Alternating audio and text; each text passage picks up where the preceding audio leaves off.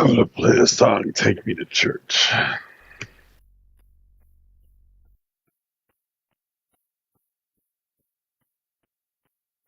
Guess it is afternoon already, isn't it? I was just listening to Galton, Mideast piece, go back and forth. It's funny, Mideast hates me.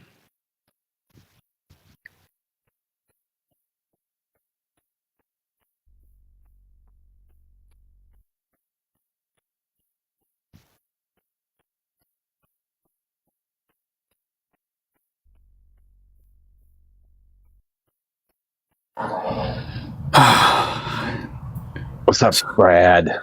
I went on Tumblr. Like, I've been having microphone issues on my newer phone, so I haven't been coming on TikTok. That, and I've been busy.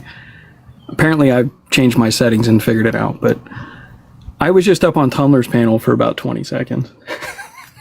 20 seconds? Yeah, he was saying the reason our healthcare, Sunni had said, if Canada's healthcare is so good, then why do people with cancer come from Canada to America? And I pointed out that Rand Paul went to Canada for a hernia surgery. and so, which is an absolute fucking fact and ironic because of who Rand Paul is and what they believe. But anyway, cooked. That is funny. But I haven't been on TikTok much, but I just listened to him and he kept on saying something because apparently I'm linked to you. I can't shake your stink off me or something. No. Yep. But he keeps on. No, it's fine. He keeps saying about it. The reason our healthcare is so expensive because of regulations. They couldn't name 5 regulations that they would get rid of that would reduce healthcare costs. Like, I actually asked him because we get told, well, show me where socialism works. Show me where there's unregulated healthcare in the world that's real successful. I said, you live in a fantasy where if you just remove all the rules, everybody's going to do the right thing. It's the most childish, dumb fucking mentality of anyone on this internet. Oh, come People on. won't even put Eastern their shopping medicine, carts they away. eat like bull penises and stuff. Rhino horn is my go-to. That stuff. Yeah. Black rhino horn is my preference, but they literally, people won't put their shopping carts back, and he thinks that if we just let businesses go fucking buck karate here, that everything's going to work out. What a dumb fucking perspective on the world. And then he said, and I was going to explain how if you add what people pay for healthcare plus our tax, into our tax rate, compare it to a country where healthcare is included as part of your taxes, we end up spending more. Because he said, well, I don't want you spending my money. And I said, Tumblr, I have more money than you. I'm not taking your fucking money. You broke bitch. Anyway, Then he kicked you. Is that how it went? Well, no, what I was trying to explain was the math, that if you add, and I said, let me make my point here, and he goes, no. And so I said, okay, then I'll leave. And I left. My simple point was going to be, if you add what Americans spend to healthcare and just considered it part of our tax rate, we spend more than these other countries that have a theoretically higher tax rate, but actually get healthcare. And I said, so it's a fucking savings. And I don't know why they can't do simple math that a percentage plus this cost exceeds just a different percentage. So I don't know. Yeah, that is a factual statement. So the amount of money that we spend on healthcare in the United States of America between everybody, so in the private industry, the premiums that we pay, the Obamacare stuff that we pay, if you add all that together, it is quite a bit more than every other country pays. And if we move to a system where the government is controlling it, some sort of single payer or universal Medicaid or Medicare or whatever, we would absolutely save money. I don't think anybody can even argue that point. As a whole, anyway. And to say well, yeah, but we don't want Canada's system. What is it? 45,000 Americans die every year from lack of access to healthcare due to lack of insurance. Yeah. I don't know what is the equivalent. How How is that not problematic when you're coming up with your system? Like, how is there, as a libertarian, this is the biggest one, is a libertarian, the assumption that everything is butterfly farts and rainbows if only we took all the rules off? What world do they live in where that ever plays out, that people don't become greedy or take advantage of other people? A world where all basic needs are met. I want to live in Star Trek. I do too. I do too. I don't know if we can ever get there, but it's certainly worth trying, I think. That's the problem with the libertarian argument always and forever, is that they blame everything on regulation. They have no solutions to anything. And when you ask them what regulations they would get rid of, they maybe be able to name one, but then it's even arguable at that, in that case too. So I don't know. They have no solutions. They just want to complain. Yeah, I mean, I think like the vision that he wasn't understanding, or he just disregards, because I don't know, he's just a fucking labor class dude anyway. It's not like he owns a business. Like he's just a worker bee. I don't know why he's acting like he's at the top of the food chain and he sees things the rest of us don't. If it's so easy to fucking just bootstrap yourself to billionaire class, why the fuck is he so broke? You know what I mean? Like, why isn't he controlling the fate of hundreds of workers and just navigating the halls of capitalism so seamlessly? And is it because regulation is holding him down? My point is that society should set the rules for its markets, and businesses should learn how to sink or swim between those rules. And those rules should be fair to workers, and they should provide for the population as a priority of a nation. That's what your laws should do. They should provide healthcare, living wages, and businesses will figure out how to participate in that market with a business model. And if it doesn't work, they go under. And if it succeeds, they will continue to grow. Like, but they don't need special, like it started with oil, like subsidies for the oil companies. He was bitching about green energy subsidies. And I'm like, but they subsidize oil.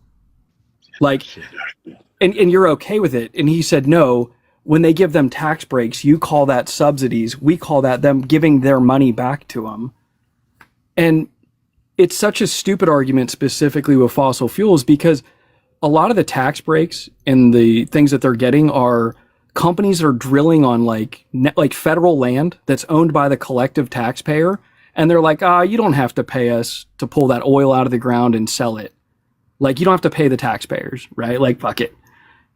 That's a handout. That's a subsidy. It's like, I think it was like $36 billion a year in subsidies to fossil fuel companies in the US, which is bigger than NASA's budget in a year. Are they straight subsidies or are they tax breaks? It's a combination of the two. Yeah. But I would say green energy stuff was the same thing. It's a combination of the two. They're incentives for behaviors, which is what like taxes and subsidies are. Like, by the nature of what a tax is it incentivizes economic behavior. Like, you create a luxury tax to dissuade people from buying things that are bad for them, or you know what I mean? Like, there's a logic to it. So if you want to encourage people to buy solar panels so we can build a solar industry here, manufacture it, and then be the leader in the market and sell them to the rest of the world for the next 50 years, creating jobs in an industry in the US, you could actually do what China beat us to doing, which is they subsidized the industry until it was self-sufficient. They chased everyone else out in the world, and now they're the leading manufacturer of like solar and wind, and they sell it across the globe at a profit to their country. But there's no vision with libertarians. Like, the government, I don't know. I fucking hate fence sitters. They're exhausting. I don't think they're fence sitters. He voted for Trump. Like, how's he giving advice out to people right now? But I don't think he's a fence sitter, though. I think that he is, he's a rebel. He wants to be a rebel. Like, he went through college read Ayn Rand, was a dork in high school, and just decided he wanted to be this rebellious college kid that was going to listen to bad music and do bad things and believe bad things and fuck the system. And I feel like he has grown up as an adult, never breaking away from that cycle. That's what I feel like with Tumblr. I feel like that way with a certain amount with Galt as well. I feel like they're just rebels without a cause, and they're perpetuating it into their adulthood. But their entire vision, right, is if we're more capitalist than other countries that have socialized medicine and a social safety net that far exceeds what we have here, and higher tax rates and more government controls, why are they having better outcomes? Like, their whole theory is, well, if we just totally ripped everything up by the roots, it would magically be better. Whereas we're going to ignore the better outcomes, the longer life expectancy. Like, you know, we went into on France about how they spend 50% of what we spend on healthcare, have similar wait times, better outcomes, and they spend a lot less on healthcare for their people. That's more accessible throughout their entire country. If we're more capitalist, why wouldn't we have cheaper? Why wouldn't we have better? Why would, you know, like, it's not a reality. So how are they defending a system that, like, why isn't it marginally better here if we're marginally more capitalist than other countries? Because capitalism doesn't work. I mean, you and I would disagree. I think that the social safety net should be government provided, and then, you know, free market to a point after, but with workers' rights. And I don't know. I don't think I have to still have corporations and wealthy controlling the movements of the government. And if they're controlling the movements of a government, then the government social safety net becomes something malleable and something purchasable. If you didn't treat businesses like, well, that's my point about the regulated market, where businesses, they can play within the market, but they don't run it, that they're not empowered through, you know, campaign money. I mean, my vision is pretty substantial to limiting the power of businesses here. And the paradigm has to shift back to people. I agree. And the other part is, you know, the businesses have gotten too big and too centralized. And there is a huge, I will give this point where I don't see them complaining because they think, well, they won, so let them keep winning. When you are reducing the number of competitors in your market by allowing them to outsize capture market share to where no other entrants to the market can be in there and almost have a monopolies in many industries, your prices just go up and up and up. Well, yeah, and everybody should be against that. So why aren't they? Why don't the libertarians fight against Amazon? I don't get it. Because they think they won. They're like, well, they played the game and they won. But what's going to be left if that's the libertarian mindset? If you were to allow that to take place, you're going to end up with monopolies. Well, you're going to end up with Taco Bell controlling everything. Yeah. Or whatever it is. The movie, as the Demolition Man, the movie stated, it was Taco Bell there. But it would be, if eventually you would end up with one company controlling everything. You don't even know how to use the 3 seashells, Mojo. I mean, I don't. I have absolutely no fucking idea. but I mean, that's... I got yelled at when I used when I used some paper. They were mad. Is it not something, though, to say you want free market capitalism and less regulation, whereas to stop companies from outgrowing their influence in this world, you need government regulation, and they're not willing to have that. They don't want the government to be able to tell a company to reel it in, or, hey, like, you're blocking other people unfairly, because, you know, like a big company can just lower, and this happens, and the government has a duty and sometimes does, where some other new entry to market will come in and they will get undercut by a large company who will take a loss on a product in order to just wait them out, put the other company out of business, then they raise their prices back up. So, Yeah, I, this built into economics, loss leaders. It's built into capitalism, yeah. and you can do that for at least a certain amount of products that are sold in a specific area until all your competition is gone, and then you control everything. And we used to. I think that, and this is an argument for voting for Democrats, even old Democrats, is they have typically been against a lot of the mergers and the outpacing of companies combining and getting rid of competition. They've been bigger advocates for like competitive companies in a capitalist market than the right has been.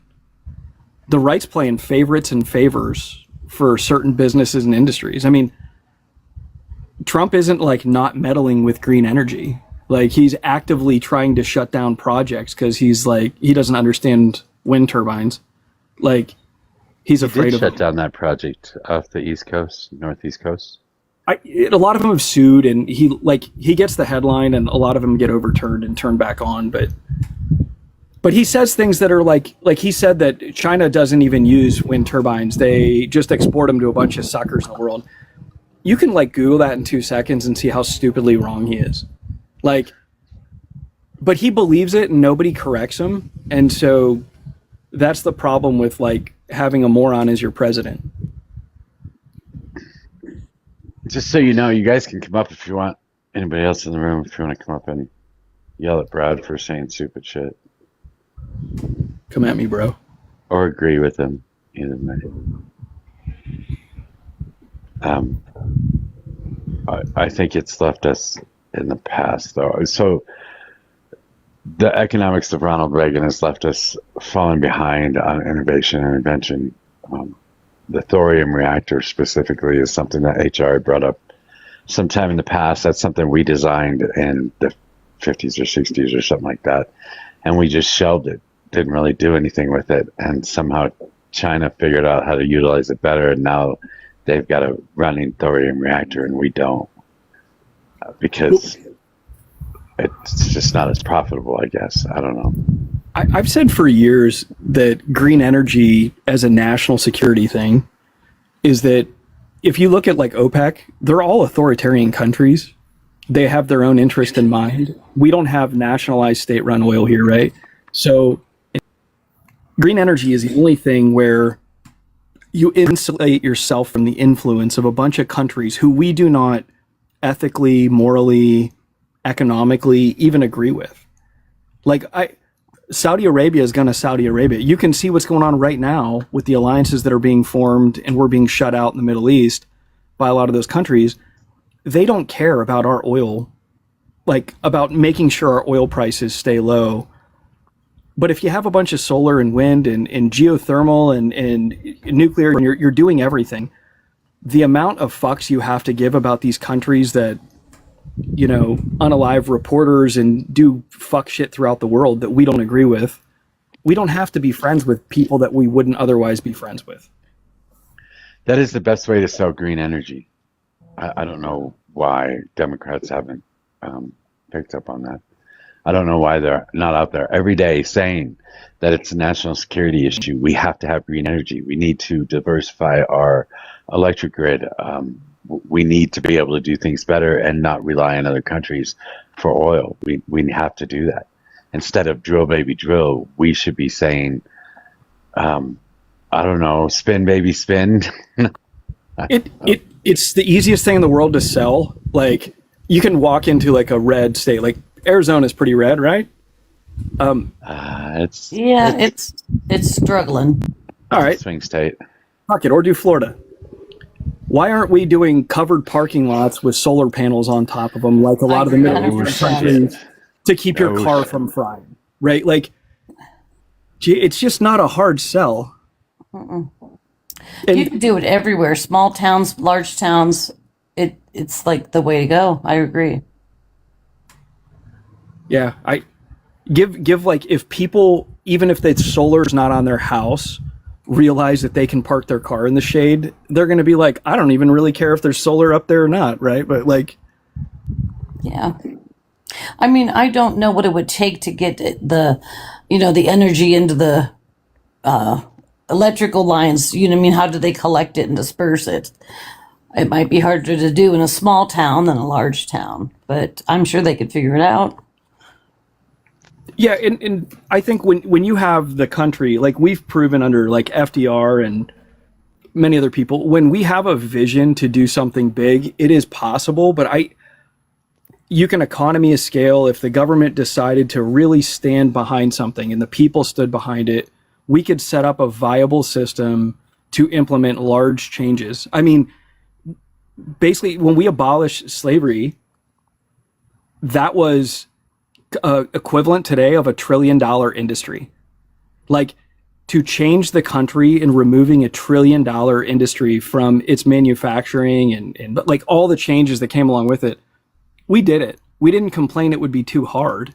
It fucking happened. We ripped the Band-Aid off and we were better for it.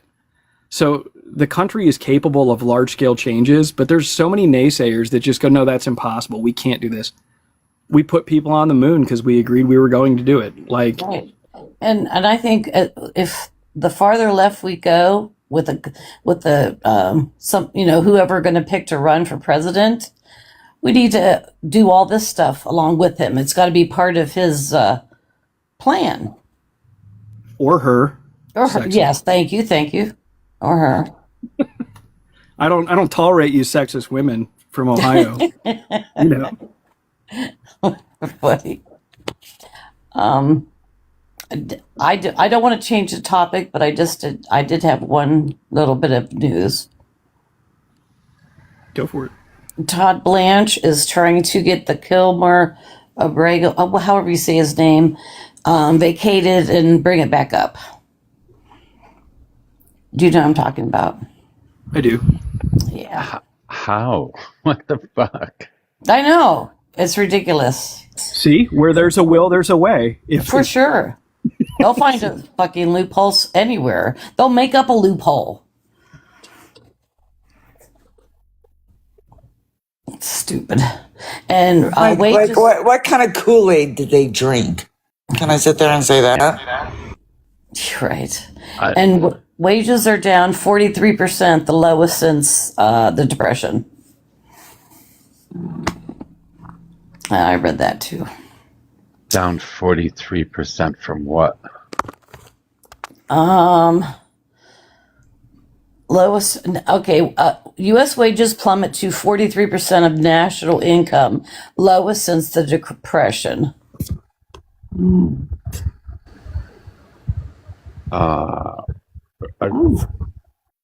don't know what that means.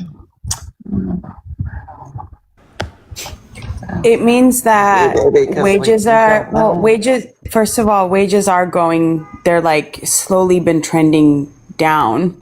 And this number is probably taking into account the fact that inflation is moving faster than wages are. And again, it might be like saying it has decreased 43% from a certain number that they're using as a median or they're using as an average. I would have to look at exactly what she's looking at, but we have some big problems. I mean, I've said this every single time I've come up here. We have a lot of really big problems with the economy right now, and there's no real good answer for any of it. The article was in Samsung News, a heuristic.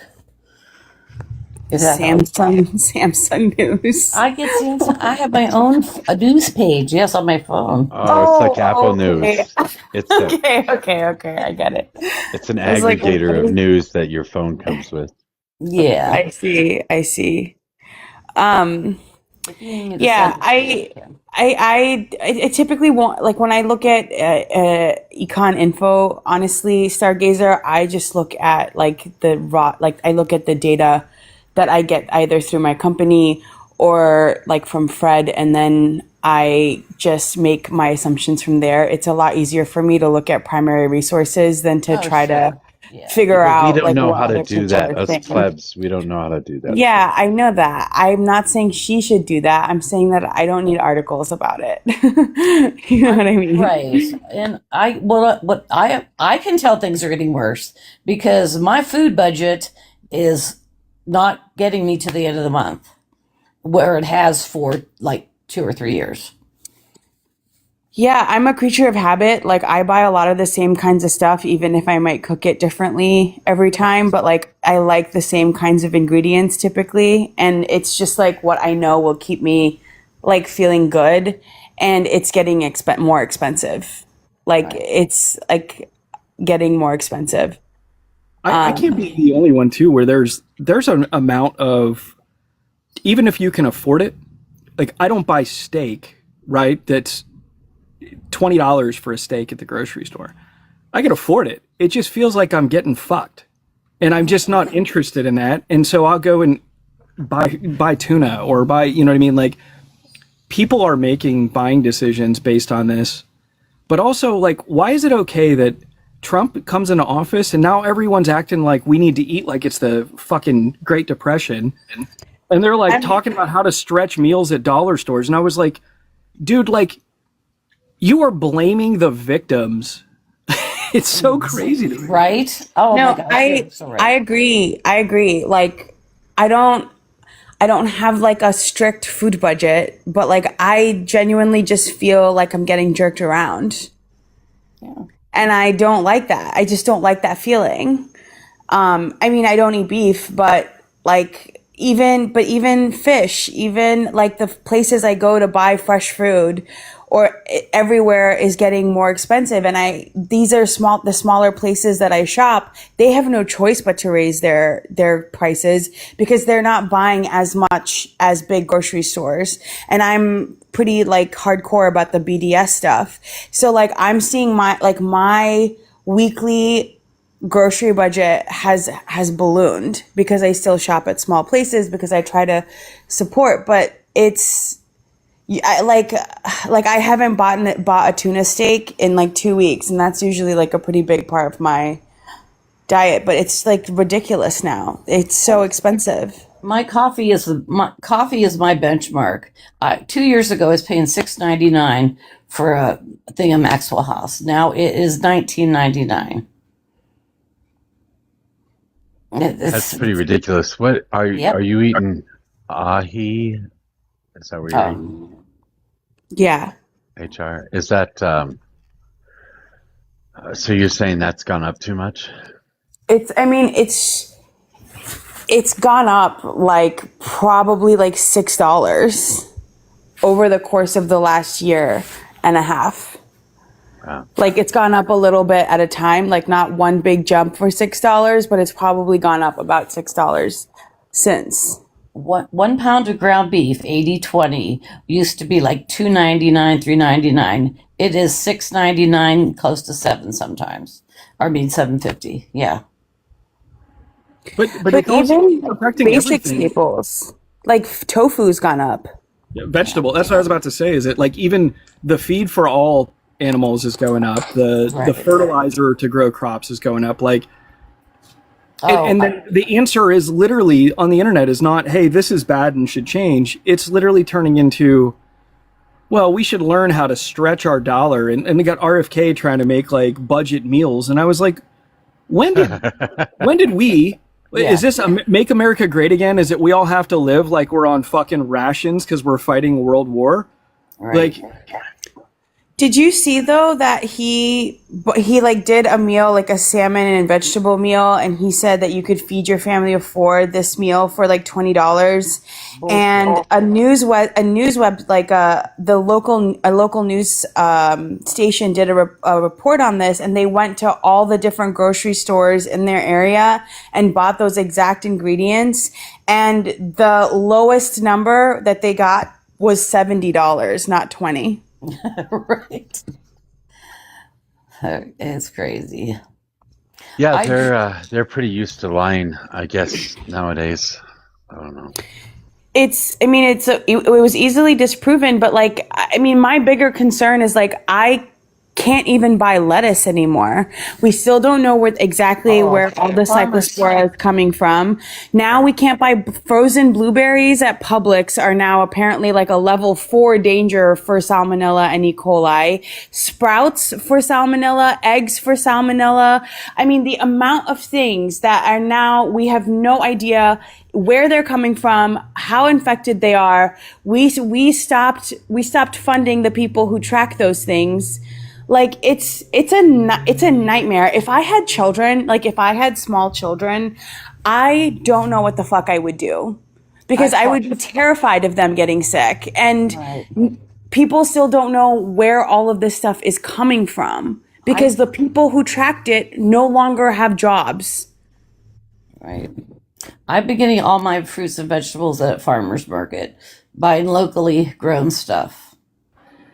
Did you read the story, though, that Taco Bell was the one who discovered that it was the lettuce, and that the government didn't, and they actually tried to intimidate them when Taco Bell was trying to announce it and initiate the response to it, as they were trying to argue, and they, I think, were even threatened with a lawsuit. Yep. Yeah. Yeah, I mean, which is insane. And Jeff is down there saying, man up and adapt. Like, you can't adapt to parasites, Jeff. They're just going to liquefy everything in your system, and they're going to make you shit your brains out for 3 weeks. And if you have a child, that can be very, very, very dangerous. Right. Rich people pay to do those cleanses. What are you talking about? Do you even dysentery, bro? Oh my God, you guys. Clearly none of you have lived in a third world country long enough. I mean, I made it through the Oregon Trail. Dysentery was common. Oh my God. But salmonella and E. coli, like, and some of this stuff can have do long-term damage to organs. Right. Like if you're older or if you're very young when you get these, like there are long-term effects of this stuff. And like, I there is no adapting to it. Okay. Like imagine someone having to not go to work for 3 weeks. Right. You could lose your job. Yeah. What'd you say about Joe? I said, grab your bootstraps. What's wrong with you? Oh, yeah. It's craziness. Yeah. Okay, so the interesting thing that you had said earlier, Brad, was that that they're acting like it's normal. How is it that Republicans think this is normal when Republicans are in office? Like everybody's just got to tighten up because the government's going to tighten up, so we're all going to tighten up too, and we're going to live like it's, the Great Depression because Republicans are there to save us. It's so fucking weird, because if Biden did something like that, or any Democrat put us in a situation like this, they would be screaming at the top of their lungs. But somehow it's okay. Just tighten your belt, right? It's trust and delusion. It's so literally, like, we were talking about gas prices went up 10% the day that Russia invaded Ukraine.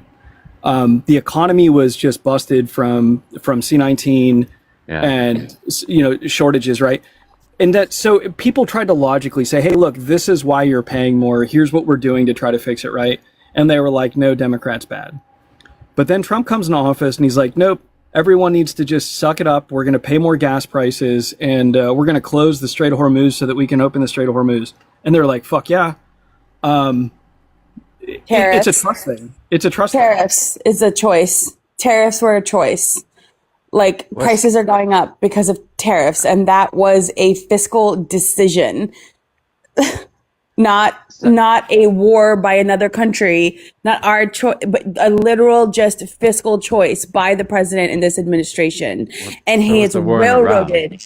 And he is railroaded through the courts, and he's railroaded through Congress trying to stop him with it too. And they still are like, just suck it up. You just have to do it for a while. No, this was a choice.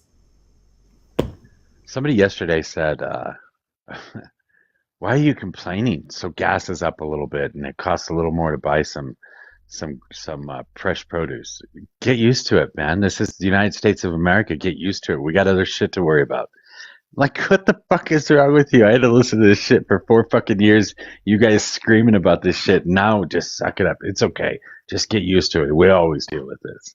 Fucking weird. But Mojo, you have to fight the Islamo-fascists that hadn't Yeah, done anything to America, right? Like the ones who have just literally been sitting there, like that guy who was like, well, you know, like Iran, you know, they've been threatening the UAE for a long time. Like, no, they haven't.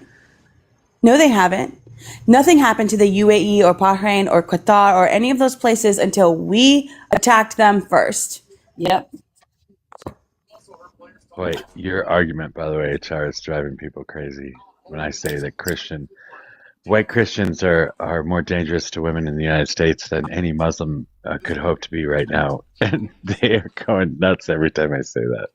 Because it's true. Like, It is I mean, that's what they say. They say, do you want Sharia law? You're a feminist and you want Sharia law? Yeah. I'm like, I'm a feminist and I don't want Sharia law, and nor do I want white Christian nationals who, by the way, like, name one Muslim in power right now who's talking about any of that. Not one.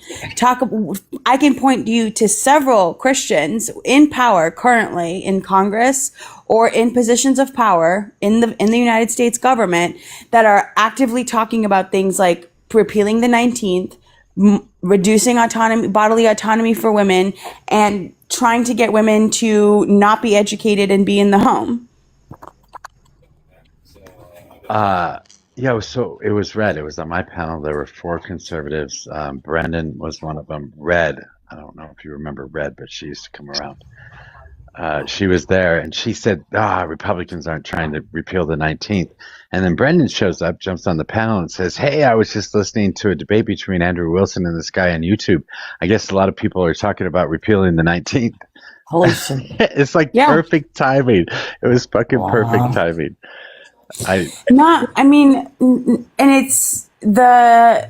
There is like a pipeline, right? There is the like whole crunchy mom thing that leads to a video about being in the home, that leads to a video about your husband should be the one making the vote for you. Like, it's like this weird little pipeline that's happening. And it's ridiculous. Like, it's ridiculous. These people who are saying that, like, feminist and liberal women are out here who are trying to say that it's oppressive to have children. Nobody's saying that. I know lots of like my best friend left her job when she had kids. She's a stay-at-home mom now. And it's not because she like it's just that we want people to have the choice. I want women to be able to have a baby and not lose money at work because they're having a baby, because men get pay increases when they have babies. Right? I want women to have maternity leave. I want men to have paternity leave because they are also fathers and need time to bond with their children. I want people to have kids so that, and be able to afford them, be able to afford childcare, be able to afford education and healthcare for those children. That's what I want. I want to make it easier for people to have babies and not feel oppressed by having a baby. Right. My daughter lives in Pittsburgh, and she had a job working for a all women owned company. And when she got pregnant, they told her that she could go on leave, come back. They have daycare available. Well, she ultimately decided to be a stay at home mom.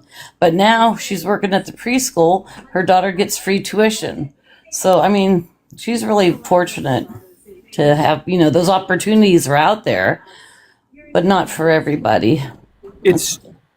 There's an overlap, this is like the craziest part, is that a lot of the things that people say they want could be achieved by the party that they're against. And for instance, if you want to reduce abortions, maybe it shouldn't cost $25,000 to $35,000 to have a child. Maybe you shouldn't have like unaffordable daycare, right? Like, fix the economics of having a child in this country, and you would reduce the people that make the economic decision to not have a baby and end up getting an abortion. But they don't want to hear that. They cheer for the authoritarian. They're not incrementalist at all. They believe that they need to shut down. They won't take a partial win. They want someone to come in and just make it illegal. They love the authoritarian big daddy government when it supports their culture war. But anything else, they want to act like the government is too powerful and such a problem. And I hate to say it, but I don't think they'll ever go for anything that would actually fix the problem. Like you were saying, like making it affordable to have kids or affordable daycare, because then they wouldn't be able to find a way to stop certain people from getting it. The people, they don't want having children, so there are certain groups in this country that they don't want populating. And they've said it so much with, things with immigration, with, certain religions taking over and Sharia law. And someone was jokingly saying Shakira law. And I know Mojo has that sometimes as his background. And I just say that, yeah, these hips don't lie. But anyways, they don't want all people getting it. Like, I can't tell you how many times I've heard Republicans complain about the birth rates declining, but then in the next breath say, oh, but this person in poverty has 10 kids, and be mad about it. And I'm like, wait, like, are you mad that there's a low birth rate, or are you mad that poor people are having kids? Like, you can't do that. Like, that doesn't work. Like, you know what I mean? Like, if you are mad about the birth rate, then don't complain when some people have more kids. And it's usually, yes, the people who don't have access to certain things that you're trying to even take more access away, to where they, would maybe have birth control, would have other options, would have certain financial supports to get out of where they're at. And we don't even know what their personal situation is. Like, it drives me crazy to no end. There was the situation in Gary, Indiana, where all the flooding and the people were without power for, going on 10 days plus. But it was the demographic, so that it wasn't getting fixed fast enough because of the demographic. And it's like blatant. Well, I'm curious to see in a couple years what New Mexico's birth rate goes to. So they became the first state to launch the universal free childcare program. And it's like, so you can read about it, and it said the initiative saved families like about $12,000 per child annually. They are still working out a lot of problems where there actually is a shortage of care, because they literally just turn the faucet on in one day, So it's going to take time to level set. But the access and ranking. So here's a couple results that immediately happen. Improved early education standings, ranking 7th nationally for 3-year-old preschool access and 11th for 4-year-olds. Poverty reduction, it contributed to a sharp drop in state childhood poverty metrics alongside concurrent family support programs. So them taking they did this with the oil subsidy money, them taking that money, shifting it into a organized, socialized childcare is probably going to result in reduced abortions, higher, more people are probably going to have kids. Less people are actually need to require government assistance. More people can go back to work. If you're somebody who is not a high earner based on your education and skill set, it didn't make sense for you to go to work when daycare almost cost what you were making in wages, right? Right. They also are not a high-ranked state when it comes to educational outcomes. I think when you're working with getting more kids into pre-K and those programs that have been shown to have great long-term effects and results, the 12-year outlook for the kids that are entering this system now may absolutely turn that metric of their education ranking in the country on its head. But there's just people that just going to go, it's socialism, so no. Oh, right. And another thing for as far as childcare goes, it's so hard to trust anyone to watch your child with all the crap that goes on in this country. I agree. I was going to say, as a mom, like, that's a big thing. I've got 2 kiddos. And well, although for me, the reason not to go back, aside from health issues right away at first, was the fact that we looked at what I would make potentially without a college education, right? And without like the experience versus, what the cost of childcare would be in New Jersey. And then we're like, wait, the cost of childcare would be more than my paycheck. More than. Right. So at that point, like, if I go back to work, we're working at a deficit, and even more than we're already out struggling with kids, and I have health issues on top of it all. So it's like, it's bad. It's frustrating. I know. All right. I have a person with an absolutely fucking disgusting image in the request box. I'm not sure if I want to bring him up or not. I'll close my eyes. So Keith is in the comments. So me and Keith, we were roommates when I was early 20s. Sweet. The one in Youngstown? We moved to Columbus.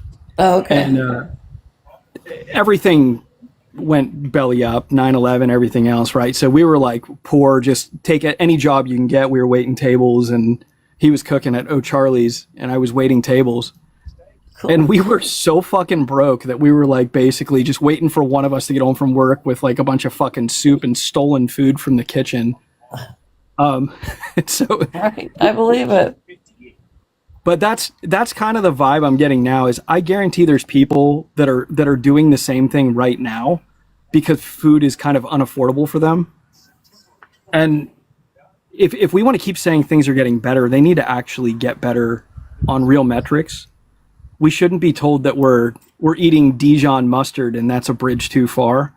And especially the people telling us this are fucking so wealthy from Yes. ripping people off and stepping on others, or being born on third base and getting a nice trust fund, being a Kennedy for fuck's sake, or a Trump. Right. Like, weird. People who've never stepped a foot in grocery stores are the ones telling us what things cost or how to make ends meet. And then people are saying, well, they should know because they have a ton of money. I'm like, no, they shouldn't know because they've never struggled for anything. Right. So I'd rather listen to people who've literally fought hard to survive. Like people in poverty, we're very like, we figure out ways to make things work, but we shouldn't have to, right? Like we should live in a country where if it's supposedly the richest country, and people claim it's the best country, which I know it's not, but people make that claim all the time, then why is there so much poverty? Why is there so many people unaliving due to rationing their insulin? It doesn't line up, right? And there's tons of veterans on the street, and every single time Republicans are like, we care about our veterans. What are they doing? Oh, nothing. That's right. And they're cutting their health care even more. So like, I don't want to hear it. Like nobody's actually doing anything for the people of this country. And it's because the billionaire class owns like pretty much our politicians at this point, and nobody's addressing it. Right. And so here we are, and we're going to listen to some billionaire tell us how to survive in poverty. Some guy who's never stepped foot in poverty a day in his life, who doesn't know what it's like to eat ramen noodles for breakfast. Like, shut up. And there was a Republican woman on Mojo's panel the other day, and I don't remember her name, but she was gleeful that they're going to cut millions of dollars worth of SNAP benefits, next month or something. And I'm like, yeah, F them kids. Stallion. That's what she said. That was Stallion. Is that her name? Yeah. That's disgusting. It's just gross because, she's not a millionaire. So what the hell? Why? I don't know. It's the same ones that are complaining about the childless cat ladies on the left and how we all need to have kids and stuff like this, but she doesn't want to feed them. God forbid we feed the kids that are forced to be born in this country. Right. The greatest meme, though, for right now, the part where I think that, like, if you were to encapsulate everything that just happened under this administration, it comes down to the fact that quite literally the richest man in the world was cutting food aid for the poorest people in the world. Yeah. Under Doge. Like, that literally fucking happened. Is the guy was like, nah, these kids don't need peanut butter in nutrition, and hundreds of thousands of people have been hurt by this and died. And I think, like, how do you put the richest man in the world in charge of the poorest people of the world? Like, what the fuck? Because it goes back to them thinking those with the most money, obviously, because they've hoarded the most money, then they know how to spend it and how to utilize it properly. No, they pay people to figure out, and money managers and things like that for them. They don't personally spend their own money going grocery shopping. They don't personally do any of these things. They have like tons of personal assistants. They know nothing. In the US aid that they cut, it's still coming back to bite us in the ass. The Ebola outbreak, you never hear about it, but it's not good, not doing well over there. Because we had, people in place to help keep that stuff minimized. No, I'm going to say they're up like 400% or something in the US, right? Foodborne illness and recalls of food and things like that, because, who needed those pesky regulations, right? Who needed to regulate the food and the water? Oh, wait, that's right. We did, because now people are getting really sick and we have the screwworms and we can't eat blueberries and we can't eat, tomatoes and we can't eat lettuce and we can't eat, eggs, and we can't eat anything, right? But it's like, on the same note, like, then what can we eat? And then on top of that, if we use our own soil, like, I can't use my own soil. I'd have to order soil because mine's all contaminated with forever chemicals. So I'm not growing anything in my backyard. Oh, yeah. Jeez. That's awful. I think we actually have kind of a brainwashing problem that creates simps for industry, and it's deliberate. Like, the word job creators, or people acting like businesses create jobs, they literally utilize labor as an input for a profitable output. You are just as important as aluminum to making a car. You're just another cost on a spreadsheet that is required for them to make a car that they can sell to somebody for a profit, and that profit disproportionately benefits the people at the top. There's not altruism. Grocery stores don't hire people out of kindness. They hire people because they need the shit put back on the shelves and people to ring people out. But there's so many people, and you'll hear them on TikTok, they're advocating that businesses are job creators. And I find that weird.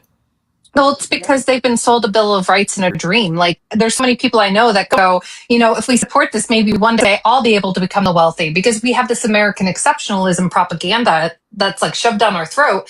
And so we think, hey, I might become the wealthy one day. So they will do anything to defend the 1% because they dream and idealize the 1%. They want to become them. But little do they know, they are closer to being on the streets than they will ever be to the 1%. I think it's something like 97% of people born in a poor socioeconomic status are likely to unalive in that same status or lower.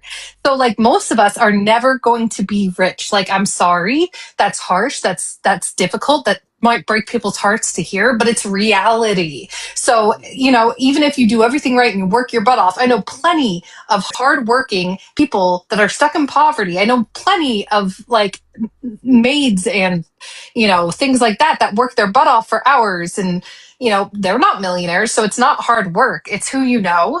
And it's all about that and connections. So, we're all screwed. They're all going to keep their own separate class and laugh as we unalive, as they continue to unregulate everything. And we all die from things that people did back in the 1600s. Right. Are you trying to tell me that Tumblr's wrong, and if it weren't for these regulations, he would be a billionaire? I would have gotten away with it too if it wasn't for those darn regulations and that stupid dog. You know what I mean? Fucking Scooby-Doo. They expected me to give my employees one break during their 12-hour shift day to pee and eat something. How dare they? Wow. The one thing, though, about coming from not having a lot is you learn to appreciate what's really important in life. Whereas the people that aspire to higher places are only being materialistic in hopes that they get there. And they don't appreciate what they have. Yep. And they will sell out anyone around them for that opportunity. You might think you know them, but you don't. And they'll step on your head as a stepping stool to get there. Right. Why? I just think we've kind of, there's a bunch of people lean towards businesses, and we need to support these businesses. And I don't understand why we're not working from the other way, which is, let's create an environment that's fair for workers, and then the businesses can enter in and they can sink or swim in that environment. Why is that not the standard? Because especially coming from the masses are workers, they're not owners, right? So why wouldn't we want to create a better environment for our kids? And the narrative that the left wants, it's always fear. Sharia law is going to take over. We hate America. We want it to fail. Tumblr asked me why I don't. I pointed out that he just says more government is bad. And I said, Norway has a very large government and they are winning on all these metrics. And he said, they have a more capitalist system than we do. And he's weird. The size of government doesn't equate to it being bad. If you have a very functional, large government that does a lot of good things for its people, the people will be happy. But they have a thing where they just think the government doing anything equates to a bad outcome, which is disproven. Right. You generally will grab food off the shelf or drink water out of the tap and not worry about your safety. That is a luxury that many countries do not have. And that is due to government and regulations. Like, you're not worried about, like, our power grid doesn't look like some of the countries where you see just the power lines, just, it looks like a fire's about to burst out at any moment, right? Like, Puerto Rico. I was going to say Indiana, they've been without power for what? Is it Indiana? No, Idaho. I'm so dyslexic, damn it. No, they've been. Indiana. Is it Indiana? I was right. Yeah. Woohoo! I don't trust my brain. I switch up states that sound alike. Anyways, they've been without power for like 2 weeks and nothing, and they're in a very Republican area, right? Mm-hmm. And it's funny because they're blaming Democrats too. So like, it doesn't matter. Like, even with like, global, like the climate change and everything like that, I've been told that, hey, the reason we're having this increase of storm, it's not because like of anything we're doing to the environment or, temperatures creeping up or any of that. It's actually because Democrats have a weather related machine that they're pointing at other states, red states only, and causing tornadoes and hurricanes. Like, it doesn't matter. Like, I've seen a meme once where this person is standing on top of their house next to another person and there's water all the way up to the roof. And they look at them and say, you liar, climate change is a hoax. Like, as their house is underwater. And I'm like, that is so accurate because no matter what, their house could be swept down a river and they will still deny it's happening. Right. Brad, I have a question. yeah, Do you know anything about cloud seeding? I do. Does it work? It's a real thing.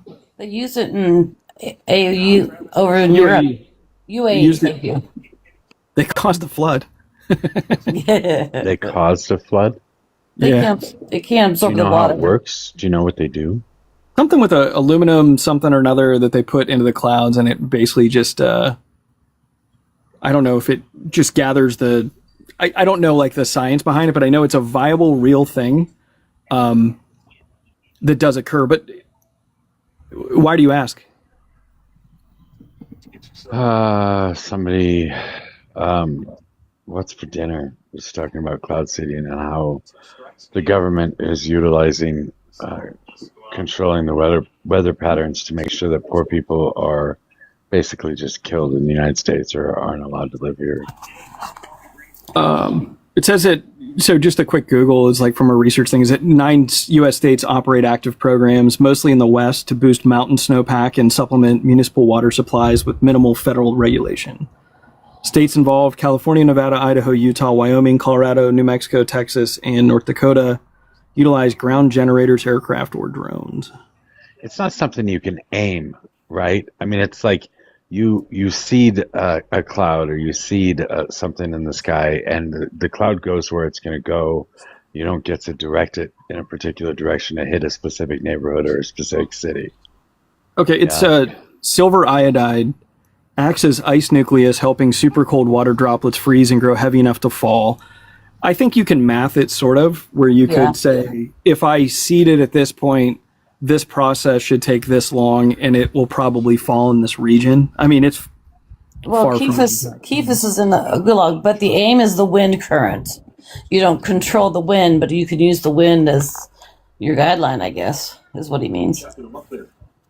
But it's one of those things, is if we have to actively start doing this because realistically, like, climate patterns have shifted due to climate change, which there's still an entire political party here that thinks that's not real. Even though migratory patterns have changed, Tornado Alley has shifted.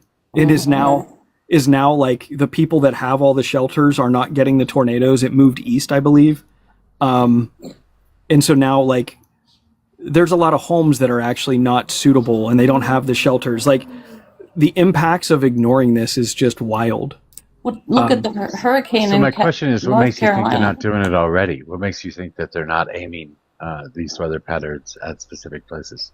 We are. I think, you know how the mountains, like the snowpack comes in, then it like feeds through the Colorado River, for instance. They're trying to make the precipitation land where it is probably most useful, I guess would be one way to put it. Could it be If it used in freezes at the various top of the ways? mountain. But I don't know how effective or to what level they're doing it. It's the Desert Research Institute has papers on it.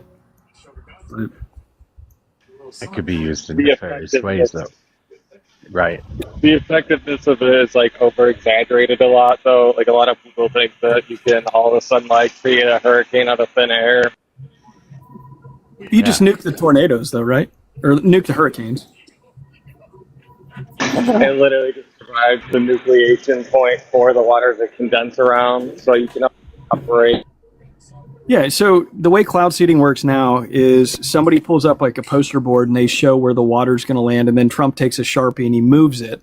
And then that's where the water goes. Jeez. Yeah, I don't know. I would like to say that I'm not the originator of this thought, but I think Brad should run for president. I think not. What about desalinization, Brad? Desalinization this is one of the ironic things. If we had more of a green power grid, because I know it's very energy intensive to desalinate water, if we were desalinating water off of solar and wind, it might be more viable than it is. Then yeah, you should run for president. No, You got my vote. I'm not going to be on a ballot. I'm running away. I liked what you said earlier. No, I was just kind of joking. Don't leave. We'll change the subject. Or look what you said earlier about renewables, but we don't have to switch or anything. Yeah, I think desalinization is absolutely a thing. Japan's using it. They have two large plants that they use to get most of their fresh water. It's just expensive, and there's no cost benefit for a corporation to do it. So it's something that governments would have to do and not businesses. I think, wasn't it Flint where, and I think I looked into it when everything was going on in Flint. When the government runs the water systems, it tends to be cheaper for the customers with better outputs. I know there's a specific water boy on this app that probably has all the data, but we're not going to call out Pallet like that. But but there was data that like they privatize the water. They give it to private companies to do it under the promise that it's going to be cheaper, better, and everything else. And it's one less headache for the local government to deal with. But I don't think there's been a case where they've done that and the outcome has been as advertised, that it was cheaper for consumers or that there was better outcomes. So having the government doing the desalination plants would, okay. Yeah, I think that makes sense. I think that's something we need to do. We need to do it sooner rather than later, especially for like the West right now, because our compact is failing. The water resources that we're sharing between these Western states are just disappearing at an alarming rate. And we are not going to be able to. We had so many farmers this year that had to fold up shop and sell their land to developers because they don't have water rights to actually water their crops. There was I sold my house in New Mexico because it was on the border of Texas, and I mean I was 20 minutes from the border of to West Texas, and I was reading studies there, and you could see the plant life. Like plants used to grow. There used to be vegetation that was 6 to 10 feet high. And as the water table from underneath, which is where a lot of those plants get the water, I didn't know that till I was reading. I always thought it was from rain. But as that water table in the aquifer depleted, the plants were getting smaller because there's certain smaller plants need less water type thing. So, but that aquifer spreads across 3 states, and they can't agree on, if one state makes really strict regulations, that just means the other 2 states have more water. So they can't agree on shit. It's a perfect case for the federal government to come in and do something. But also, if you look at that area, look at New Mexico and West Texas, it's like behind Wisconsin is the number 2 like dairy producer in the country. which dairy cows take a ton of fucking water. And they're growing alfalfa. They're depleting the aquifer to the point where the city I lived in, which was not really much of a city, was running a 10-mile pipe to Ute Lake because they're expecting to run out of water from the aquifer. So they're bringing it in from a lake that's 60 miles away. And this, like, they may get it done before they run out of water. They may not. And so I wasn't going to be holding property when it turned into a dust bowl. But I don't know a way to get, and that was a very red town. I don't know a way to get those people until they lose their individual interest to fucking do something. Like, I don't have a solution for dumb America. Drought? What's that?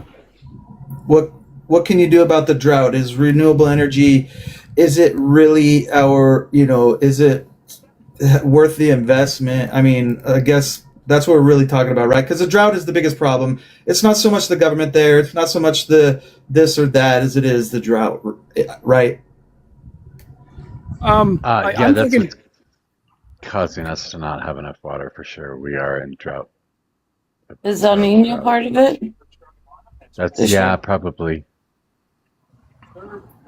I'm just saying, like, when you look at, like, there's places, there's an absolute lack of appetite to do any regulation that's based on environmental changes that requires you to acknowledge climate change. Like, I think the current administration wanted to gut all language. They're like, if we just delete the words, it'll go away. And I feel like it's a really dumb way to deal with a really real problem. And I don't know how to, like, get ahead of it when you have people that support that, right? Like, do you have to run out of water in the aquifer and then have all the ranchers' land be worth nothing and dry up and you can't grow on it and towns shut down? Like, Amarillo and Lubbock are going to go away. You know what I mean? You're going to lose. I mean, you're going to lose in New Mexico. You're going to lose, like, Roswell, Clovis, all the, the border towns like that. They're going to be gone. And they're a bunch of farmers. And, like, it directly affects them. There's just not an appetite for anyone to acknowledge that this is a real problem, or for anyone to come in and make a hard, like, decision with good leadership that actually fucking does something. Like, the aquifer there is literally drying up, and it's not just from lack of rainwater, it's from overutilization as well. It's a combination of both. Do you think we're heading to another dust bowl? In many places in this country, I do. I think we have a lot of technology to mitigate things and to stretch it out. But that cost, like, so these cattle farmers that should not be raising cattle in this land through regulation should not be allowed to fucking farm certain crops and raise cattle in this area that is depleting itself of water. You shouldn't be able to grow almonds in areas where there's not plenty of water to do so. They're individually benefiting. They're making a bunch of fucking money, right? But then when the problem arises and that people don't have drinking water, it's going to be some sort of federal or state tax dollars that are used to solve the problem. So we just subsidized irresponsible regulation of businesses, and it's gross.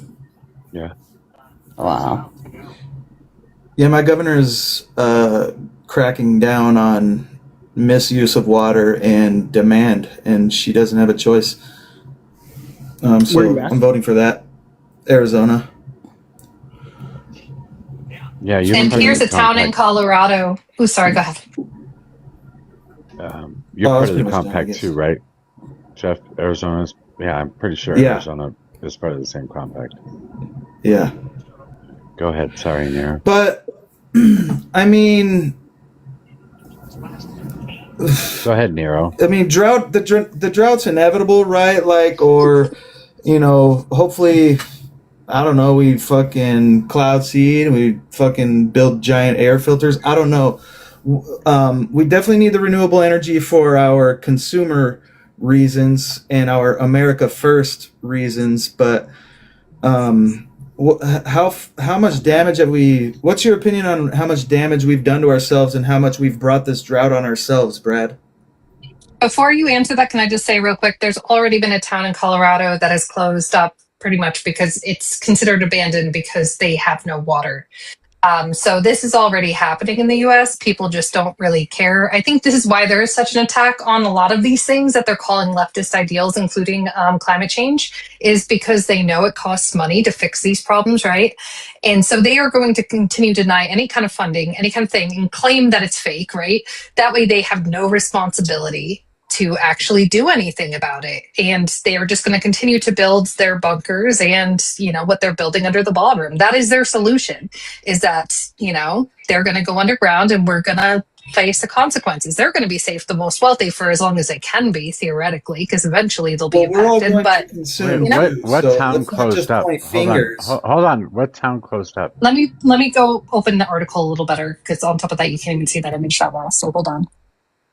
There's a show on Apple TV called Silo. Where where everyone lives. where they faked the end of the world. Yeah. It's really a good show. I did Google. It says World Economic Forum that human-caused climate change significantly worsens natural droughts by increasing heat and evaporation. Studies show that global warming accounts for roughly 20 to 60% of modern drought severity, depending on region. And what's crazy is we're going to be the last to feel it in a country like the U.S., but if you wanted to know, like, if you look at Chad River Basin in Africa, that sits there between Chad and Niger, like, there are people that are literally like running out of water and dying. And in those environments where the economic instability happens, there is a thriving terrorist groups that's where they're recruiting. That's where they're existing. That's where they're gaining power and taking advantage. And so there's like so many second and third order effects. Like, you wouldn't have associated lack of like drought with terrorism, but it actually is connected, and it's wild. Well, I had seen what was that show that used to be on Once of Me? It would different news stories. Vice. I used to put on Showtime, I think it was, and Vice talked about the lack of water, the lack of bread, helped to feed ISIS and all that over there. Yep. What town is it, Neuro?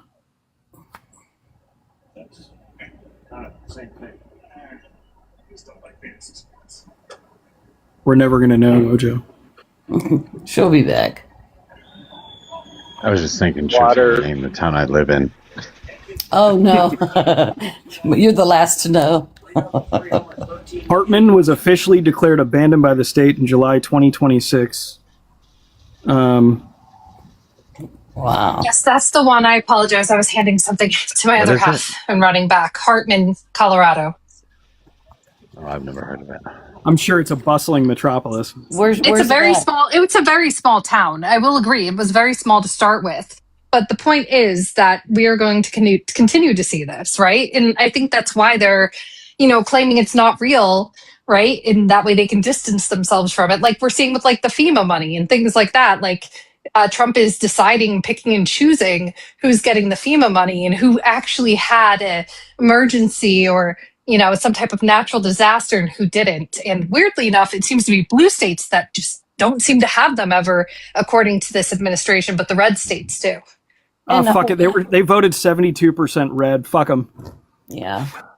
There's only like 52 to 74 people live there, but they voted 72% Republican. And so I'm like, well, it's the consequences of their vote. But on the same note, my whole thing is even people who aren't voting that way will eventually, because we don't live in our own bubble, right. The actions, we will all be impacted by it at some point. I do agree with your sentiment though, Brad. They got what they voted for, just like the farmers losing out on their farms. And now the cattle farmers who are mad that Trump's importing, how much is it? Like 200,000 tons of mystery meat that he's calling beef from other countries, of which we don't know where it's coming from because he refuses to disclose where it's coming from because that screams quality control. I'm sure that the cattle farmers are very happy about that. Well, and go ahead. The guy, he's like, what is it now? Love him, by the way. He actually even pointed out that if they're still going to be doing the meat packing and stuff domestically, that they're just, it's going to get marked up and it's going to be the same price. It's not really going to lower costs. Oh, yeah. The girl in the gulag says, and they blame some of them because of their $9 lattes. That's what's causing the problem. But If you can't have a latte, but you can have a ballroom, right. you know.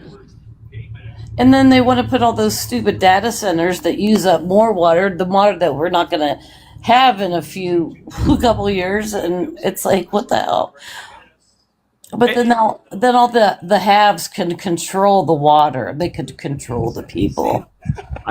I just think like a lot of people on the right, like the things we've been arguing over, which is, remember the ballroom wasn't going to be any taxpayer money, right? Like, Yep.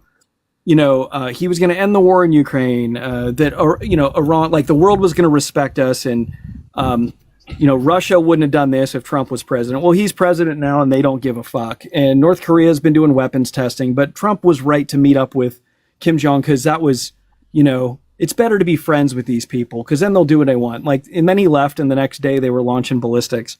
Like, literally, what have they been right on? Nothing. You ask somebody, they'll bitch about us, and then, well, what has Trump done? And they can't come up with anything. Well, the plane wasn't going to, we needed it. Trump needed it and the taxpayers. Then you find out that, like, it was a shoddy shit job and they did it to placate him and his human printer. The best is in states where they have the parents' rights and the schools vouchers and things like that, and they have children with special needs, and they're Republicans, and they go, great, now I can send my kid to any private, religious school now at any time. And I'm like, great, go ahead. And then they go, oh, they keep denying them because they're disabled, and they keep saying they don't have the teachers or services required. I go, okay, well, I guess you're going to enroll them in public school. Oh, our public schools closed down due to lack of enrollment. Oh, wow. Sounds like your parents' rates isn't going so well right now, and the school student vouchers aren't going so well, are they? Just every metric, though. Like, I don't know how there's any argument to be had right now. Like, he said he's going to cut the electric bills in half. They're up 22%. He said that gas was going to be under $2 a gallon. It's closer to $5. Like, groceries have gone up in price. I mean, remember he was like studying a box of cereal that he didn't understand, and he had an event showing how expensive it was. Like, they have But dough. they owned the libs, you guys. They owned the libs, and now tons of people are off food stamps, and now tons of people lost their jobs, and now tons of people and now the state is supposedly, or the government is shrinking, but in fact they're returning everything to the states, of which is poorly managed. So now they can't get those services. And to them, that's worth it. Like, they literally, you ever hear the expression misery loves company? I think this is what this is. This is, I'm not happy. There's something psychologically wrong with me. I refuse to go to therapy or get help. So we're going to make everybody else miserable too. And we're going to brag as we do it. We're going to complain about one thing, but then once that thing starts happening en masse by our leader, we're going to turn around and pretend it's not happening, because at least we are the one causing the pain now. The acceptance of failure, and that's where it comes back to this, like, if their guy's doing it, they're okay with it.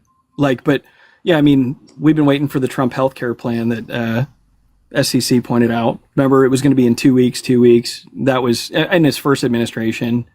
There's been no tax loopholes closed. There's been no increase in revenue to the government from the big billionaire bill. There hasn't been like a quality of life increase for anybody. Like, I don't know what people think that they got or how they're winning. The only thing that they can do, which was not said out loud, is people can now be more blatantly racist. Absolutely. They can, without consequence, you can break the law for the president and probably catch a pardon or buy some Trump coin and get a pardon. That's about it. Like, they bought Department of Homeland Security bought $500 million in airplanes, and they forgot that they needed to have pilots for them. And so there's like 2 737s that have been sitting for almost the entire administration. One of the planes went to Kash Patel to fly around his girlfriend. And like, they bought them sole source without competition because it was so urgent. They needed them for deportation flights, and they haven't been used. So I just don't know, And like, the what's ice left on the right. warehouses. They're buying the ICE warehouses for double the cost. And Yep. the weird part is these warehouses, many of them donated money to Trump's campaign. And now they're using the federal government money to spend double the amount for these warehouses that are still sitting empty because they haven't come up with an environmental plan for how they're going to shove all these people in these warehouses and utilize all the water without it causing a sewage backflow back towards the town it's in. Interesting. The freedom of speech one is, I think, is probably understated but hugely important. Is, do you remember when they asked Zuckerberg to, hey, don't publish this yet, we need to verify, we need like 48 hours or whatever else, right? And the right lost their fucking mind, right? But then you have lawsuits against individuals, against businesses. Somebody saying that our weapons were depleted. They said it was a lie, but they said it was also treason. You can't say anything bad about Israel. Immigrants can't speak out or go to protests. The First Amendment, like having ICE, can kind of go to any protest or anyone protesting them, pepper spray them, no consequence. It just seems like all the 2A people that said that they have all their guns to stop tyranny are literally pointing them in the direction along with the tyrants. Mm-hmm. And they're just too dumb to realize. So I don't know. I don't know what the answer is besides hope for another. I don't think they're too dumb. I think they realize they are the loud minority. They're the loud minority, and what they realize is that they need their own form of DEI to get by because they're not smart enough or well-versed or educated enough to get certain jobs. So their solution, or to get a wife, or to get anything. So what we're seeing is this counter-revolution. Can I respond to what Brad said? That's what's happening. So that's what I think You is guys are happening. so smart. Go ahead. We're just dumb. Hold on. Henry, yeah, go ahead. Respond. Well, just to respond to what she said, you guys always bring up level of education, but that's fine. I wanted to respond to what I think Brad said. If what you said is true, why was Jake Lang just arrested?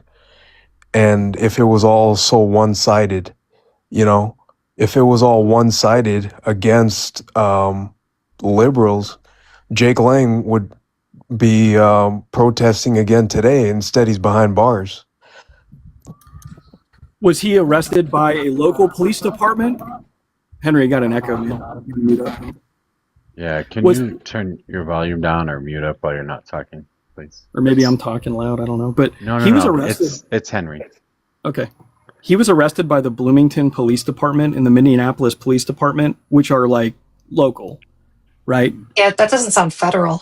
Yeah, I'm talking more like we're talking about like the impact on the federal level because some local and state police departments have done the right thing. They've been on the side of the people. They've actually helped combat rights violations that are being conducted by federal agents. So that's how I would explain that, Henry. What else you got, man? I don't think the National Guard is even in Minnesota at the moment, are they? I thought that deployment was over. And I mean, this whole thing, like, you guys make it sound so one-sided. Like, Democrats have been winning elections, and you guys have the midterms. So, it just depends on your messaging. Like, what do you guys need to be selling to the masses, essentially? Because if you look at the data's not on your side. Like, you guys lost the 2024 election pretty big. I really know, like, hold on, there's a cry for help on a motorcycle going by. Look at me.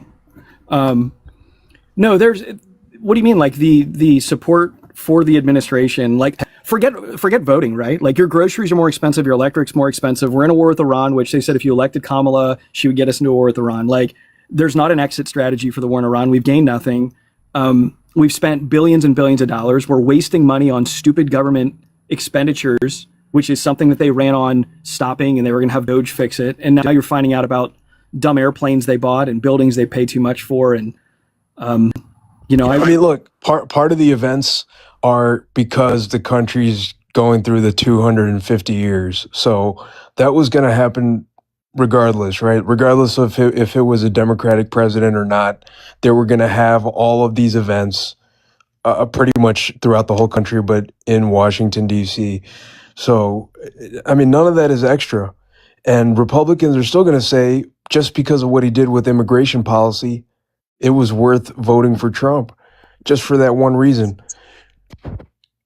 Henry, first of all, do you have any evidence any of the planes were purchased specifically for the 250, or were they purchased specifically for people in the cabinet at their behest?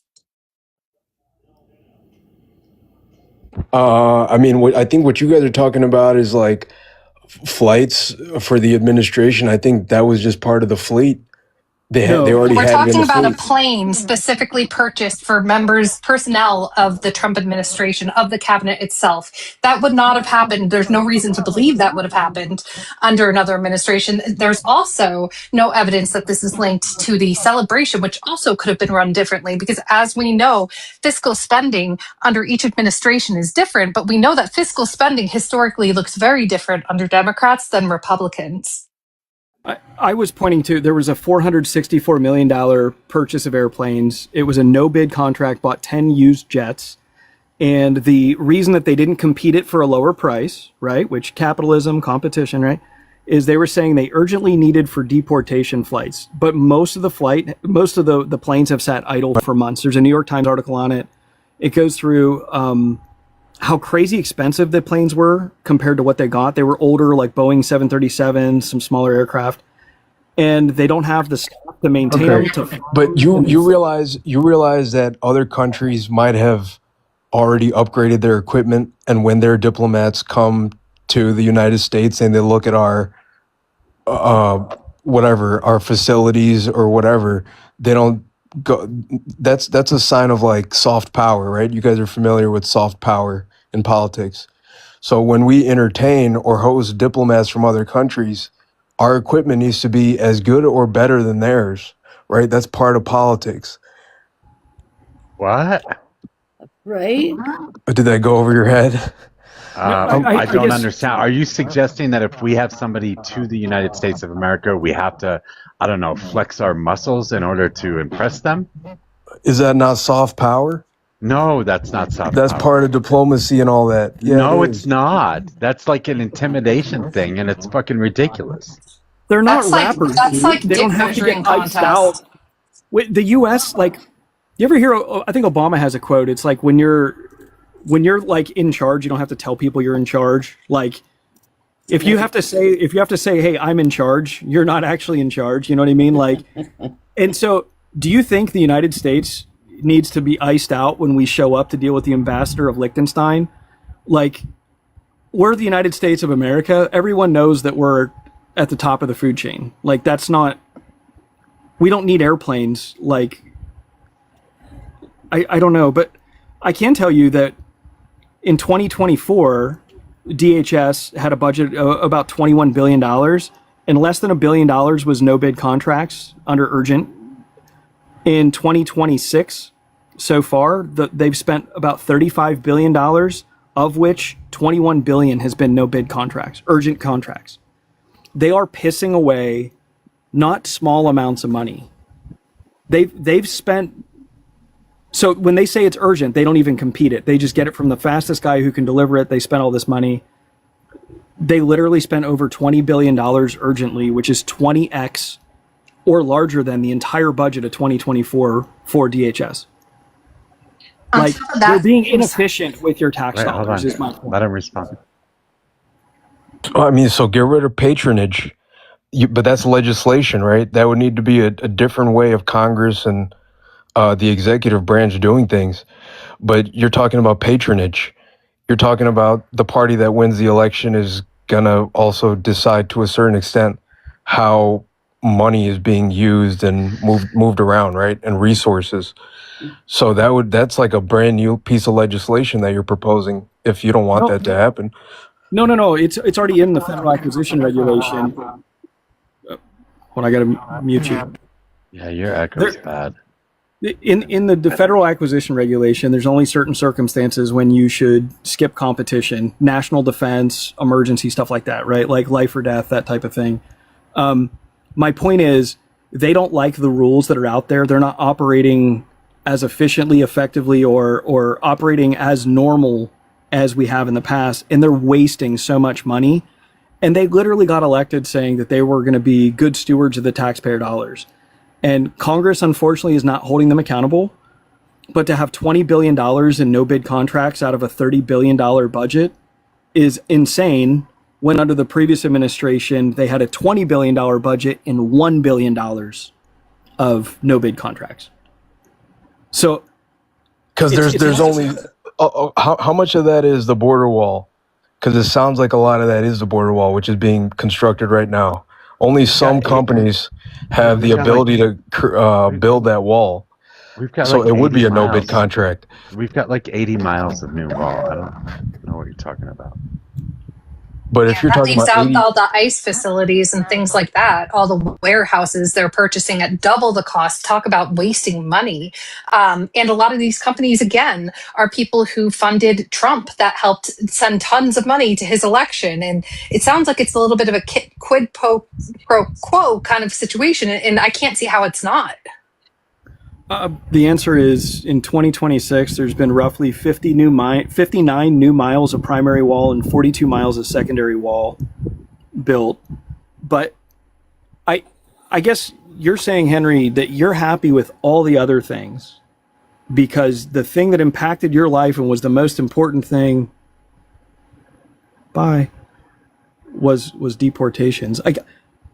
I don't understand. I have a mom that lives where Stargazer's at in Ohio, and she voted for Trump because immigrants. And I was like, Stargazer, I don't think immigrants are a huge problem in your area. Like, I don't know how that wins the ballot. Like grocery prices, right? But like, Well, a couple months ago, ICE was in Boardman for some reason. So maybe. they have good Italian food up there. I'm in Jersey, and a lot of people talk about it here. And the truth is, we just have a lot of diversity. We have people from all over the world here. Many of them are here legally, though. But the problem is, when you live in New Jersey and you see Hispanic people, the first thought many racist people will think is, oh, they must all be illegal. So we have ICE majorly here, too. I think they're also sending ICE majorly to any blue state. And it's not because they're going after the immigrants per se. It's because they're hoping that somebody films them or follows them or just like reports from a distance, right, safely. And that way they can go ahead and Renee Good them. You know what I mean?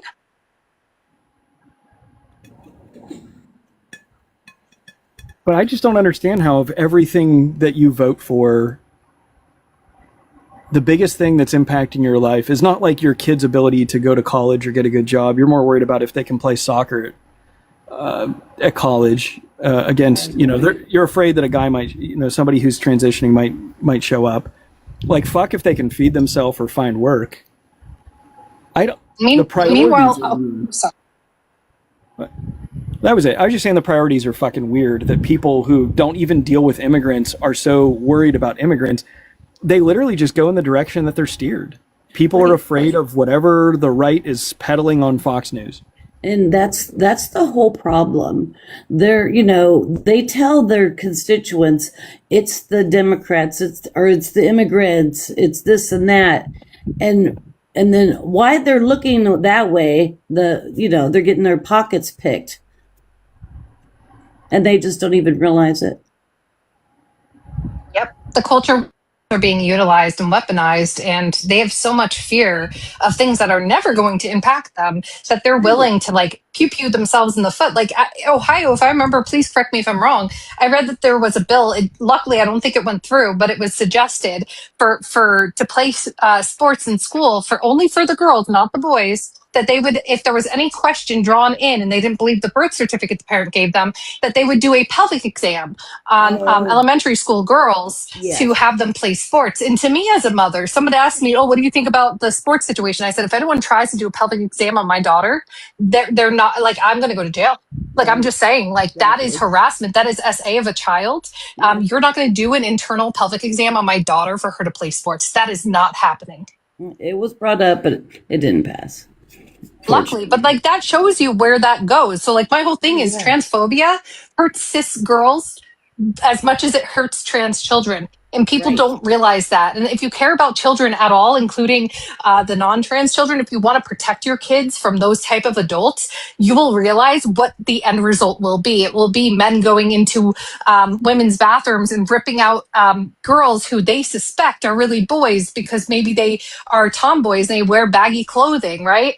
So Right. like that is the end result, is you're going to put every child in danger by that hateful rhetoric. Even if you're so afraid of trans kids, like you're going to end up hurting your own kids too. Yeah, and the trans make up what less than 1% of the country.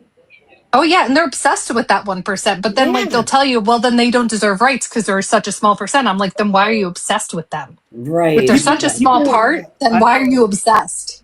I know a 1% that you all are obsessed with and live in fear of. But they actually do things that harm our life. There's a huge difference. What, Jeff? The billionaires. The billionaires, but they actually do affect our life. Let's be honest. Like, for example, I would argue the people that live in Memphis, Tennessee, that are directly breathing in pollution caused by what is it, Musk? His little what is it called? He has like 100 gas-powered generators that are running all the time, the portable generators. I would argue that those people are suffering from the physical harms when they're unaliving of lung cancer. I would say they have every right to be hateful and fearful of the people giving them lung cancer, wouldn't you? I mean, did you guys not see like the Boeing CEO got he got 32.8 million in compensation package, a 45% raise, and 32,000 Boeing machinists received a 1% total wage increase spread across an It's been 8-year record period. salaries across the board this year. Record CEO salaries, record whatever. Oh, what? You mean the rich? And yet the poorest people, yet we've lost 46%, was it, of income? 43. Yeah. For the poorest. So like they're getting huge top outs and people are getting poorer. So like how can we claim that that's not causing active harm to the people on the bottom when all the wealth is being distributed to the top?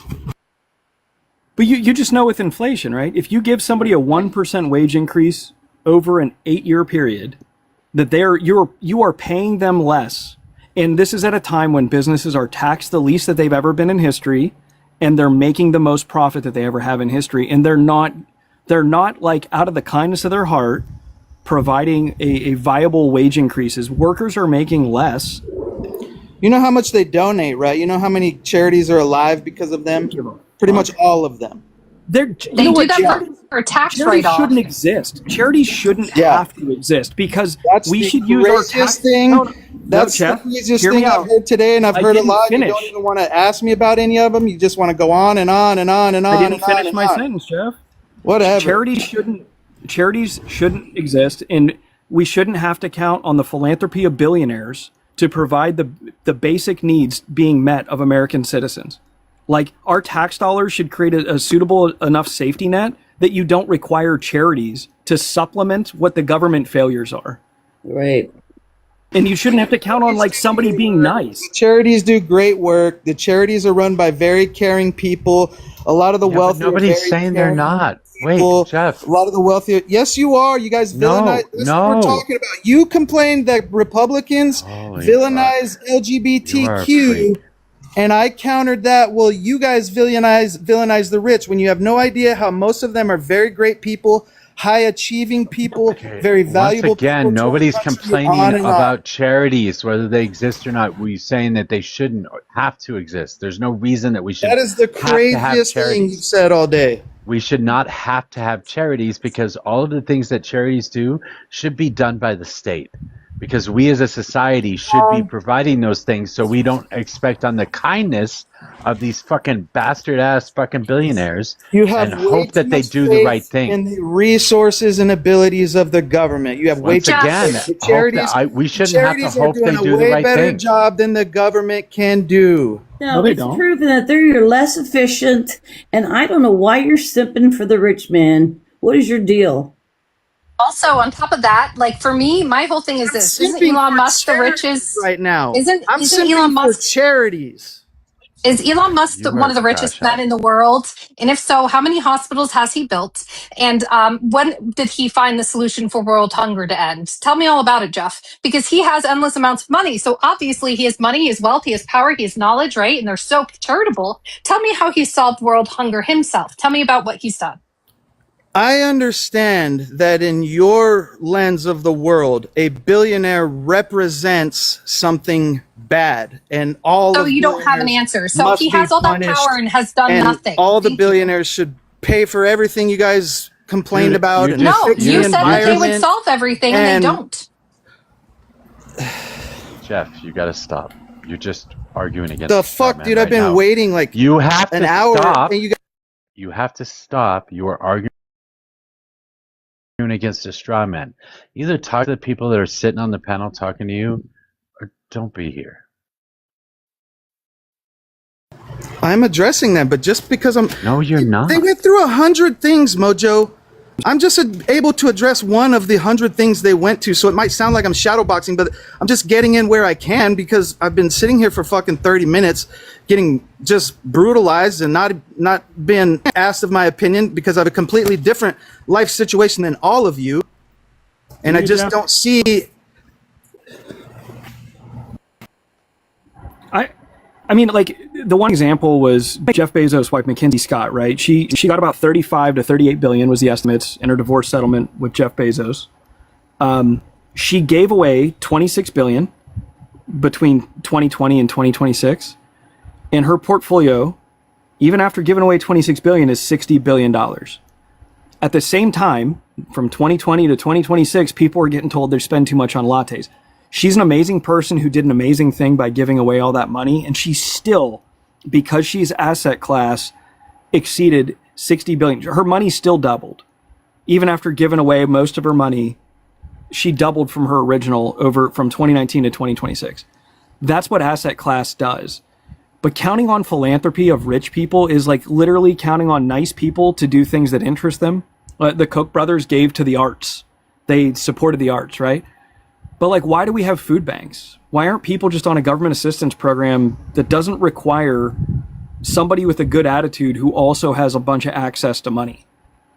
Like, why is it bad if the state I just like realistic ideas, and getting rid of charities and replacing them with government is fucking way out there.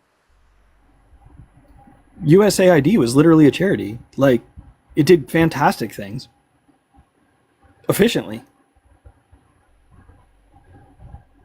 So then make all the charities on paper tomorrow, make them all government entities. They're still going to get their money from the wealthy, just like the government taxes the wealthy. Yeah, we all pay too, but we all also donate. So Where do the wealthy? what are we even talking about? We're talking about where the do the difference in wealthy- efficiency. where do the wealthy efficient get their charity money? who publishes all of its data you can view online. If you don't like the charity, you don't have to donate there. But they're Where do the public, they're wealthy- all online. Where do the wealthy get their money? And you think the government's going to disclose everything they Where do do the as well wealthy as get their money, charities do? Jeff? You're wrong. Jeff, From where do the labor wealthy and get their capital. money? It's capitalism. From the people, from the rest of the From people. labor They and steal capital. it. Yeah, they steal Don't it forget from about us. capital. Yeah, they create capital by stealing from us. Jeff, can you demonstrate? So I looked really quick. Look at Is- this app. This Wait, no, app. hold on, Jeff. I have Did one, not I have take- data. Jesus Christ, man. Is this I gonna, just- no? I just Googled, right? Efficiency of SNAP versus charities. NPR did an article on it. It says the SNAP is vastly more efficient and expansive than private Talking food about charities. one thing. Listen, I'm giving an example.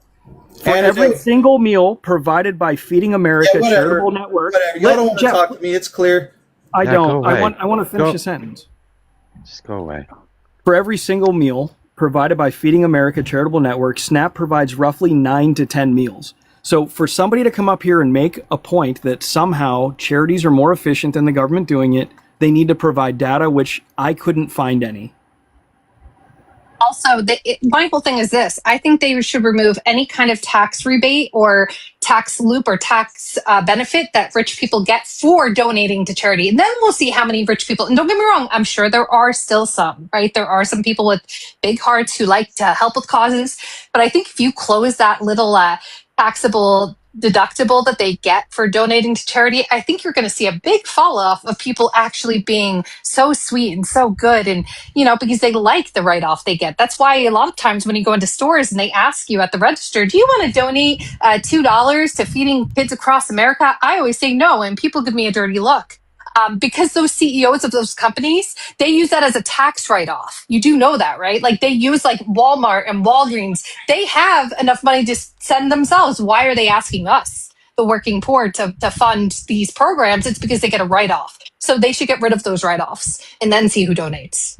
Right. And I do not donate to Goodwill. I donate to my local family mission because it stays local. Goodwill, they just have CEOs running it, and they pay, people that are struggling on the bottom. They pay them to work at those stores, and why they make a profit. It's gross. I guess it's my point is simply like if you have a functioning government, what's the need for all the charitable contributions? Like everything that charity is doing is because Tax they're breaks. failures. Well, the tax so breaks. that rich people can have tax breaks. They don't really math unless they do the bullshit like art donations, but most of it does cost them money. It isn't like a 1-for-1 write-off. It's kind of a misconception, which Jeff probably It makes them feel good. Jeff probably knows that as a CPA. He probably could have elaborated on that if he wouldn't have ran. But that's like, it's just a weird thing. It's like, why? What are the needs? Like, what are charities doing? And aren't those functions that the government should do for the people that need it? Like, why should there be food banks?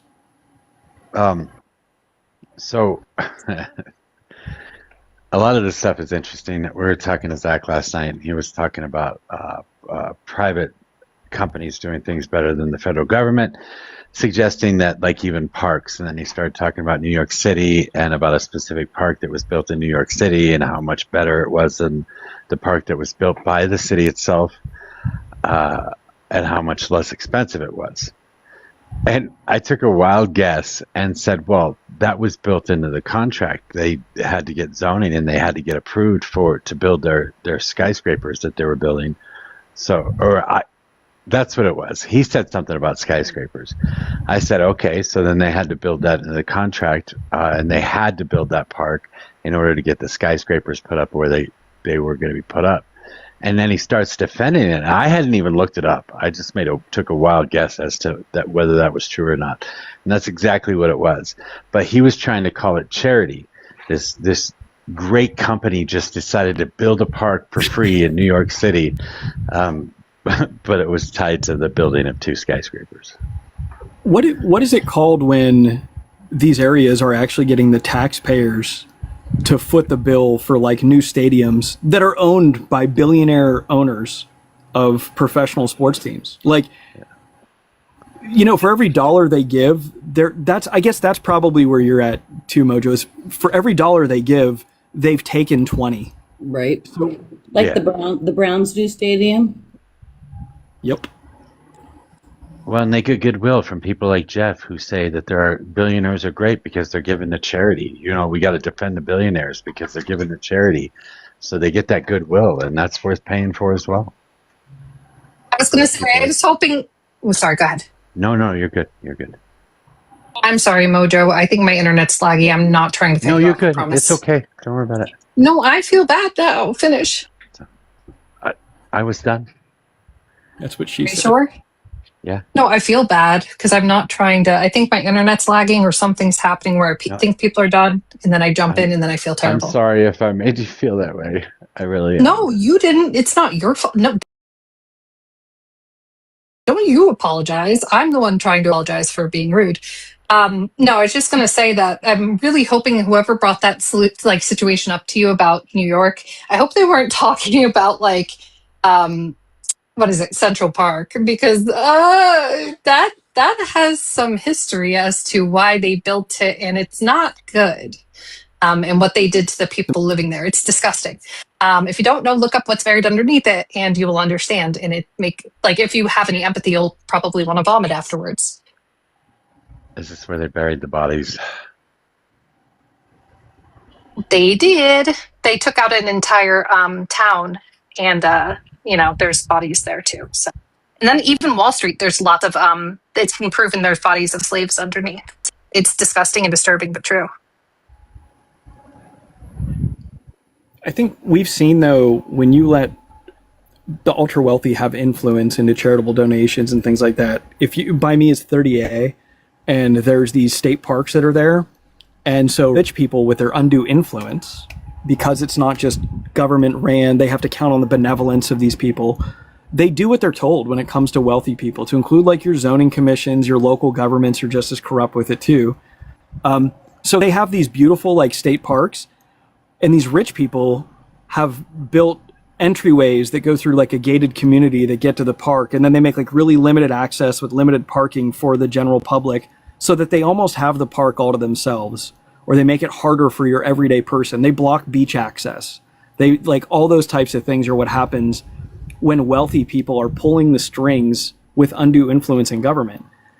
You can't count, like, that's why you need like a stronger government that's not dependent on outweighed opinions of rich people when it comes to charity or fucking anything. They have too much political power. Do you know what that reminds me of?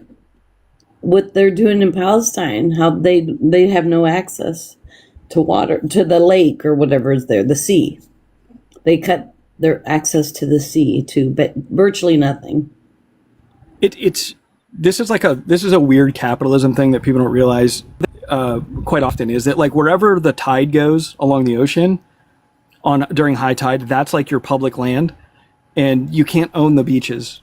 So what these communities do is they build up to the parts that they can own, and then they block it off with a gate. And at 30A, there's like a code. Unless you're a resident there, 30A is like a millionaire, billionaire playground that's by me. It's an ultra rich area, like Bentley rich, not like, hey, anyway. But they actually have it coded. So you could go there, you could park, and you can't get to the actual fucking beach. There's no viable way to get to it. They block off access for the poors, even though it's public land. But like when it comes time, I know there was a debate where when it comes time to like put down the new sand or do beach maintenance, they want the taxpayers to foot the bill for it. Oh, right. Jeez. Yep. It's like where I live, the schools all need major repairs. Most of the areas of the U.S., I think, our infrastructure is really bad. But I live in a town in New Jersey, but of course it's a red county in New Jersey. Go figure. And they're arguing, no, we shouldn't be raising the cost on taxes because I shouldn't have to pay for someone else's kids to go to school. And these are people that obviously are older, have their kids out of school. And I say, okay, well, did you go to school or send your kids to school in this district? And they go, well, yeah, we did. And I go, okay. And so you expected that all their stuff to be paid for, but now you can't do the same. So basically you want to take it all and have your kids have that experience, but deny it to mine. It's very strange. It's very boomer-esque. It gives like, you know, and also like a lot of our infrastructure was initially, I will say this, like years and years and years ago, like I'm going back to the 70s and the 60s and the 80s, a lot of our infrastructure was somewhat paid for by millionaires, right? A lot of our public areas, but then they stopped taxing them as much, right? And then they stopped donating as much. And now our infrastructure has gone to crap, right? And even when they tax the working poor, they were still not allocating it correctly and putting it where it needs to go in certain places, especially if they have poor governorship. And then they're like, oh no, we don't need to raise the taxes on the wealthy. We'll just continue to expect the most poor to pay for it. It doesn't quite make sense. And then instead of like the working poor, a lot of times, which are sometimes Republican, sometimes Democrat, realizing like what's going on, they instead do infighting and culture wars and everything else. So it's a great time to be alive. I guess what I'm thinking is that like when you are giving tax breaks to ultra wealthy to donate to charities, my problem with that is they're going to pick things that they are interested in, but they may not be the things that is like the best thing for America, for the collective. And they may be donating to something that interests them specifically and benefits them more than your average person. I would rather avoid that whole rat race. I would rather the tax dollars go to the coffers, and we as a people, when we show up at the ballot box, are choosing how to expend the collective resources of the country for the greatest benefit and the most efficient benefit for the country. And that's why I'm like, I don't think charities should exist. They shouldn't need to exist. And P.S. Before anyone says it, I live in one of the only, like, there's a couple red counties in New Jersey. Our roads are garbage. Our infrastructure is garbage compared to the blue areas of New Jersey. So it's kind of ironic when everybody says, oh, the Republicans let you keep more of your money. Yeah, and they let your stuff fail all around you too. I have a hot take on something too. When they said that the money that Obama gave to Iran funded Hamas, right? Which is weird because it wasn't a lot of money compared to their $30 billion a year economy. It was their money. It was, right? So I think that when we give money to Israel that has legalized abortion, we're funding abortion in Israel. Good point. Oh, I'm glad you said that. That's in my pocket now. I want the right to defend it. Yep. Should we be giving money to countries that have legalized abortion? Right. Oh, man. That's right. Yeah, and we pay for all of their health care. So yeah, and their schooling, their free educations, you know? And never mind. I don't want to go off on a tangent. Sorry. And the Amish need to assimilate. Or is it just Hispanics that need to assimilate? The Amish are fine, right? They were excited. Yeah, why is that? You might as well go off on a tangent. There's only 3 of us here, and nobody's requesting it. So I'm not going to start it this time. It's normally me, so I'm going to stop complaining for once. There you go, Mojo. No, you know what? I think the opposition, the right, is hearing what we're saying, and it's starting to seem, it's making them feel really guilty because, we're right, and they can't fight it anymore. So, I mean, but except for like your diehard pig-headed Donovan, and there's no metrics to fight it though. But Mojo, I can get your numbers up real quick. Lindsay Clancy. I know, right? Clancy, and then the AI is going to say we're talking about Lindsay Clancy, Dr. Matt, Lindsay Clancy. Lindsay Clancy. What was their husband's name? Lindsay Clancy. Patrick Clancy. Patrick. Postpartum psychosis. Lindsay Clancy. Did you hear it only lasts 4 weeks now? According to a doctor who knows nothing about women's medical health, postpartum only lasts 4 weeks. So interesting. Postpartum psychosis, literally, according to Cleveland Clinic, is usually about 4 weeks when it would show signs, and it only lasts typically for a couple months. But I'm on the wrong, literally, this is one of those things where I'm, without discussing the specifics, I am absolutely at a loss of how many people are treating like things in the news. There's a lot of people who think they know something about something they don't. It's very similar to elections. It's similar to vaccines.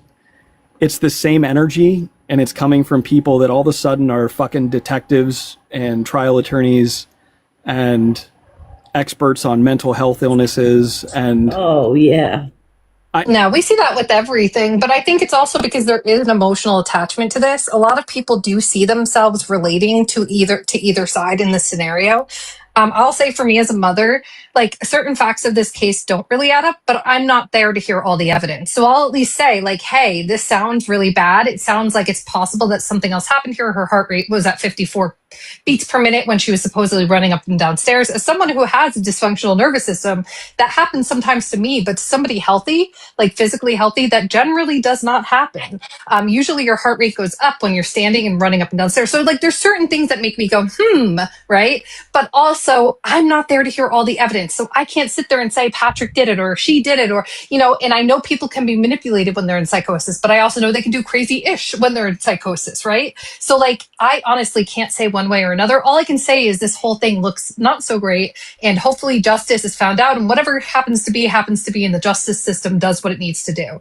That's what I say. But on the same note, I get why people are relating, because also like how colds, people look on the stand, because, sometimes people will show emotions differently. So people might think Patrick is narcissistic, for example. A lot of people do, right?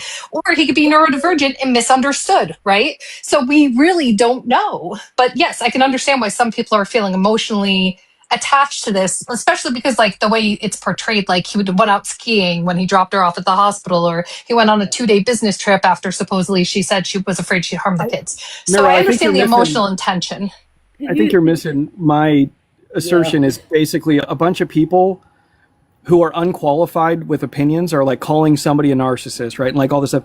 There's a bunch of people that are very confidently taking these positions on a public trial, and it's very similar to how everybody thought they were an expert with vaccines. It's the same fucking energy, and unfortunately, I think there's a lot of people on the left who are embarrassing themselves right now, who are confidently screaming that they know what happened and that they're the smartest person in the room and that nobody ever thought of these things, and they're making declarations about who did this and who did that, and a lot of it unfortunately feels like a bunch of people who are unwilling to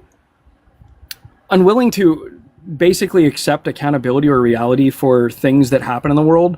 But Raz pointed out one of the craziest things that I didn't put together, which is the amount of interest and grace that has been shown to this woman who self-admittedly did this terrible thing is not afforded to people like teenagers who take a pew-pew and go into a school.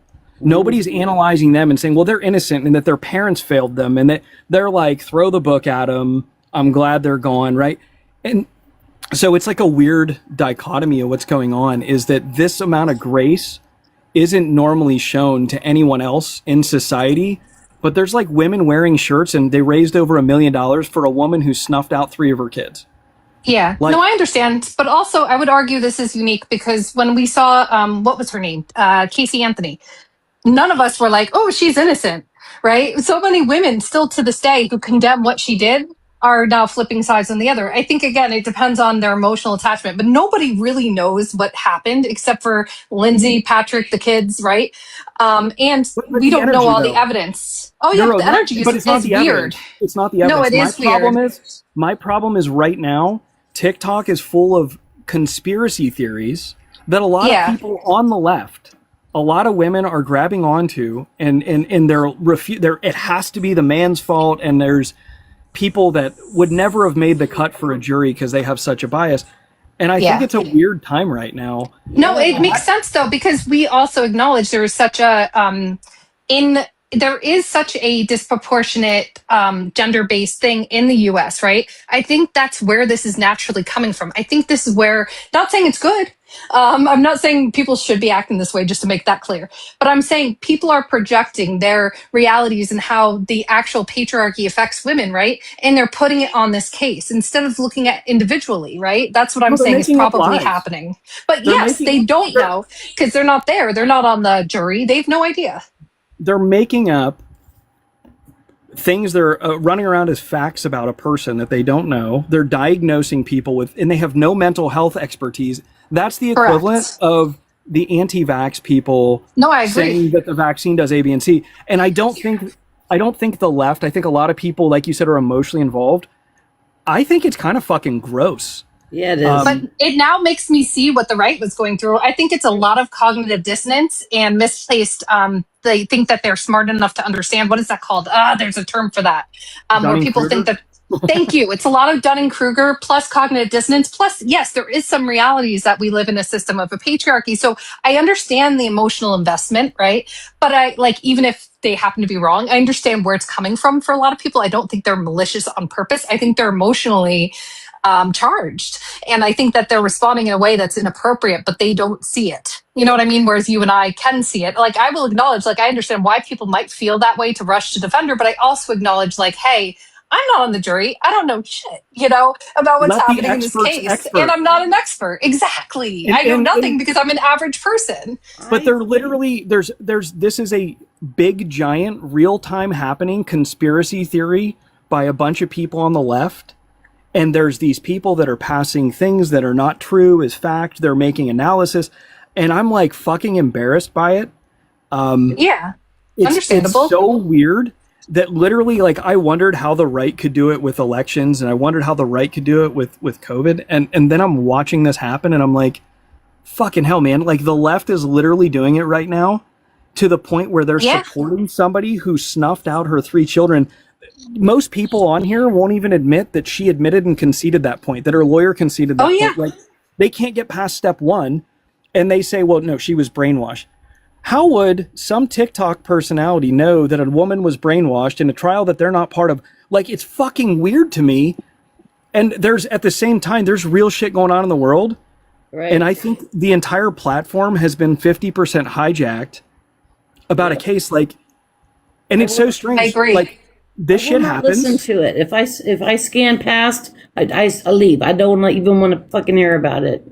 But they're so. Yeah, I they're- watched the case itself, but not the people's No, breakdowns of the case. I don't want to know anything about it because those children losing their lives breaks my heart, and I don't want to know anything else about it. Can I actually, though, one of the things, Mojo, you're going to hate me for this one. As a man, to sit here and watch people aimlessly go after a husband who lost his kids and them confidently, without any definitive proof, demonize this guy in the public sphere, they're spending time attacking this man so confidently without all the facts, is it really just- disheartening. Just Is because the matriarchy wants to snuff out the patriarchy? Is that why? I don't even want to use those See, words. I don't give a shit. I just think like that's this is part of ridiculous. it. I think it's because people can acknowledge. So I think it's the rate. Like it's not. It is ridiculous. By the way, I agree with everything you're saying, Brad. Just so you know, even as a feminist, even as someone who supports, egalitarianism, I will say a lot of this I think comes from the feeling of women not feeling protected, feeling manipulated and gaslit by men, which is a real problem in the world, right? So instead, like in many of us women have had that past experience of being severely, like psychologically manipulated by men around us. That doesn't mean that every man is going to do that, but they're projecting their realities and their trauma, kind of, so to speak, and not to make fun of trauma. But on this case, that's what I think is happening. The same way as the right has a general distrust of the government. And I understand because I have distrust of the government, but they did that with the vax, right? So like this is coming from emotional. Yeah, this is like emotional. They're projecting their ish, and that's what's causing this situation. I hear what you're saying, right? And I'm just saying that if every time a woman does something, if they immediately blame the man, even though there's no evidence, or like as a man, you don't feel safe, right? I get there's a plight, right? But I also understand people are like, well, he left the kids in the house. Like I lived with somebody who had bipolar. I was married for 10 years, who threatened to take their own life on a regular basis. And I left the house. You cannot be held prisoner to it. There's nothing you can do. I was also Safe Talk certified to talk people down who were thinking about taking their own life in real time. And they said that like you're not responsible for that. There's nothing you can do to make somebody take their own life. Like no matter what somebody said to me, I'm not going to do it. So you are not ultimately responsible. But to blame somebody who has lived with that reality for decades is weird. But I think right now men are being red-pilled by women of the left who are supporting conspiracy theories and demonizing this man who lost his 3 children. And I find it fucking gross. And I think there's political implications. I think people are getting pushed to the right, like young men, which is a demographic that the left struggles with. This is not fucking helpful politically. No. Which is why I want to talk. I don't want to talk about the case itself. I'm just saying this attitude. The implication of what they're doing. No, I get it. Mojo, No, and I hope actually I'm not agree with crossing you. a line or a rule on your panel. No, Actually, this is a really good thing to talk about. And I'm a feminist, Brad, and I actually agree with you. And I'm not saying that like people don't have a reason to mistrust the system and mistrust that women have been abused and manipulated by men. And some men have been manipulated and abused by some women, right? But what I'm saying is the fact that we're sitting here pretending like we know the facts of this case when we're not on the jury, we're not the experts, we have no idea, right? But I think what we're seeing is a bigger problem of where women do not feel safe by the system, and then men in turn do not feel safe by the women making these accusations. That said, like I didn't see the one thing I will try to tell everyone just to leave with is yes, this is wrong. I'm probably gonna make a video about it now that I think about it. But yes, this is wrong to address it this way, like the people saying sticking up for her and everything like that. But on the same note, I can say like I didn't see the same with Kaylee Anthony. I did see a lot of men say, Trump didn't essay these 28 women or whatever, 30 women, however many women it is, right? And so, like, women have experienced the same to where, like, we brought up, hey, like, we think this man's done it. And the men go, oh, well, innocent until proven guilty. And you can't tell us it should this be and false better, though, Neuro. accusations. Yes, So I agree. It should be better all the way around. Hey, You know how it feels, so you should be less likely to do it, right? If you think Correct. it's a thing where the men do There it, should be some you gotta empathy let him on both talk. sides. No, she's good. It's literally that, though, is that if you're going to complain about, like, men not believing women, and then, like, because I could say the same. I could say, they're saying, oh, the man failed her and it's his responsibility. And she, a lot of people don't know the best way to handle a situation. And if you talk about mental health, there is no foolproof plan. If somebody wants to take their own life, they will, right? Like, so to sit here and blame people, this happens. I remember in San Antonio, there was a woman who used knives and a samurai sword on an infant. Like, I recall that happening, right? Like, but just because a guy hurt you once in your life doesn't mean that all men are evil. Men stop other men from doing bad things. To feel like every time a woman does something that there's not going to be accountability because there's a man within the sphere, and to watch a bunch of people who are not privy to the details, which we agreed on, get blamed when he was in an impossible situation himself is absolutely wild. Have you heard? So you've heard a lot of women saying this. Yes. You've gone on these lives and listened.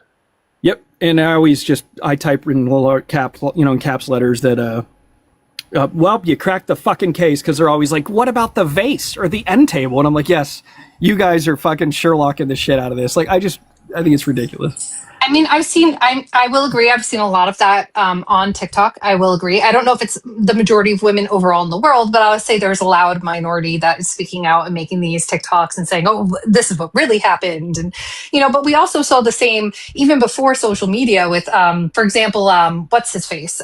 There were so many men that spoke up during the O.J. Simpson trial, for example. They weren't there. They didn't have the evidence. They were upset. They said, this, that, and the other, but they weren't actually there.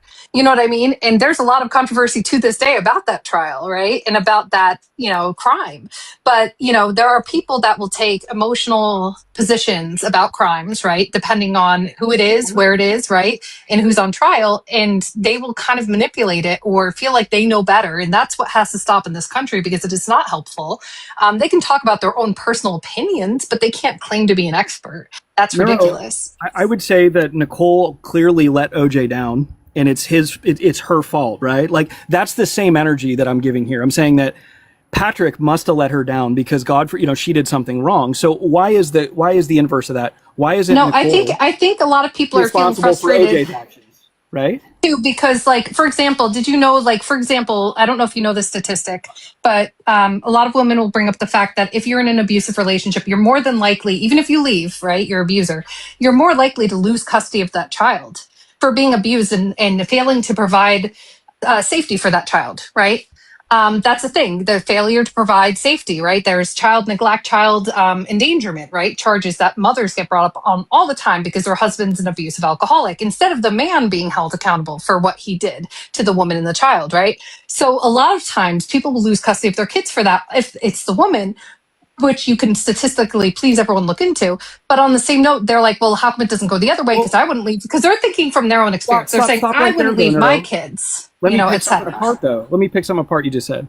If a man has alcoholism, it's clear he has a problem. It's a disease. Anything he does, now I get to blame on the wife because she didn't provide the ample level of support to stop his alcoholism. That is the energy that this case is giving right now in the inverse, if that makes sense. Yeah. That's wrong, though, either way. I will agree with you. But I think that's what a lot of people are seeing. Like, they're thinking, okay, we have to protect our kids. So I know for my kids, I would never do X, Y, and Z. A lot of people think that if they were in that scenario, they would know what they would do, right? And they don't. Like, that's the thing. And I will agree with mental health. Everyone thinks they know or they're an expert. They don't. It's very tricky. And on top of that, there are people that will manipulate mental health. I hate to say this as somebody who struggles with, mental health myself. There are people that will manipulate that and say, like, if you leave, I'll, myself, there are men and women that have done that, right? To try to control their significant other. That happens too. That's a manipulative, abusive tactic that people have used, regardless of gender, which is wrong too. So like people don't understand this complexity, and they need to stop pretending they do. It's everyday people that are put in extraordinary situations that they may not have ample training to know how to deal with, and people are kind of doing the best they can. If people are deliberately doing things to harm somebody, that's one thing, right? But literally claiming that somebody is relieved of responsibility because their partner didn't do A, B, C, and D and have 20/20 hindsight and all this other shit, right? Like to me, that's like a bridge too far. And I think from a political sphere, it is generally people on the left that are saying this, and I think they're alienating a lot of the young men again, unfortunately, and I think it's a problem. It sounds like victim blaming, which usually the right does as well, especially like if women are assaulted, it's, hey, what were you wearing? What did you do? Blah, blah, blah. But it seems like it can go back the other way too, which I agree is wrong no matter which way you slice it. Just to make that adamantly clear, any type of victim blaming is not accountable, especially when it comes to mental health of someone else or, substances or things. Like, we can't control other people. All we can do is control our reaction to those people in our environment. And sometimes we can't always even control that because it depends on the level of education we got. So it's not black and white. There's so much nuance, and people need to acknowledge that until they are in that situation themselves, they have no idea what they would do. Yeah, I mean, I think a big part of it too is just like access, right? Like access. A lot of people I know, like when I was working in recovery and would do like volunteer work, like, people just were diagnosing themselves online because they couldn't afford to go see a psychiatrist and they couldn't afford to go and see a therapist. So they're like trying to follow tips online and like watching YouTube videos. But like, that's just not how that stuff really works, right? Like at some point you have to actually get assessed. Like when I actually got assessed, it was way different than what I was thinking when I was like, just kind of observing myself. So I think that's part of it too, is like, there's just like a lack of access and there's a stigma with young men too, right? And the manosphere is like, it's there and it's giving them an easy way out. Like there were guys outside of Andrew Tate's like jail cell or whatever doing push-ups. Yeah, but there's also women wearing pink outfits supporting a woman who snuffed out 3 children before the trial's even over. I wouldn't want to be wrong and be on TV and donating $1 million before the verdict is even read, before all the facts are out there. That's a bold choice. I mean, that's the Andrew Tate equivalent right now, and they're both gross. I mean, I can get behind that. I don't know what happened yet, right? But I think a lot of women are also feeling like something like postpartum depression isn't something that's acknowledged. A lot of people go through their whole life with never having an acknowledgement of how difficult that was for them when they had kids. And I think it's really about, to me, that's what I feel like I think of when I think of this case. I won't speak for all the women because I'm sure there are women out there who are just denying it. But again, like I also have a big problem with this, like the world of psychiatry. Like the world of psychiatry fucked me up. Like it fucked me up. And I know tons of people in recovery who have had a similar experience. So I also like have a huge mistrust there. When you talk about postpartum depression though, right? Like when you talk about that, when somebody is claiming postpartum psychosis and they snuff out 3 children, I don't think it's a time to advocate about postpartum depression, which is very different. And I know it's kind of a very specific subset of it. There's so many people, like women right now, who are experience postpartum depression that feel that they relate to somebody who's having who claims to have postpartum psychosis. It just feels weird. It feels like somebody has and you have like a very offhand related thing and they're like, no, I need to make it about me. I don't think this is the time to talk about postpartum depression. She was receiving care for that. The question is, did she have postpartum psychosis or didn't she, right? This isn't the mental health conversation. She had access to mental health care. She had a supportive husband who did many things. And then, like, they're even demonizing the fact that she was going to a counselor online, which is very common. This stuff isn't an exact science. If you have a bad patient with mental health care who isn't forthcoming, there's nothing you can do. I know, HR, I know you know this. I know this is what I did in the military and as a first sergeant and everything too. In law enforcement knows it. If somebody threatens self-harm or harm against children, you're a mandatory reporter. You have to roll them up, protect them from themselves. You take their fucking shoelaces, you put them in a room, right? So there's many people that may be feeling this, but they don't want to actually say that out loud. To blame mental health care professionals or to blame individual, like, this trial is like really kind of, I don't know. It's all over the place, but That's what I heard. I heard it's. I think our systems are broken too. Yeah, but that's kind of what I'm getting at. I think this trial is probably a failure at multiple junctures, right? Like, it seems like with all the people that she went and saw, somebody should have reported. Somebody should have made sure that she was in a psych ward and not at home with her kids, right? Like, it seems like she might have not. And again, like.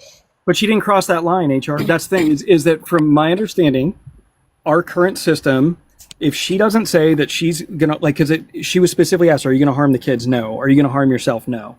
Right? Like, if you have ideations, you get checked in, but you can get self-release, right? So my point is this, is that there is these people out there that are spreading conspiracy theories. I would rather talk about this element of it, because I think the people out here spreading conspiracy theories on the left, thinking that they are all Sherlock fucking Holmes, and that they all of a sudden have law enforcement, mental health expertise greater than the experts on this panel in a case that hasn't even been completed. Like, to me, this is the left doing the anti-vax thing. This is the left doing the J6 election thing. And it's fucking embarrassing. And it's, as a man, I know you guys probably, or maybe, I hope you do care. I hope some of you have sons, and this is not a good look as a man for the way that women are portraying a guy who lost his 3 kids. Yeah, I mean, I think my only thing with the mandated reporting is that one of the criteria when you're doing the safety assessment, right? Like, so I was trained on how to do these safety assessments, not necessarily for stuff like this, but for performing psychological research on human beings. I was trained in this. One of the things on there is your gut feeling. Like, because a lot of people are going to say, no, I don't feel like hurting myself. A lot of people are going to say, I'm not suicidal. I'm not making a plan. I don't feel like hurting anybody else. But part of that assessment is the relationship between the psychologist or the healthcare provider and that person to say something else is going on here. And they can report based off of that feeling, even if somebody said, no, they're not going to do it. Because that's the whole point, is that you build a relationship with someone so that you can tell. And that's literally part of the criteria. So that's where I think that the healthcare professionals failed, because it seemed like she was being passed on instead of building a relationship with the healthcare professional. And somebody should have caught that. If somebody's in psychosis, they're not going to catch that. If somebody's coming in and out intermittently, they're not going to catch that. But right? how do we defend? How do we defend? Wait, hold on. In the wee hours of the morning last night, I had a couple of people on panel, which I'm sure you know who they are. But I was told, because I haven't watched any of this, I don't much care about it at all, but I was told that she did see multiple psychiatrists. She got prescribed a bunch of different medications, and she did say this to multiple professionals, even some of them more than once, that she felt like she was going to hurt her kids, and they just gave her more drugs, and they didn't do any of that. So they're blaming the professionals rather than either one of the parents. So I'm just wondering if there's a possibility that happened. That's the other thing. It's like some of the, like, I saw the list of drugs that she's on. I mean, talk about serotonin syndrome. Talk about the inability or lack of emotional ability, like a huge emotional ability, right? Like some of these, like they should have been slowly tapering her off drugs and then putting her on another drug. They were compounding them. And again, I'm not blaming, I'm saying that this should have been caught by healthcare professionals. I don't know if I'm blaming them for what happened, but there's certainly some level of accountability that's there. And like, this isn't the first time I've seen something like this. I mean, when I used to get girls, when I was working in recovery, they would come in with like 10 fucking meds and wonder why they're irritated, why they can't sleep, why they're feeling all of these things. And it's like they're on 2 serotonergic drugs, one dopaminergic drug, one thing to fix another thing. Right. And that is a common problem in mental health care in places that are overwhelmed. And so I'm not blaming it completely on them, but that system is fucked. Right. And that's part of the problem. I think her in and of itself, like what she was saying, how she was reporting, how she was presenting to people, that's another part. I feel bad for him. He did lose his kids. Right. Right. Like I have no idea what he's going through. I can't make a judgment on him yet. Right. I'm not, and I don't plan to, but I definitely have seen problems in the mental health field that relate to stuff like this. So I'm not quick to say that they had nothing to do with it, if that makes sense. So yeah, also Dylan Roof, if you remember like a lot of school, weddings, a lot of times when it's brought up with like the boys pew-pewing schools, and many of them were on psychotropic medications, including not even schools, but the theater, the movie theater pew-pewing in Arizona. He was supposedly on multiple different medications at once. And I remember even then, people not saying like, oh, he should have done what he did. Nobody was saying that, but they were saying like, I wonder if the medication, him being on an overdose or a high amount of medications, could have led to some issues. But again, we don't know. We're not the trained professionals, but there are some trained professionals like doctors and nurses that have been talking about how, these type of medications can cause all sorts of symptoms, right? And she was exhibiting some, like she was having heart palpitations and other things she was complaining about, lack of sleep and all this other stuff, which definitely doesn't help. Not to say it condones what anyone does, but I'm just saying, like, I think there's a lot of systems that are supposed to be set up to help someone in this scenario, and many of them did fall through and fail, as they did in other situations, like school pew-pewings, right? So I would argue this is a bigger issue with the mental health system, which isn't perfect. Not to attack nurses and doctors, but I'm just saying, like, we have a long way to go. So she got prescribed 13 to 15 different medications from 5 different medical providers. And the crazy part is, with our disjointed healthcare system, I don't know that they could all see the medical record of who was prescribing what. She was like, They can. There's a national PPMD is available to every doctor that you see, so they can see all your medications. And that was implemented back in 2018, right? When the whole the opiate epidemic was going on. It prevented people from doctor shopping. I know this because I have a letter in my file because I used to doctor shop. And now every doctor that I have can see all of my meds as soon as I start seeing them. But I really think that when people are like, well, he left the kids alone, and I'm sitting here going, so let's just apply real life here, right? And I'll use my example. I'm very open about it. My ex-wife was completely bipolar, depression, right? Good days and bad days. I would take the kids out of the house. I still had to go to work. I still had a family to support. She was still semi-functional as a nurse. Ironically a nurse. But she had threatened to hurt herself before, right? And 6 months after we divorced, she did make another attempt, and I kicked the door in with the EMTs and fucking, everything but that could have happened with people with mental health. Like that could have happened when the kids were with her and I was deployed in the military and gone for 6 months. Life doesn't necessarily allow you the ability to always be there. But also, what limit do you put then? If somebody gets diagnosed with something, should you remove her from the household and change the locks? The expectation that this man can never leave his house, even though she's presenting all signs of being in a good state, he chose to work from home. He took his leave. She was intending to go back to work. They hired a nanny that was going to learn their routines. And then once she decided she wasn't going to go back to work, they decided to let the nanny go. There's a lot of misinformation surrounding that. That sounds like a really hell of a good try with everything. But I guess, like, so what would be the likelihood of someone being honest with their mental health care provider if they knew the moment that they said they were having this thought or this ideation that they got ripped out of their home and away from their kids? Like, it's kind of an unwinnable formula, unfortunately, with mental health. Yeah, no, I see that. That's why, like, this is tricky, right? We really have to see, like, everything that happened. Okay, so maybe, Doc is saying that I'm wrong. Okay, that might be true then. They might not have seen all of the meds that she's on. And I mean, they would have seen the benzos, right? Everyone would have seen the benzos. And so that would be the only thing that everyone could see would have been narcotic level. a narcotic. Yeah. Like, so Adderall, benzos, pain medications, stuff like that. So they would have that's all on a system. Yeah, that's what the PM that's all that they would have seen on there. So they wouldn't have necessarily seen the antipsychotics and the non-benzo anti-anxieties that they had given her.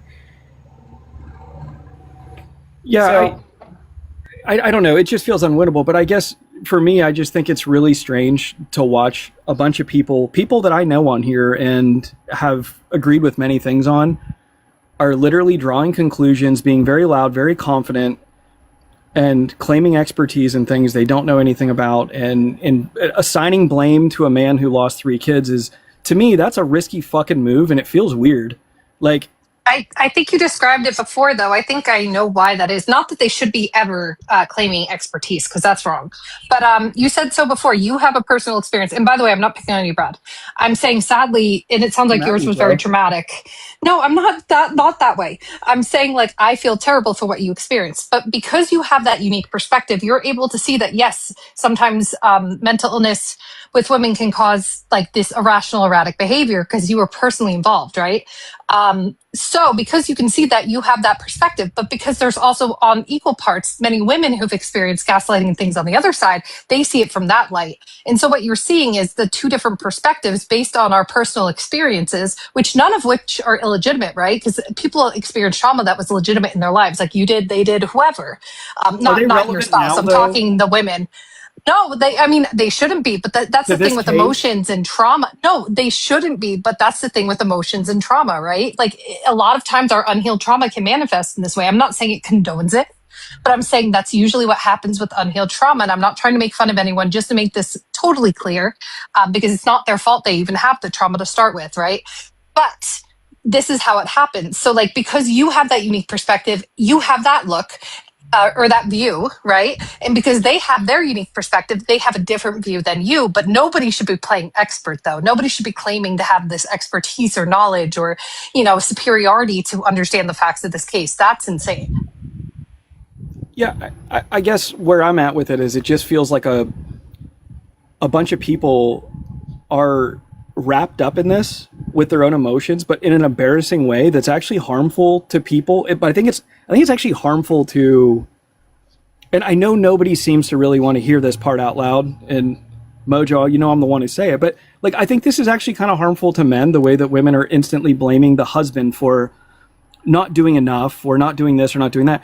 I feel like maybe we should let things, we shouldn't really pass judgment. The opinions of the panel are of their own, and I take no responsibility for any of those opinions. But the reason that I say that is the husband is not actually on trial, so they're not, like, mounting a defense. If he got charged with negligence and they went through everything, then I think, like, maybe a conversation would be warranted at that point. But that's not what this case is about, and it feels really weird that so many people are thinking that there's a bunch of conspiracies, that there's a cover-up, and they're linking Google reviews, and how dare this man go on, like, vacation to Costa Rica, like, 30 days after this happened. And I was like, or he dated too soon. I dated 6 months after my divorce, and I was married for 10 years. I went on a date 3 days after my ex tried to off herself. Like, is that some sort of, like... Yes. No, I agree. That's upsetting. That's It's upsetting, life. and I get that. No, and media does this. They sensationalize everything because in this type of economy, in this type of ecosystem, attention is money, right? So, like, a lot of this is also aided by our negative, constant stream of information. So, for example, my brother was an unalived cold case for 20 years. Crazy story. My older half brother went missing in 1995. They called him the Grateful Doe. It's a long story. Anyways, when I finally gave my DNA, they matched it up and everything else. I did agree to do one article with the newspaper, just kind of explaining what happened. And I just said he was a free spirit. My dad was an abusive alcoholic, but I don't think he had a bad relationship with his mother. I think they were very close. But my brother was a free spirit, liked to follow the Grateful Dead on tour, and that's just who he was. He was very nomadic. And what did the newspaper print? He had such a terrible relationship with his family. He was trying to escape all of his family members, including his mother. So they took what I said and twisted it. Even though I never said anything of that kind, because she's a really sweet woman, I would never say that. She called me up crying, and I'm like, what happened? And I opened the newspaper, and sure enough, they took what I said and they twisted it because it would sell more copies. You know what I mean? So, like, this is sadly, a lot of people will put their own opinion, or they'll buy into what these bloggers or vloggers or whatever, which can cause harm. This is, to me, though, like what I just said is, this is the inverse of, but what was she wearing?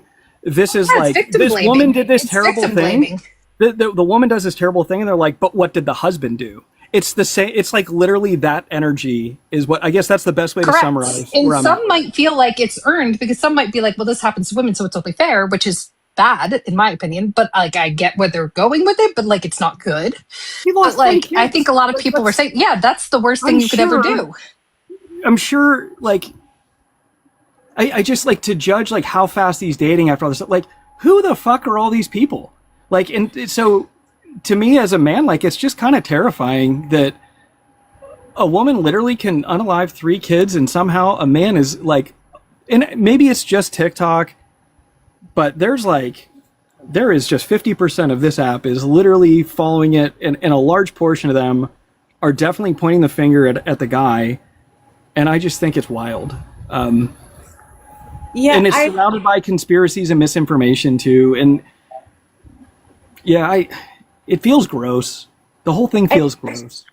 I think there's a couple things. I think, like, regardless of gender, like, all people are capable of insurmountable amounts of harm, right? Like, in the sense that, like, even though statistically men are more likely to do violent crime or violent harm like that, it doesn't mean that women can't do it, right? Like, I think there's like a version of this where it's not about the fact that it's a man or woman. Like, she did something completely unforgivable in many lights, completely violent, and regardless of the circumstances, right? Like, it's horrible. And then the second thing is, I think a lot of people are judging him on how he grieves. And I just don't think that is something you can judge someone about. If you want to go on a vacation to Costa Rica to grieve and figure something out because something horrific has happened, do that. People grieve in completely different ways, and they have completely different ways of managing it. Whether it's healthy or not, I just never judge anybody on their grief, because I would have not want to be judged on mine, because Do you want to stay in the house? Do you want to stay in the house where your 3 kids were unalived? Or do you want to rip out and go to Costa Rica and say, maybe a change of scenery will help me gather my thoughts and center myself, because I just went through some crazy shit, right?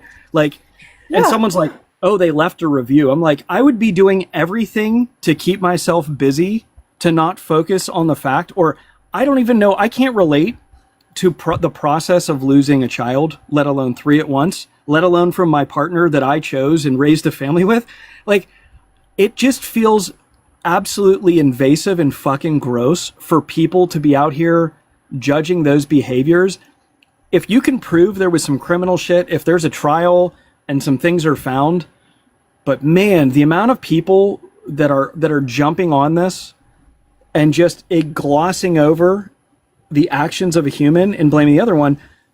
In every case where something bad happens, you could point to their support network. And every person that walks into that school, every person that self-unalives, every schmurder that happens, you could say, well, why didn't the spouse know how irritated the husband was before he went out and took that other guy's life? Or, like, it's gross when you flip it in any other context, and it's somehow accepted in this one in a way that makes me uncomfortable. I don't understand it. I was going to say, I don't think it's based on gender, and I'll tell you why. So, for example, I even am one that made fun of somebody's morning, one person only, Erica Kirk, right? And so many of us were quick to be like, dude, she's going out to like pyrotechnic fireworks shows. Her husband just unalived. She's on tour constantly away from her kids. So there's an example of us upholding a woman who's being, or like pointing at women's grief as being inappropriate, right? So I don't think it's gender based.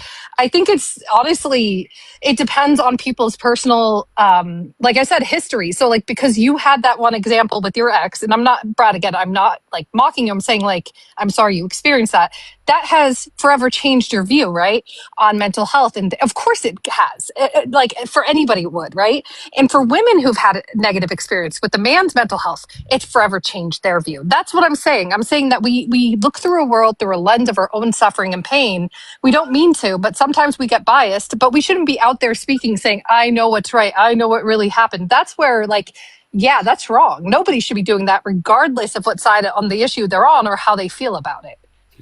I kind of wonder too, like, is this like case also kind of blowing up as like on the news and everything? Because I mean, and this is like kind of taking away from what we were saying, but like, is this blowing up too in some part because it's a great distraction? Like, because there are so many things going on politically that are just so bad that like this is a really like the way that the things are being presented. And I'll be honest, I'm not following this that closely, and I haven't really been talking to other women about this particularly. So like I haven't seen women just being like all out for this woman. I've not taken that stance, but like it does, like from just this conversation, like, is this being super sensationalized by like media outlets too? Are they talking about this constantly, even though there's like so much other crazy shit going on? I'm gonna say some sexist shit right now, so I'm gonna preempt it. Women need better fucking hobbies than true crime, because this is what happens. They think it's a fucking book. They think it's some sort of podcast, and it's happening in real time. So the chapters are getting read to them out loud on TV. And I think it's fucking stupid. I'm not a true crime girly. But there's plenty of them, and those are the ones that are rallying behind this.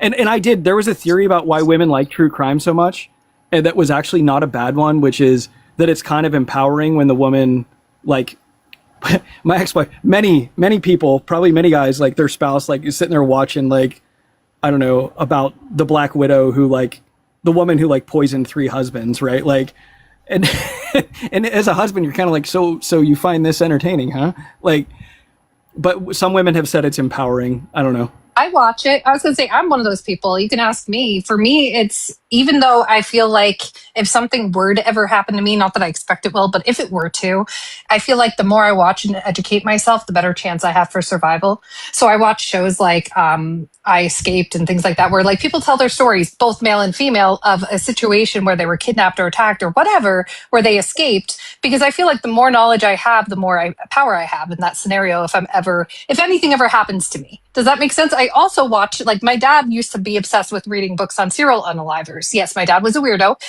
but he was like neurospicy as well. But like I would borrow them from him. And finally one day I asked him, I was like, Dad, why are you obsessed with reading these books? Do you like notarize the unalivers? Do you feel bad for the victims? Like, what's your reasoning? And his reasoning turned out to be the same as mine. He goes, I just wonder what psychologically happens in the mind of someone that they go to that level, because I can't imagine ever unaliving someone. And I'm the same way. Like, I can't imagine ever wanting to do that type of harm to someone else, or being that angry, or like losing it, quote unquote. Like, I can't imagine ever reacting in that way to another human life. Like, to me, that's so disgusting that I do research it, because I'm like, why? I'm always asking why. Even if I may never know. This is reality TV / true crime intersect. And there's a group of people who, for many of them, this is like one of their main entertainment consumption things. So honestly, this is like entertainment gone gross.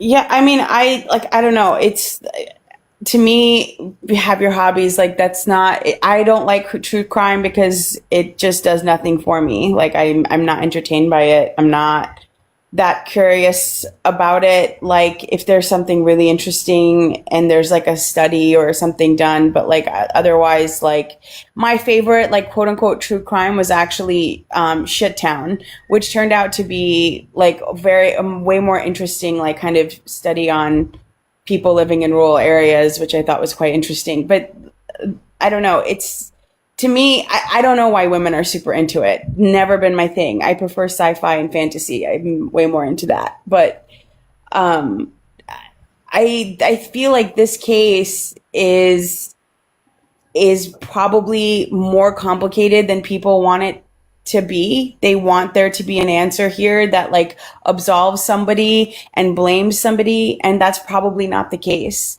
Like there's probably multiple points here. There's probably a point in which you say that, yeah, maybe there was some negligence on the husband's part. Maybe there was something going on with the healthcare professionals, and also she was not being honest about what she was experiencing. Like something this tragic that happens usually has multiple failure points. There's not going to be one person absolved and one person blamed. I don't know. It's a weird thing that is, I've seen it on the right, like I said, with a couple other things that we pointed out, you know, like with elections, we've seen it with C-19, we've seen it with, you know, throughout the last couple years. It just feels weird how quick the left jumped all over this. And there are, like, you can look up things people say. Like while we were in here, there was one that he fired the nanny. It's not true. Him and his wife hired the nanny. She was going to go back to work. The nanny was learning their routines, and she decided she was not going to go back to work. And so they let the nanny go because they didn't need her anymore because she wasn't going to go back to work. That first one was a conspiracy theory, and it's prominently spread around, and people are saying it.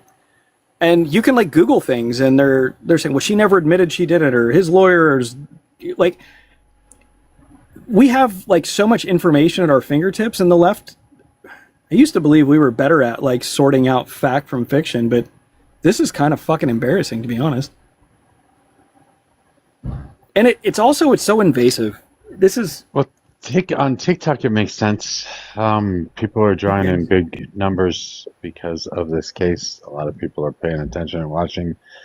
I've seen a couple specific creators that don't ever hardly get anybody in the room having 300 and 400 people listening to a conversation about this and getting really heated over it too. Just seems weird. Yeah, a lot of it's shock jockery, as I call it. Our whole society is like that now. And I'm not saying it's a good thing. It's actually really bad. There are people that straight up admit, like on panels, to saying shocking, harmful things just to get a rise out of people. But like sometimes they're painful, harmful things, not just like, oh, well, your team is stupid, or you know what I mean? Like not like that. But like I'm talking about like actual something dangerous or harmful, like, you know, they deserve to be X, Y, and Z. Like that's inappropriate, you know, but that's what a lot of our society is. So I think this is a big picture of a deeper issue. And that's what I'm saying. I'm not condoning the people doing it, just to make clear. I don't think that excuses it. I'm more interested in explanations than I am excuses. I don't think there's an excuse for this behavior. But what I'm saying is we have to look at the bigger picture of what's driving it, right? We have to look at why people feel this way on one side or another, and then also why they feel that they have the power to speak out, like as if they're some sort of expert, or, you know, which is wrong. I agree and disagree with one thing, Neuro. So this to me is the equivalent of like after there's a mass unaliving, it's definitely a time I want to talk about. Well, I always want to talk about, you know, firearms and restrictions and things we can do to make our environment safer that has weapons prominent throughout it, right? Yeah. But some people are like, well, you can't talk about it right after, right? I think the difference in this case is if we were talking about postpartum psychosis, if it's determined by the experts that that's what occurred in this case, then I think we can have that discussion. But I think there's a lot of people that are conflating postpartum depression, and they're going, well, see, they're trying to say like, I had this, therefore I'm with her. But like, that's not what the argument is. You're not going to get an insanity plea on postpartum depression. They're not the same thing. And like, I think we're conflating the two. And so like, maybe it is a time to talk about postpartum psychosis, and maybe they need to look at ways to mitigate and maybe to better evaluate people when they're leaving the hospital. Or maybe there needs to be pamphlets with signs that people should watch for, because prior to this, I never heard of it, and maybe that's true. But to conflate this with postpartum depression is kind of wild. Well, I think that postpartum depression can become postpartum psychosis if it's not properly dealt with, because those, at first it starts off as intrusive thoughts, but if those intrusive thoughts are like get out of whack, right, to where like you aren't being able to tell the difference between your own thoughts and an intrusive thought, that can, and your lack of sleep, your other things going on in your life that can induce psychosis, especially lack of sleep, right? That's probably why people are relating the two, because the postpartum depression, not everyone gets that, but if you get that and you're having a lack of sleep, that can very quickly escalate into a psychosis, especially if you're put on certain types of drugs, right? Yeah. Certain types of drugs can make those things worse. So one, yeah, like, so the psychosis is like a subset of postpartum depression. The Cleveland Clinic broke it down that like depressive cases is 41%, manic is 34%, mixed is 25%. And of those, less than 1% of those cases will experience some psychosis, usually occurs within the first 4 weeks, blah, blah, blah, blah, blah, right? Like, I don't know if there's a test for chemical imbalance to see how far somebody's hormones have strained from the normal, like all those things. But I think like it's a weird, people are trying to relate to postpartum psychosis because they had postpartum depression, but like it is a subset that is very, very specific. So to me, it's like they're almost centering themselves using this event to the emotional reaction. Yes, they're having an emotional, they're attaching themselves to it. Remember how I said they're looking at it through a lens of their own understanding. So like I had postpartum depression, which is very different than psychosis, right? I had it with all of my pregnancies. I got very depressed for like about 4 weeks. Like my second one was more like a few months, right? But here's the thing, like I also have OCD and ADHD, so I was already receiving therapy and things like that. And I acknowledged even with OCD, there's intrusive thoughts. So I knew the difference, right? I got help. I luckily had a system around me to help me, right? So I do wonder if I hadn't could I ended up developing psychosis. And I think that's what a lot of the women question is, if I did not have the support I had, the mental health I had, the family I had around me in my corner, helping me get enough sleep, what could have happened? I think that's what you're seeing. And so because people are relating now, again, that doesn't condone actions of blaming the husband. That doesn't condone actions of claiming that they're the experts. So let me clarify that yet again. But I think that's where it's coming from. It's coming from an emotional place. The same way as people who might have experiences, on the other hand, with women with mental health issues might be like, dude, like this happens. Why can't you see it? You know what I mean? So it's the two sides basically seeing from their own perspectives. And they both might have good intentions in it, but when they mess up is when they start saying, I know what really happened. Like that's effed up, in my opinion. And there isn't a way to check for a chemical imbalance. There is no such thing as chemical imbalance anymore. Like that has been debunked over and over and over again, because nobody knows what a balanced brain looks like. Nobody understands that. We can't measure the amount of dopamine in one area, and all we can see is some like fMRI image studying where you can see like where a brain is active and where it's not. Yeah. And you can make some guesses on like what the dopaminergic and serotonergic action is. But testosterone and estrogen are directly related. Testosterone is directly related to serotonin, and estrogen is directly related to dopamine. And there are specific drugs created for postpartum depression. And I'm not sure about postpartum psychosis, but for postpartum depression that help manage the crash in hormones that you experience after you have a baby, and the kind of rewiring of the brain that happens during pregnancy. That isn't typically a drug given to somebody who is just regular depressed and hasn't experienced that. There's some that actually help with the hormone imbalance, and she wasn't given any of those drugs, right? Nobody assessed her and gave her those drugs. It's a shot. So, again, this is one of those things where like I just need to see how it goes through the court. I don't really have an opinion on it because the court has to decide. They have to look at the evidence and they have to assess it. And there's nothing really for me as like a bystander to analyze. Yeah, I also like some of the consequences of this is if you live with somebody who has mental health, if you are now like somehow responsible for everything that they do, or if they do some fuck shit, you're going to get blamed as somebody who shares a household with them, which could be, it doesn't have to be a man, it could be same-sex, it could be whatever, right? Just a household. If something bad happens to the kids, you're going to get demonized for it. People are going to feel unsafe to be with somebody who has a diagnosis, and then your alternative is what? Abandon them? Like, Yep. does this Been mean a that thing. you should immediately cut your losses and dip out?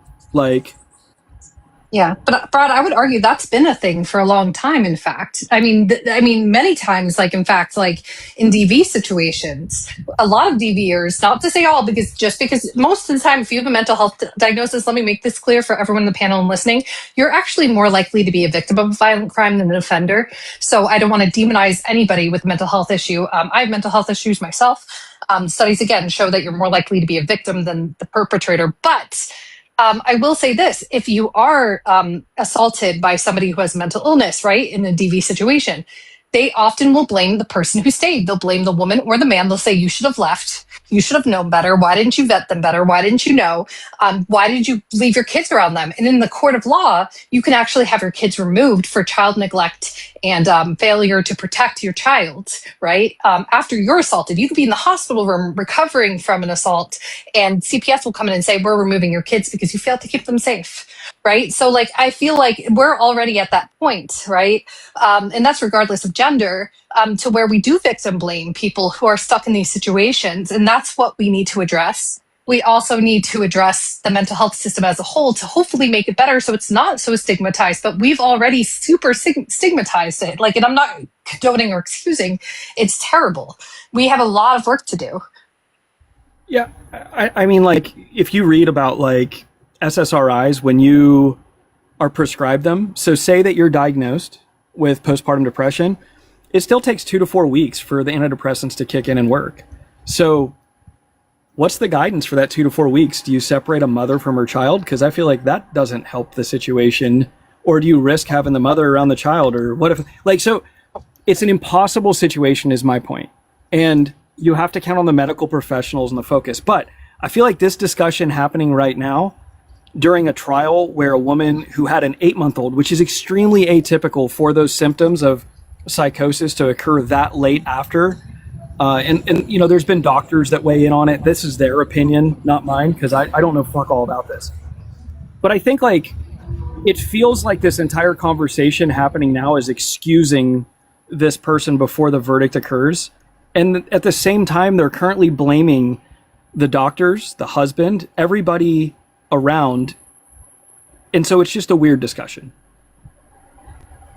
Yeah, well, so the thing is when you first prescribe an like an SSRI, this is actually the most dangerous time for the patient because actually you get just well enough in the very beginning, the first, like, I think it's like 2 to 6 weeks where somebody who has, and I don't know necessarily how it really, in terms of PPD, just generally, but is that you actually, if you are having a lot of suicidal ideation, this is actually the time where you're most likely to commit suicide, is when you first get on the med and you start actually feeling a little bit better because it improves your motivation. And the problem is it doesn't cure the suicidal ideation just yet, but it improves motivation enough to do something that you may have not done. And so that's why the first like 2 to 6 weeks is the most dangerous time of being on one of these medications, is that this is the most likely time somebody actually commits suicide.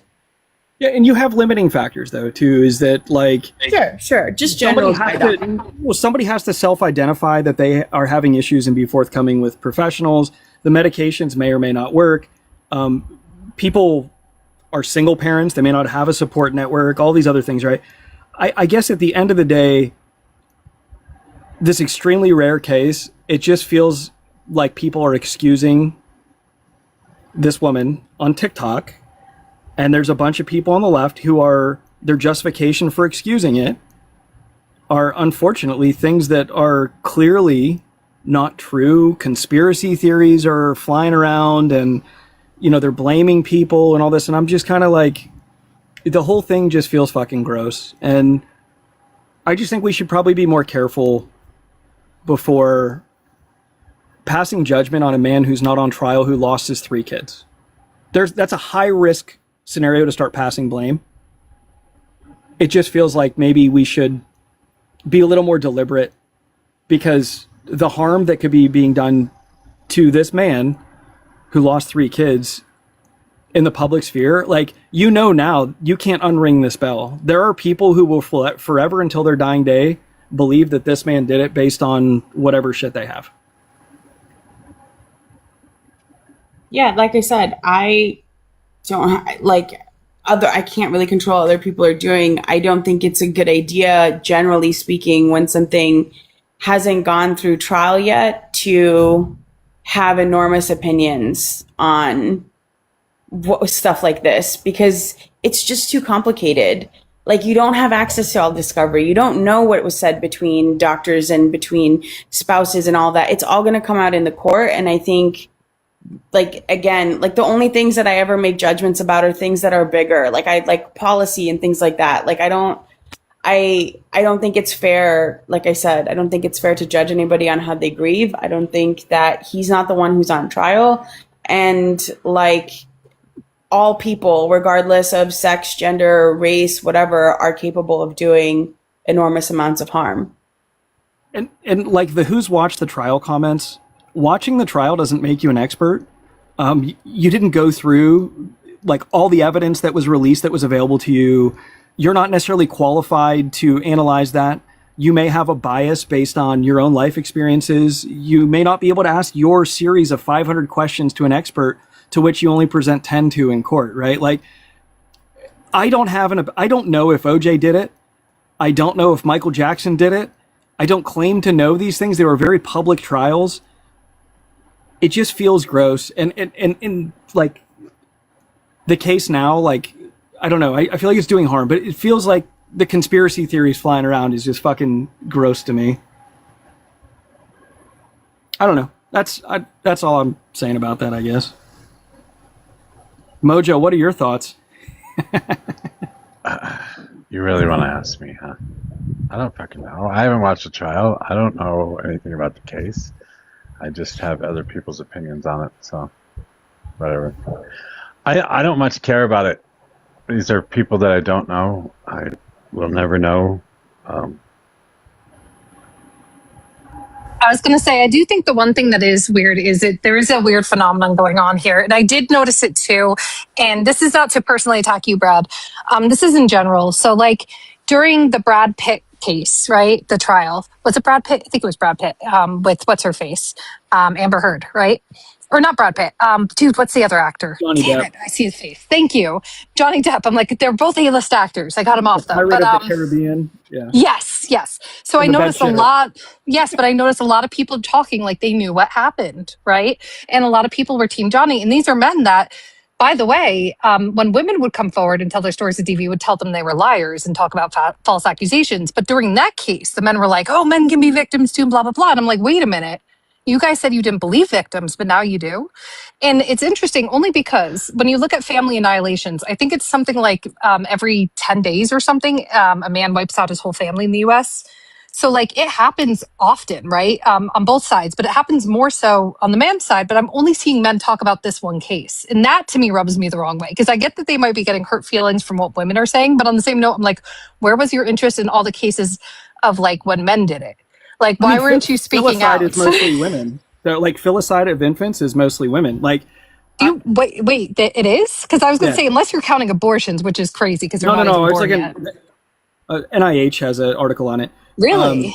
Yeah, and that's where I found that number. I was going to say, I've looked at FBI. I've looked at what was the one? There was one other that said 94 cases were men, but I can see if I can pull that up. But yeah, there was a study, and NIH had a thing on it, and it was actually about filicide, and it said that typically when it's like infants and young, like it's the mother. And then when the kids are older and the family's older, it's usually like a domestic dispute and drugs are involved or something like that. And then that's the man. But it was like in the circumstance, like when you talk about like infants, they pointed that it was more often the mother's spousal But does it revenge have is a more a percentage? Does it have like a percentage of how many kids unalived versus the other? Like, is it like, because if they say it's the majority of women, but it's only they did 10 that whole year, and the men do 10 every day or something, for example, that would be crazy. But I'm just saying, like, you know what I mean? Percentages. I don't know where it is right now, but it broke the percentages down. It wasn't far from being even between men and women, but it was like the age of the kids ended up, like when it was the infants, it ended up being the mother. And I would attribute that to the mother's probably being the primary caretaker of an infant and being around it, or maybe even being a single parent, or like postpartum psychosis. right. There's after the baby's born. It's not that women are bad, right? Like that's not my point. I mean, there's other more complicated factors that probably lend to the statistics, but Yeah, because I live in Jersey where John List wiped out his whole family. And the reason he did it is because he lost his job. And that's the reason a lot of men will do it is they either financial reasons, they don't want to pay that child support, right? Or they found a mistress and they want to move on and don't want to pay that child support. Or they're embarrassed to talk about their finances. John List had just lost his job. So he came home and unalived his whole family and his own mother. And then he put them all in sleeping bags in the middle of the room and then disappeared for 25 years, I think it was, and was on the run. This is like years ago. But my point is, women and men both unalive, but I will say it's for very different reasons oftentimes, and not condoning, by the way, any unaliving of children, just to make that clear. I don't condone any unaliving, but I do think it's interesting that there is differences in the motivations. Sometimes it's psychosis. Again, not condoning, but more explaining. And then other times it's because because of the patriarchy, and men have this feeling that they have to provide, right? Which is how it harms men, because it says you're not a real man if you don't work this many hours and provide for your family. And then they come home and they look at their women, their wives and their children as responsibilities instead of human beings, right? And then they become heavy and then they have to get rid of them, right? Like, so I think that's the patriarchy, I think, plays a huge role in familicide because of the pressure, the uneven pressure and expectations it puts on men. And men are also a victim in that scenario, by the way, just not as much for their actions, because obviously just because you are being oppressed doesn't mean you have the right to unalive your whole family. That's effed up. But like, you know what I mean? Like, so like I'm saying there are root causes to a lot of this. Type filicide by gender into Google and you'll come up with the NIH article is the first one that comes up. And I read it and it breaks it down. It's just like stats about who's doing what. It's from 2008. It wasn't necessarily like, I don't think there's a ton of studies on this, to be honest. So I don't even know if it's super relevant. It looks like, some of it was like overseas. Like it's hard to know, but yeah, but I don't know. At the end of the day, we're still missing like 89 ambassadors, and the Strait of Hormuz is not open. Yeah, I just wish I saw like even numbers of men and women who are upset like about familicide equally upset about like Chris Watts, for example, versus this. I wish that was something more like that. We did something. I don't understand why this has to be a men and women thing. Yeah, that's kind of where I'm at. It should be children. Yeah, you're making it a men and women thing. You just said I'm interested in finding the numbers, men and women, blah blah blah. No, to understand the differences, because if you want to solve a problem, this is not me being cynical. This is me saying if you want to find the root of a problem, you have to understand why it's happening. That's all I'm saying. Yeah, I to be honest with you, like, this is just not something we can adjudicate. And that's why I just don't want to talk about it anymore. It's just not. Like, there are things going on with policy right now and with the economy and with elections coming up that I think are far more important to be having conversations about that in public forums, because like, I genuinely think that sometimes these cases blow up and become very public because there's just nothing to see over here with the things that you should actually be caring about before an election. Right? Like, I mean, I agree. The fact of the matter is that like this next quarter is coming up that we are going to see like probably an interest rate hike, We're not getting forward guidance from the Federal Reserve anymore. My company itself is shorting AI stock in the billions. Just my hedge fund is doing it in the billions. So I think it's like an upwards of like $26 billion that's being shorted in those markets right now, along with the fact that like inflation is going up. There's a strain on the Strait of Hormuz, which is for oil. We also have another physical bottleneck, which is turbines, in order to get LNG back up which is 1/5 of the world's LNG coming from Qatar is no longer available. Like, there's a lot of stuff going on that this administration has absolutely fucked up, that all of these things have happened because of choice.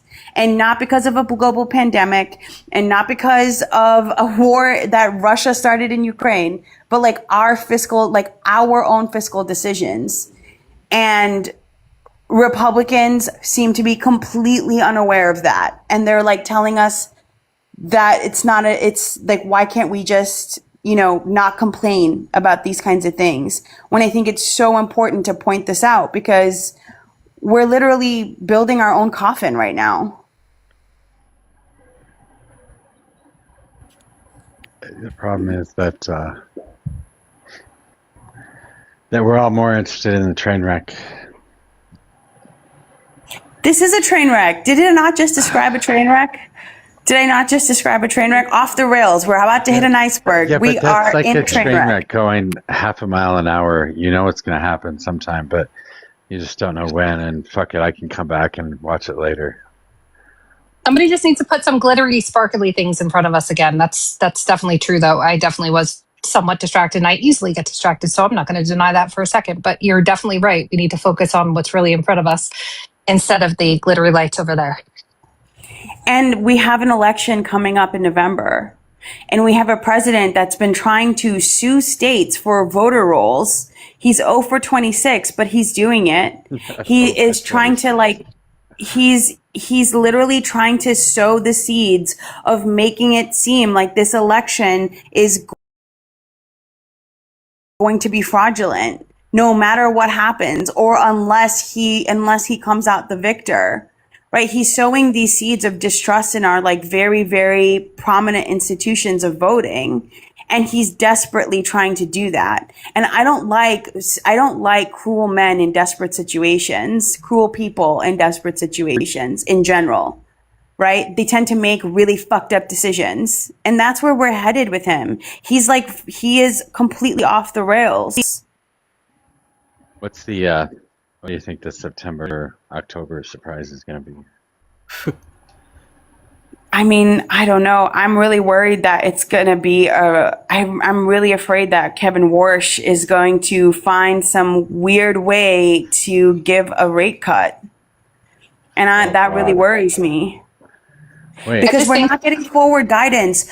We are all so angry. We're all angry that we're not getting forward guidance anymore. The Federal Reserve usually provides us with lots of information on forward guidance so we can make decisions into the market, and we're not getting that anymore. He just wants the market to act to the way the market should without forward guidance. But there's so much uncertainty now that he's just causing panic. People are just panicking because we don't know what's going to happen. Is he a libertarian, or is he just an insider giving insiders information? I mean, he's an economist, but he has historically been hawkish on interest rates. But, I don't know what kind of deals have been made and what kind of things have been said behind closed doors. He did, when he was being confirmed, he wouldn't say who won the 2020 election. So that kind of worries me, right? In terms of dude, you're the chair of the Fed. You just have to not give a fuck about what the president says or what he wants. You have to look at the data, and you have to do what the data supports. And I just don't know if he's going to do that. A lot of people on his first announcement, the way the market responded to it, it was kind of a judgment on him more so than holding rates steady, right? People just don't think he's going to handle inflation.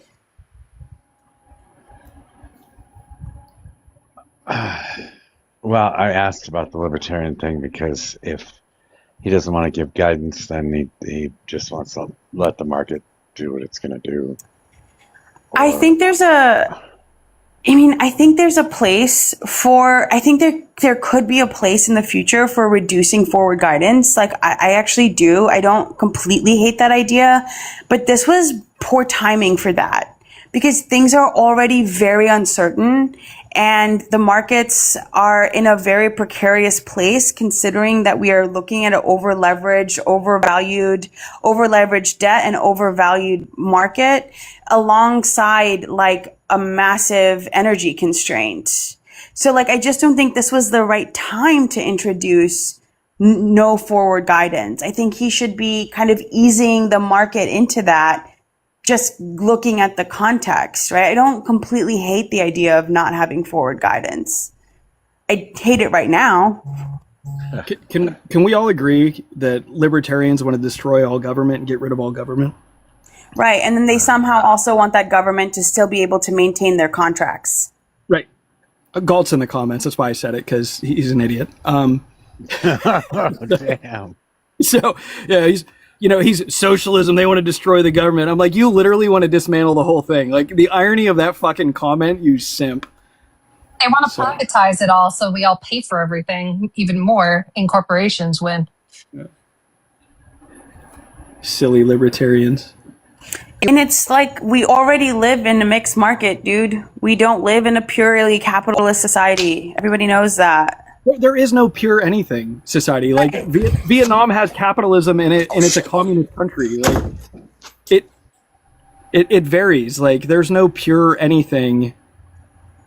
And so to claim though, like, well, if we had pure libertarianism, the world would be A, or if we had pure socialism, it would be B.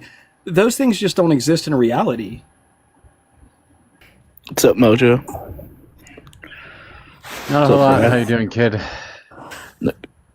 I'm doing good. Semester's about to start again tomorrow. I'm paying off my school. I know. I have the like Sunday scaries for school right now. I'm hand washing laundry out of bins and hanging it up because I'm wealthy. You're going old school, huh? Oh. All right, our next topic Not even is kidding. why can we not get the Amish to assimilate, but demand the Hispanic population to assimilate? That's such a good point. I love that. See, Brad, I'm a raging feminist, but I love your point. Topic 2, why are we sending money to Israel when they have legalized abortion? And why does the right support it? Why are we sending money to them? And we have people like Mideast Peace saying conservatives should never be for universal health care while supporting Israel, who has universal health care, saying that socialism is bad while they have the kibbutz system, which is basically socialism. Mm-hmm. It's a commune system. And the government's funding those settlements, too. Yeah. It's funny, there's Republicans. Oh, sorry, go ahead. Then you've got these right-wingers that are supporting Israel and against everything that Israel is, basically. It's fucking weird. No, I live in Jersey where we have Lakewood, which is majority people of Jewish descent live there, like Hasidic Jewish people and things like that, which I don't really have a problem with. But many Republicans in the area do. And they're like, they're gaming our systems. They're on all these benefits. They're blah, blah, blah. But don't you dare talk about pro-Palestine. I'm just like... There's an entire town, right? Is it Lakewood? There's an entire town of like Hasidic. Yeah, Lakewood. It's mostly. It's not 100%, but it's a high population. Because yes, a lot of times people with like Jewish traditions will move near each other, open up stores near each other, help each other with loans. Like that's a thing that goes on. It's not, it's just part of their community and their culture, right? Well, they were saying it's I guess the point is that many people feel it's exploitive, but it's not actually shouted as loud because people will say things like welfare queens, which is like racist undertones, while ignoring places like you mentioned in Jersey where they have 8 or more children as a pretty normal, like I can't remember the average number of children was like really high while on government benefits, but it goes, but because, you can't say anything against anyone who is Jewish without being called anti-Semitic, but you're not calling them out for being Jewish. You're calling them out for, I don't know, exploiting the systems. And I get that too, because like I will say, like they are using like student vouchers and stuff, so they are affecting that locality's funding for their schools and things like that. So I get where it comes from. So like even I wouldn't say like that's necessarily anti-Semitic to speak out against that. Now, if they did it like said negative things about Jewish people just because of their Jewishness, then I'd be like, yeah, that's anti-Semitic. But there's a difference about complaining about faults of a system, which you could do if you removed like the demographic from it and you're like, hey, we should make sure that systems aren't exploited in XYZ way, or we should actually fund these systems, or make sure it's, you know, given out to everyone equally, which is what I would be more of a proponent for, like making sure everyone has the access and that no one group, any group can steal it and direct it, like including the billionaires who are getting tax cuts. But anyways. I got another topic. Let's talk about Tumblr and Galt, and why are they poor if they understand capitalism so well? And I am a democratic socialist, and we can compare portfolios.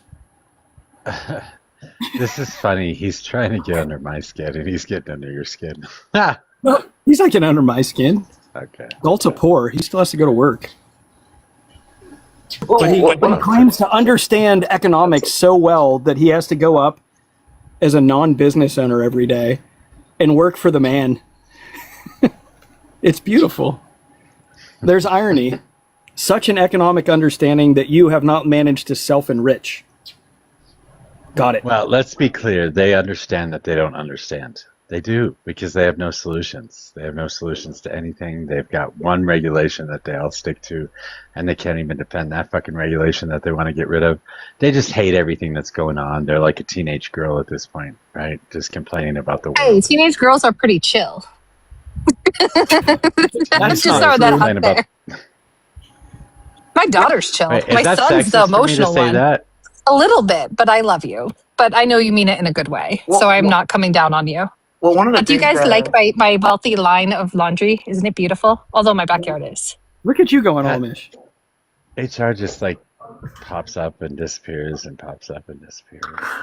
Well, one of the things that I came out is because, Brad, you made a good point about libertarian ideas. I mean, we're able to see that in Argentina with the president over there. I mean, like, they say that the balances and everything.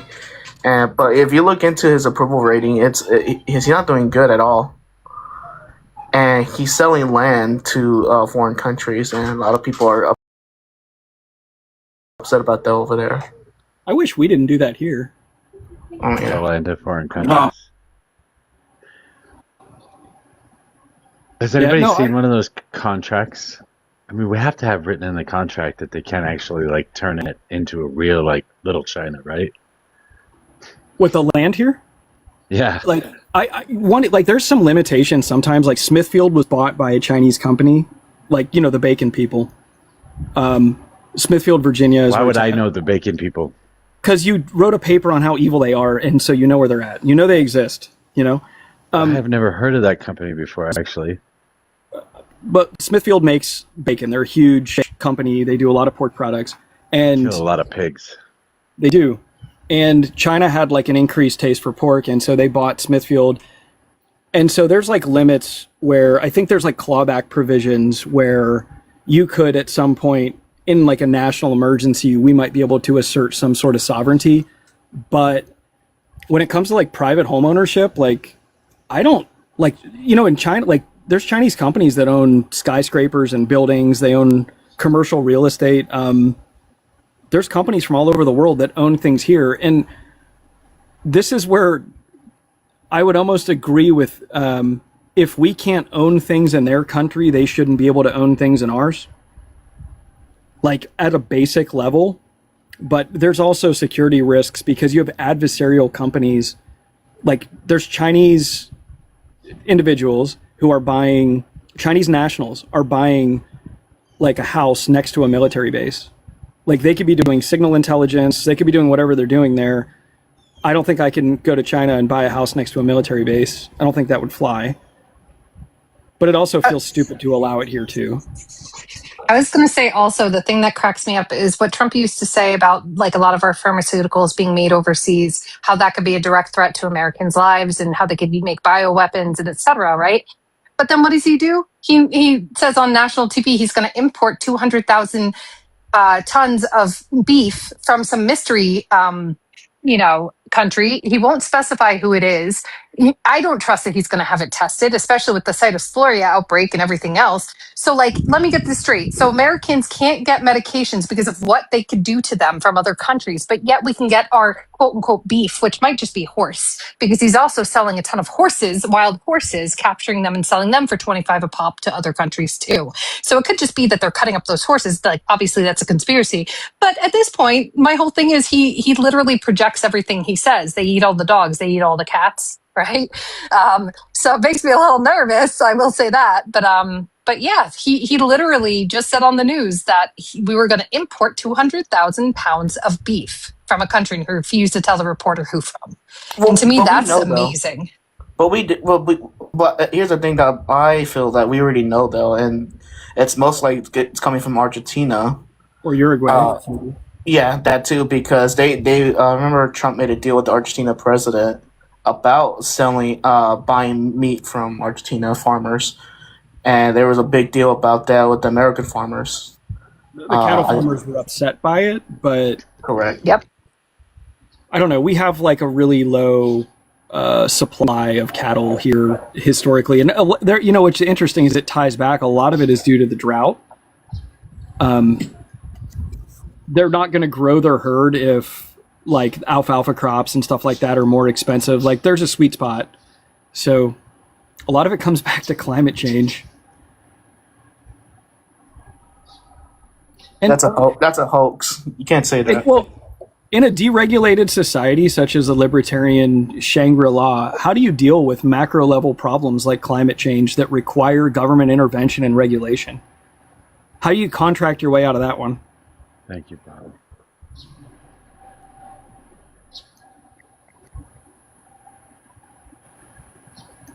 Where's Galt? He needs to answer how they're going to fight climate change in a libertarian society.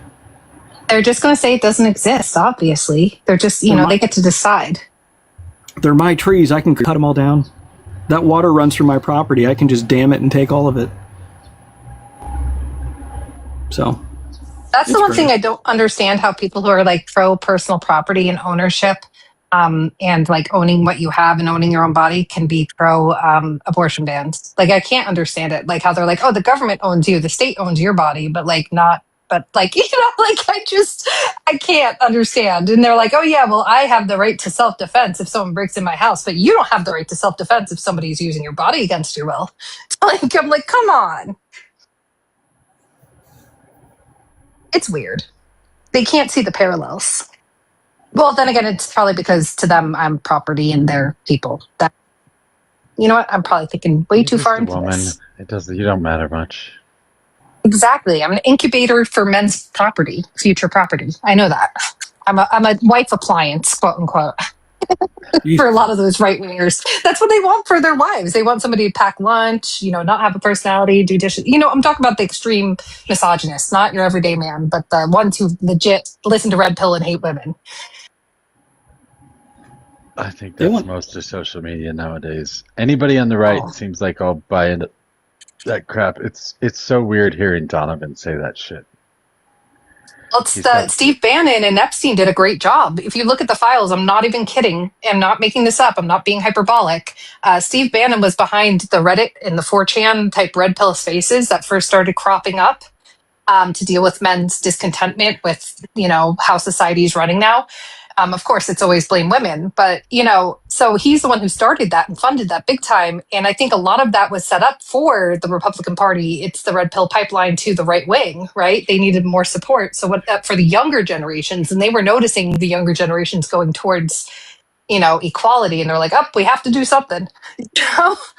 They did a good job. I will say that. I think a lot of people, and this is definitely like both sides, like people gravitate, unfortunately, to being a victim. There's not everybody, there's a large group of people that for some reason want to see themselves as a victim, even if that's men who feel like they're being discriminated against, or right now there's a bunch of white people that are saying they're the victim, or women that are like, saying they're the victim. And in some cases, it may be true, but it may be blown out of proportion. There seems to be an affinity for finding like people want Things to to be, blame. Yeah, well, they things want to blame. They want to be Real. roped in as a victim. I agree. There's victim mentality that is real, but then there's also people who have been victimized by the system and are actually talking out, and that's the thing you have to sort apart. You know? Yeah, for sure. CS. Is this the real CS? It's me. Hi. Wow. Hello, Sis. Nice to Yes, see you. I love you. Yay! Hi. Good to see you guys. You fucking outcoins me in 10 seconds. This is horseshit. Yeah. Fuck you. Yeah, it's definitely CS. You can't compete. Sorry. Like even I'm like I think she's really cool, so I'm glad she's here. Well, That's thank you guys. balance. But also, like, yeah. I mean, if we're talking like victim mentality, sure, like that absolutely exists. But there's also victims, so Oh, no, for sure. you can't do 50-50.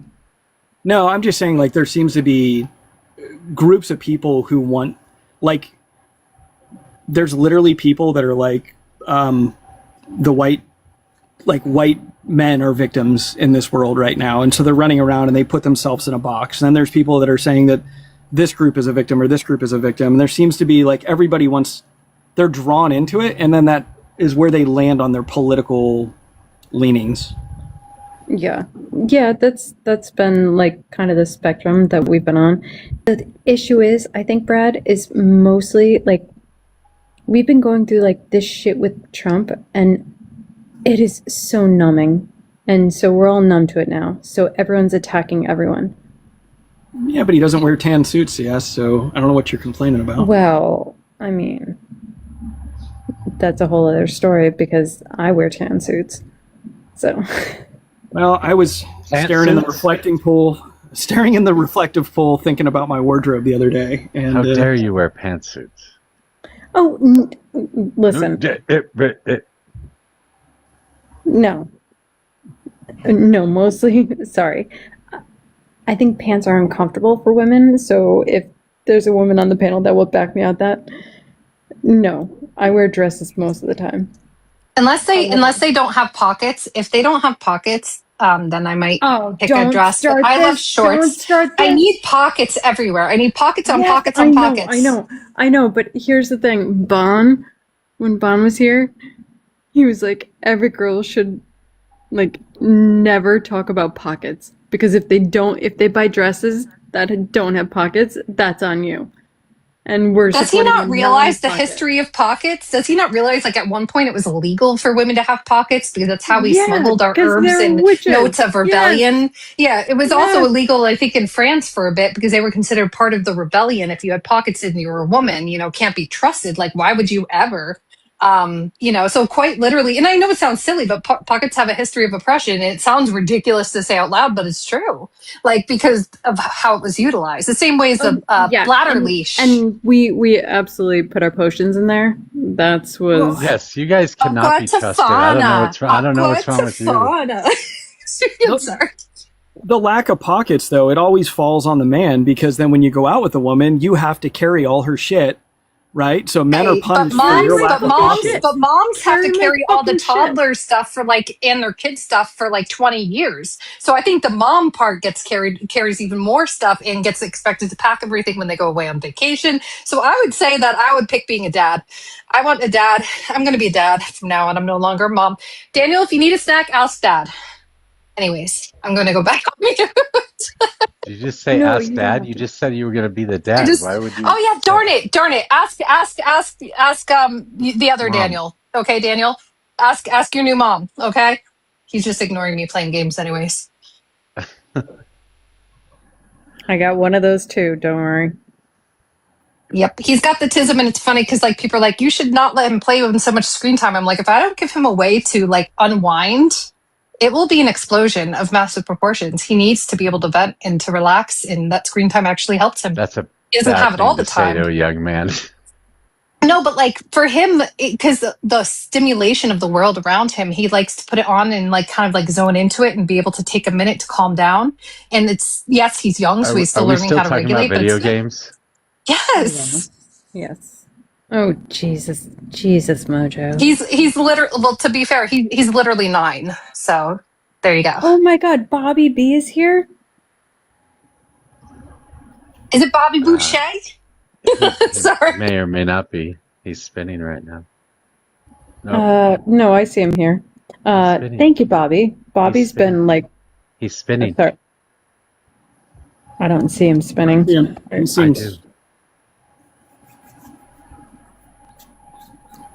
Hello? Bobby Boucher, are you there? Yeah, no, he's still spinning. I don't think he's coming up. I don't know that he's ever been on panel, is he? No, it never is, but he always gifts insanely. And so thank you, Bobby. Appreciate you. Aw.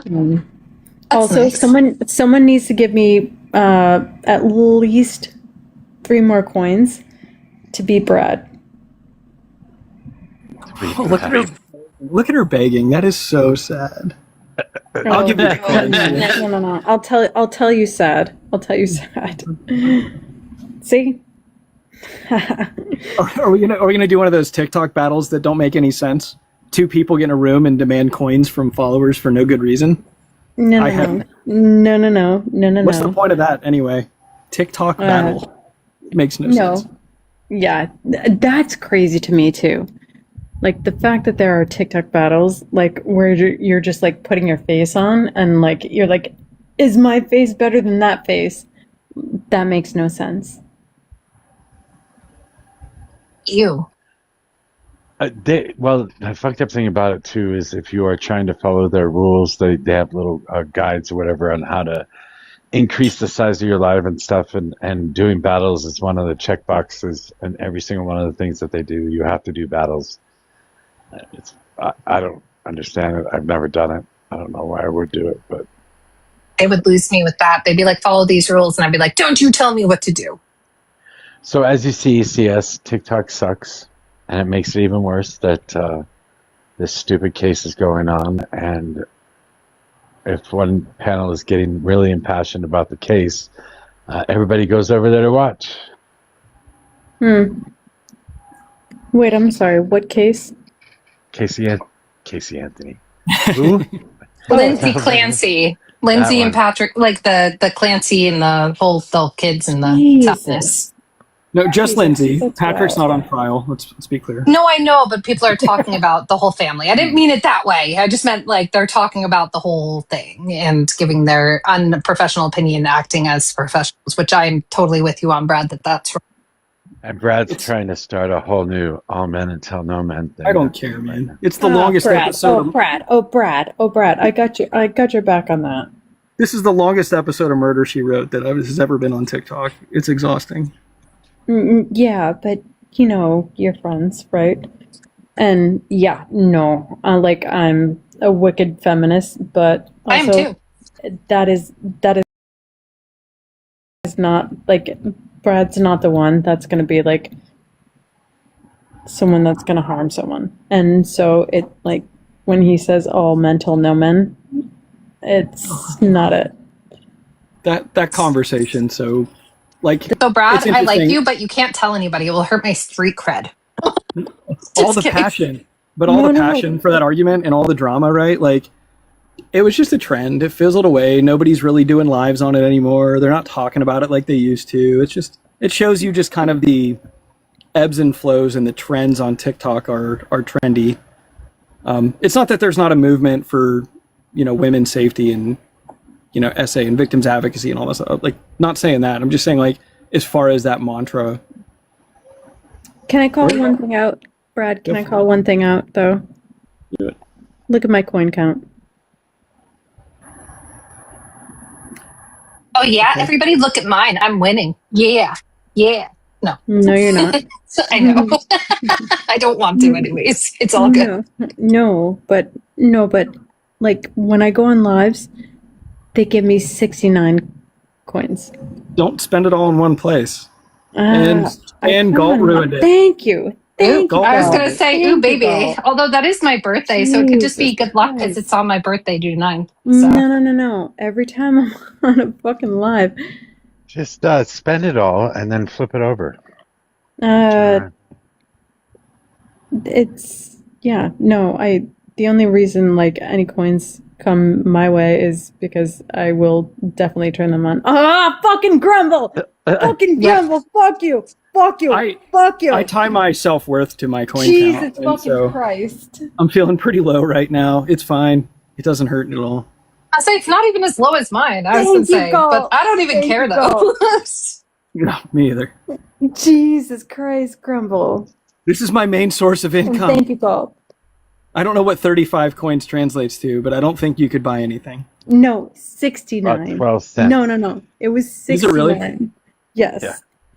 It was 69. And now, and I just got, like, when I said that, they put me to, I asked someone to, like, hold on. I'm going to invite Grumble up. You are? Mm-hmm. Yes. Mm-hmm. I've not allowed Grumble on my panel Why? because every time I do, he goes off and does stupid shit. What are those? It's like an Uncrustable, but a gluten-free version. They just started selling them at my shop, right? And I'm so happy because I have celiacs. So I'm like, I can finally eat these Uncrustables, even though it's, I could just make a peanut butter and jelly, but I'm lazy. When I'm on the run, I can just have it. Here's one thing. Grumble, also, yes. Mojo, I got you. Like, you and I have a very good relationship, but... Oh, Christ. Oh, my I'll get God. it. Hold on one I'll get second. it. One second. One second.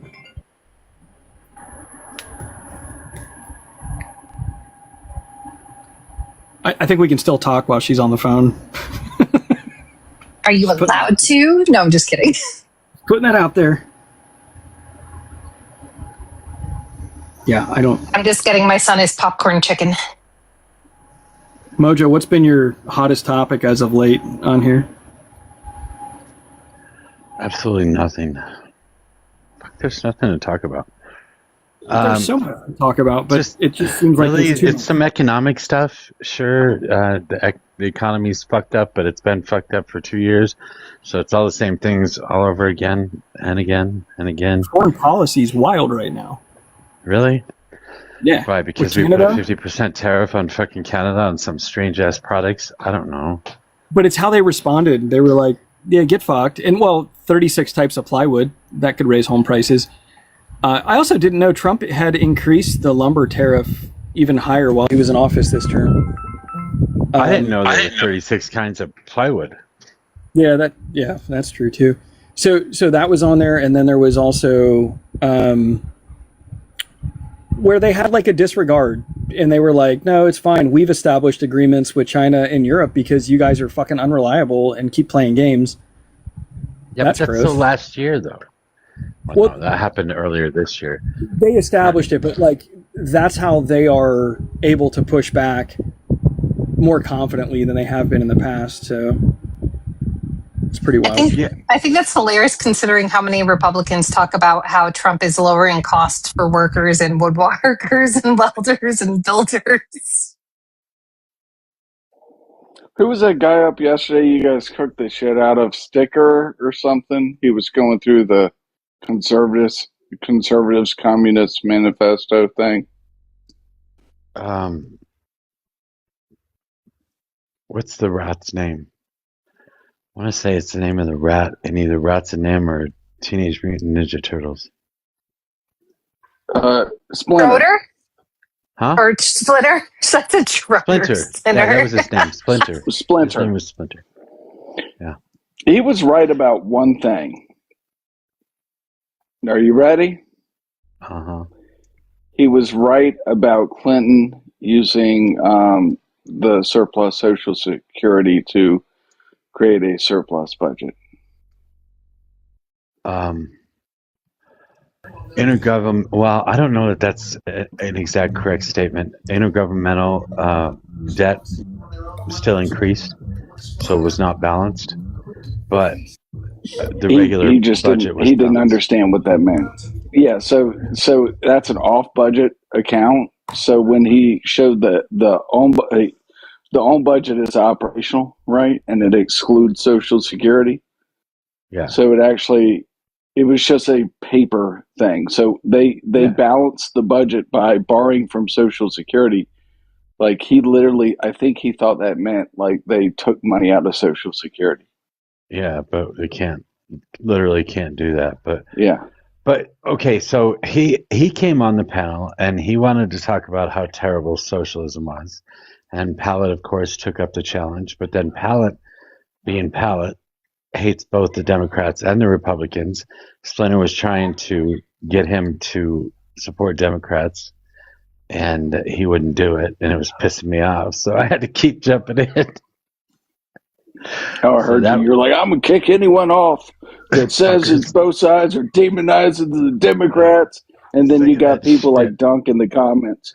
Privatize Social Security. They're Ponzi schemes and going broke. Like I hear him understand shit about fuck. Sorry. I was just saying people don't understand shit about fuck and they just run their mouths. It's crazy. Well, I thought that good evening, guys. Hi, CS. Hi, Neuro. Hi, everybody. I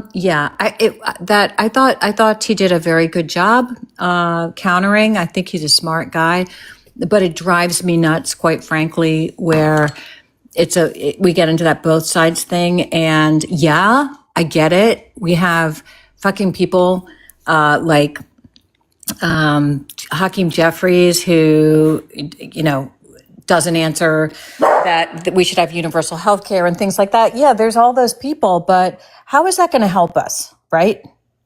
If we don't coalesce some way and try to get people together in this party, then we're lost. That's why part of the reason it drives me crazy, being Bo Blue, no matter who. It just seems pointless. Why say that you hate the Dems too? So then you're staying at home on voting day? No, you're going to vote for a fucking Democrat. Just shut up and fucking deal with it. If they want to talk about how bad Dems are, let them talk about how bad Dems are. You don't have to defend them. Just wait until the subject comes up that you do want to argue about. Just don't argue about that. I would say both are imperfect, but one is straight up fascist, and that's where it's a little different. So we can try to make our system perfect, but first we have to remove the fascists. Yeah. One of the sides wants to throw out the Constitution or just kind of doesn't care about it. Well, now they're saying both sides do. Now they're saying both sides don't care about the Constitution? Yeah, the DSA. Get rid of the Senate, get rid of the Electoral College, get rid of prisons. Yeah. Yeah, see, I don't agree with that shit. I'm sorry. I don't. I agree with universal health care. I agree with his...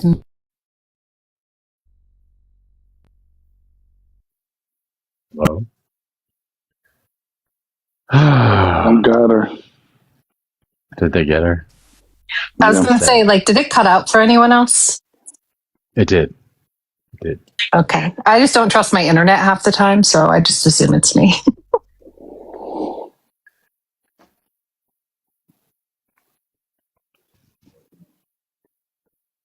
I don't know. Is Galt still in the room? Anybody see him?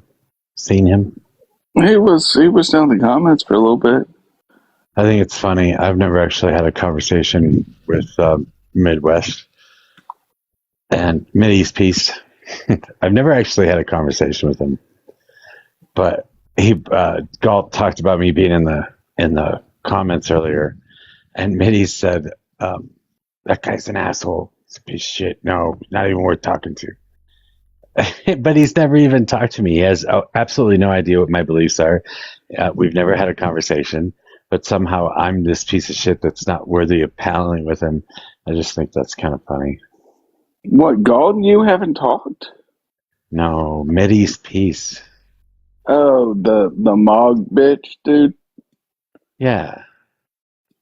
That Galt had a long conversation with him this morning. Oh, did he? What, he had a bunch of shit to say about you, or what? No, not a bunch of shit. I was just listening, and then toward the end, he talked about bringing some people up from the guest request, and I was in there at some point or another because I wanted to talk to Mideast about something he had said, and then I left the request by the time he mentioned it. But he says he refuses to panel with me because I'm evil or some shit. I don't fucking know. Who, I've Midi never said that actually. about you? Yeah, Mideast did. Oh, well, he's just a bitch. I don't understand why. Like, I wouldn't take it personal. His main I'm thing not is to taking say it personal. I'm saying he's never had a conversation with me, and he's saying that, and I think it's fucking weird. Yeah. Well, he's I don't. naturally going to avoid people that can challenge him appropriately, I think. I think that's probably it. But if Galt was still in the room, I just wanted to let him know how weird that was. Yeah, Dr. Galt said that was not cool. Well, the thing about Mideast is he likes just going after liberal women. That's his thing. Oh yeah, like he went after CS at one time, and you can notice it when he's on a panel. He's chauvinistic as fuck and always talks down to women. Usually, Yeah. I will say though, Galt, you let him off the hook. You fucking had him as the useful idiot, the guy who was falling for the subterfuge, um, by not even knowing what fucking Massey actually did and just believing the propaganda and being against Massey, even though he was wrong about the particular thing he was against him on. You had him nailed there. You could have fucking made him look like a total dipshit, and you chose not to. So I guess I'd give you kudos for that.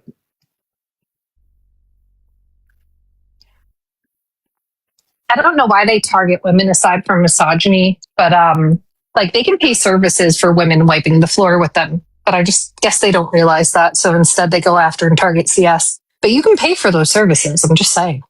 Sometimes they'll even wear like knee-high boots that they can stomp on your parts with. but they get it for free on TikTok. Yeah, that's why like a lot of men, if they're like that, very derogatory, but only towards women, I'm like, oh, I see what you're doing. Nope, I'm not giving you free services.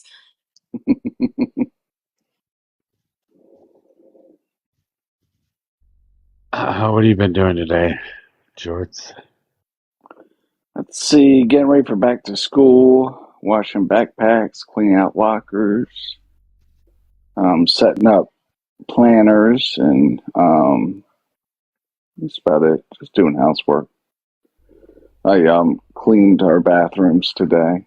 I'll tell you about my wife and her, like, what she said about bathrooms only needing being cleaned once every 3 months or some shit.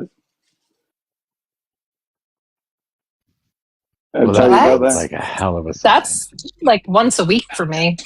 So yeah, so my wife, she was like, I think we could not have our cleaner come like every month, just like every 3 months. And I was like, why is that? And she was like, well, the bathrooms don't need to be cleaned that often. And I looked at her like, what? And she was like, yeah, like, I mean, they're never dirty by the time she comes every month. And that's when I realized for the past 5 years of marriage that she didn't understand. I was cleaning the bathrooms every week. That's funny. That's funny. You just described the problem of invisible labor that many feminists talk about. So kudos. And it also means you're an equal human participant in your home, which I can't believe I have to say kudos for, but kudos. Because the world we're living in is scary and wants to go back in time. So, well, I had a big shock when I was 40. I was like, I'm going to retire. And I did. And I stayed home for a year. And my wife was still working. And she had a job she really enjoyed. And I was like, well, I'm going to take over the mental load, right? Like all the appointments for the kids, all the fucking 20 different apps that you have to use for school, which is ridiculous. And I was mad. I was like, you've been doing this whole time. Like, this is ungodly amount of bullshit to deal with. And like, that was my first like understanding between of the like mental load of the unequal balance of the mental load that's, goes on, kind of the unseen labor. But yeah, it's a big issue. It's definitely a big issue. So we try to, and there's this natural tendency for her to take it on and take it on and take it on. So we like at least once every couple months sit down and like we've got this mental load chart and division of labor, so that we can make sure it's balanced out and she's not taking on too much. Nice. That sounds extremely healthy. How dare you have a healthy dynamic in America today? And that, gentlemen, is how you keep your blowjob numbers up after you get married. Yep. Yes. Oh, Put it out there. There is some selfishness. I'm so sorry, guys. Selfishness there too.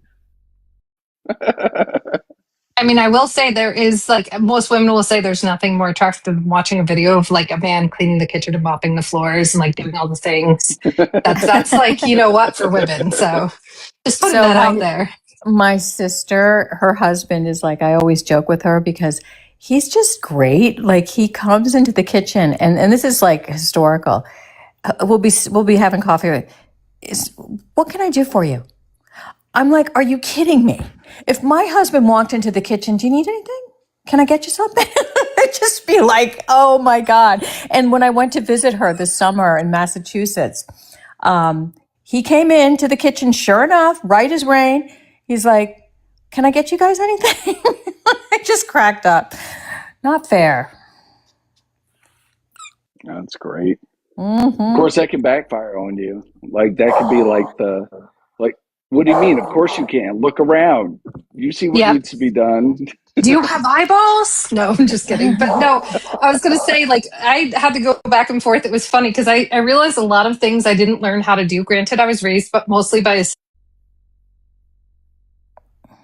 Now she got a Why call. is everybody getting a phone call? My sister had called me. I can't not take that call.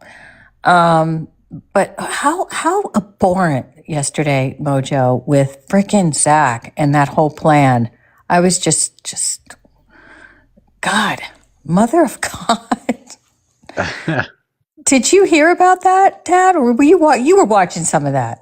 I missed I tuned out for a while, but no, I missed what was.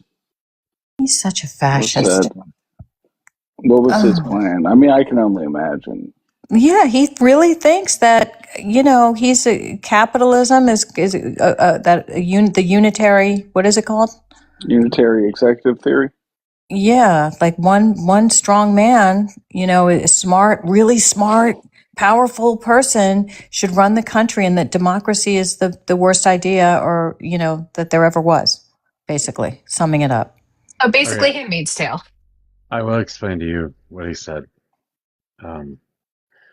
What his plan is to, first of all, set up a UBI so that all basic needs are met.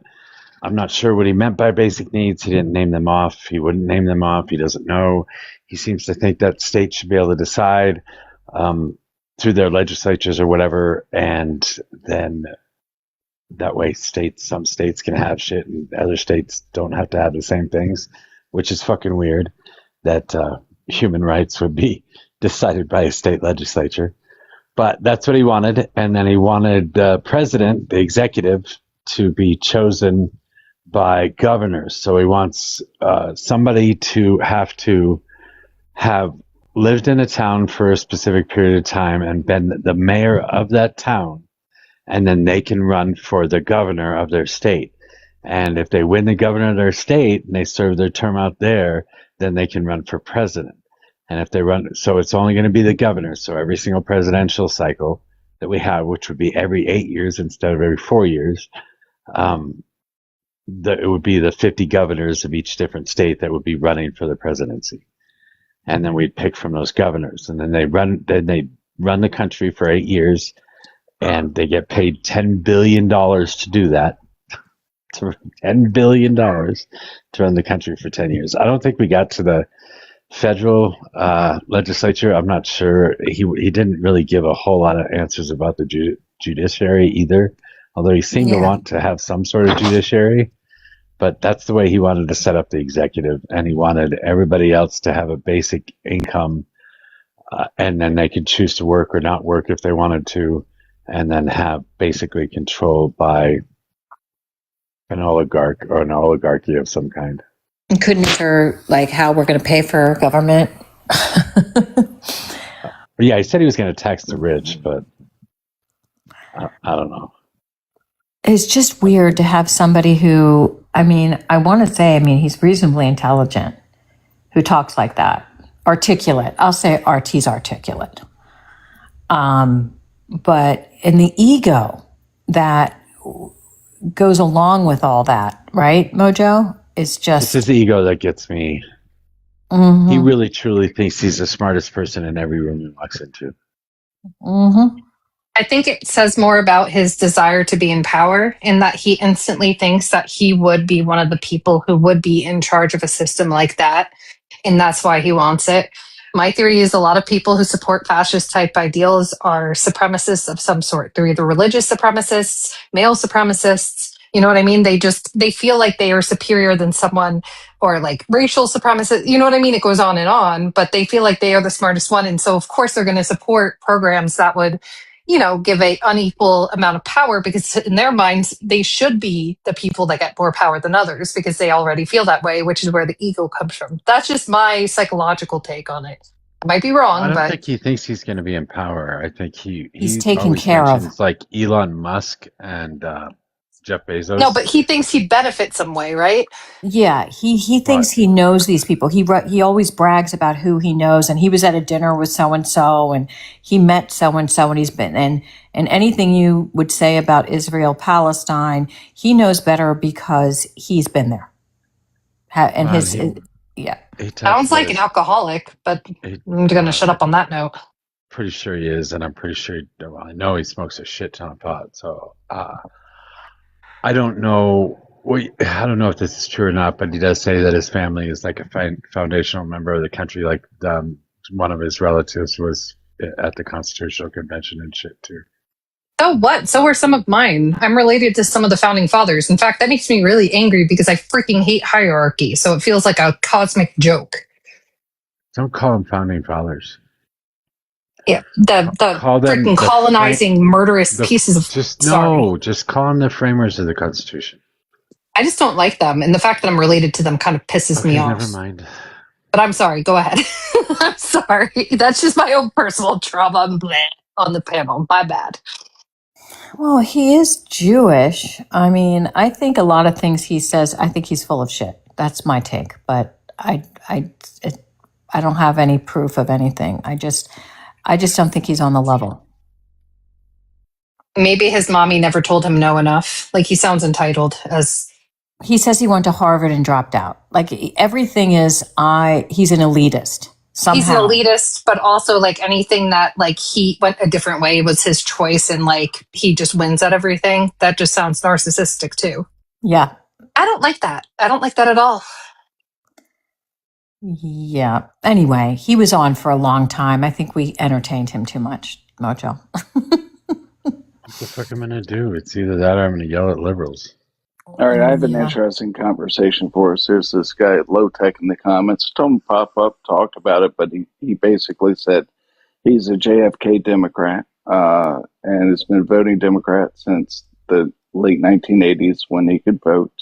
But he voted against all the DSA candidates this time around, and come midterms, he's going to vote as a Republican. So I told him, well, then you're a Republican. You're not a Democrat. And he said, yeah, he stopped drinking the Kool-Aid. What do you guys think about people that are aligning with the current GOP party? Do you think they could logically defend them still being a Democrat? No, and I think that they're liars. I think they're if you're gonna, you can't be a turncoat. That if you're a Democrat, if you're really a dyed-in-the-wool Democrat, and you're a Kennedy Democrat, and you're a Clinton Democrat, and you're an Obama Democrat, I don't believe these people said, "Oh, I voted for Obama twice, and then I voted." That just doesn't. I don't believe it. I mean, it seems like whenever you talk to one of them, they try to like explain it, and they always fall short, and then they end up at the same like end point. Well, it's not working. It's both sides. We just need it to burn down quickly, right? It seems like the ones taking this stance are just accelerationists. Yeah, I agree. But also, like, they can never. I usually like to ask them if Democrats did them so wrong, like what human rights they've personally lost under Democratic leadership.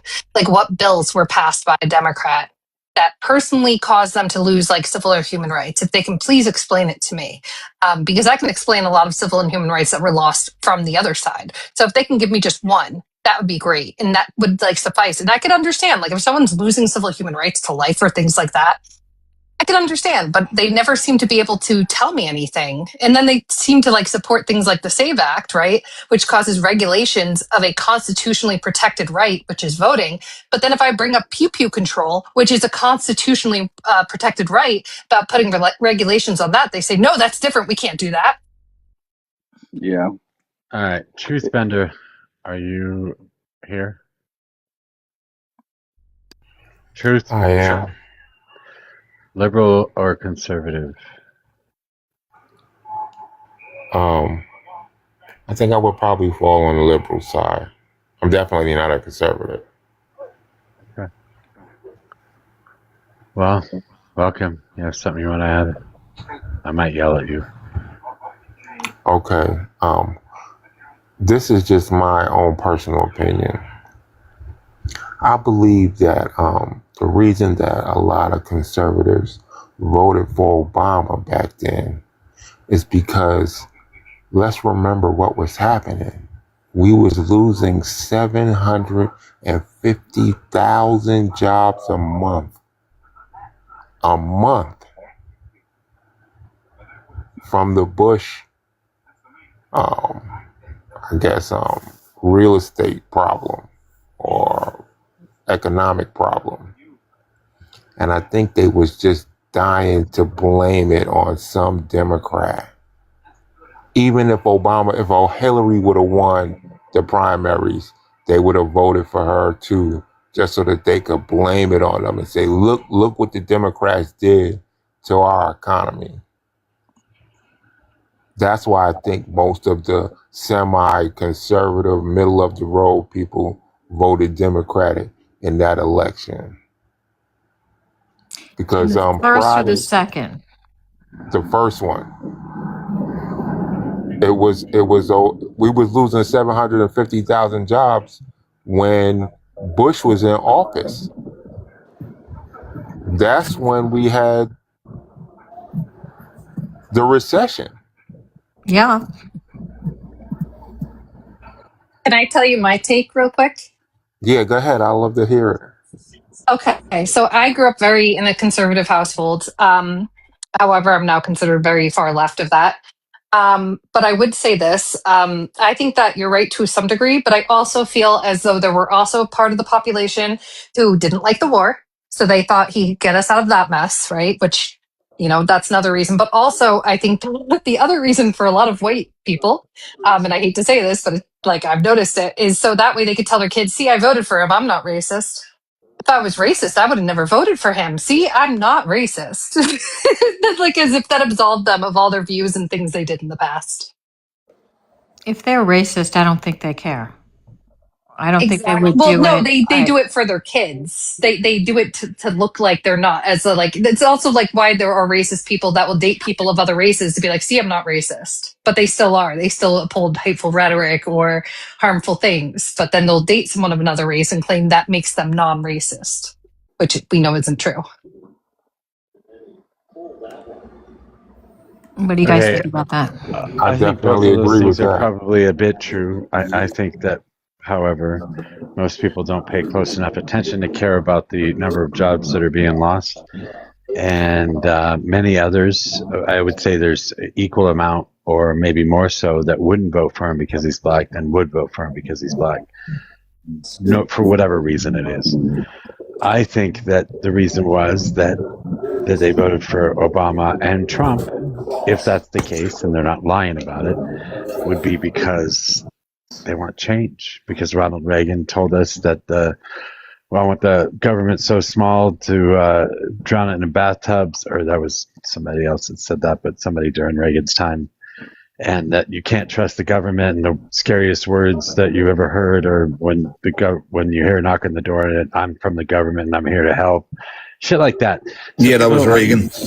Yeah, so people don't like the government and they just want to change the government every chance they possibly can. And they want somebody that's going to shake things up, which is why they would vote for Donald Trump and which is why they would vote for Obama because W was just a neocon, Standard Bog type of guy. And Obama was this new hope that was going to change things. Yeah, I can agree with that. That's why I voted for Trump and why I'm conservative. I think the only thing the Democratic Party has really done is make the American people more reliant on the federal government. Yeah, I disagree, but I don't know about relying on the federal government. I do know that we create societies for a reason. And if we don't create societies in order to protect the people that live in those societies, then it really doesn't make it a whole lot of sense to create the society in the first place. I think government's role should be to pave the way to allow people to make their own way, make their own living, be able to survive on their own, and not have the people rely on government to eat, to live. Yeah, so. You think everybody should have equal access from birth? Well, I think everybody does have equal access. They don't, but do you think they should?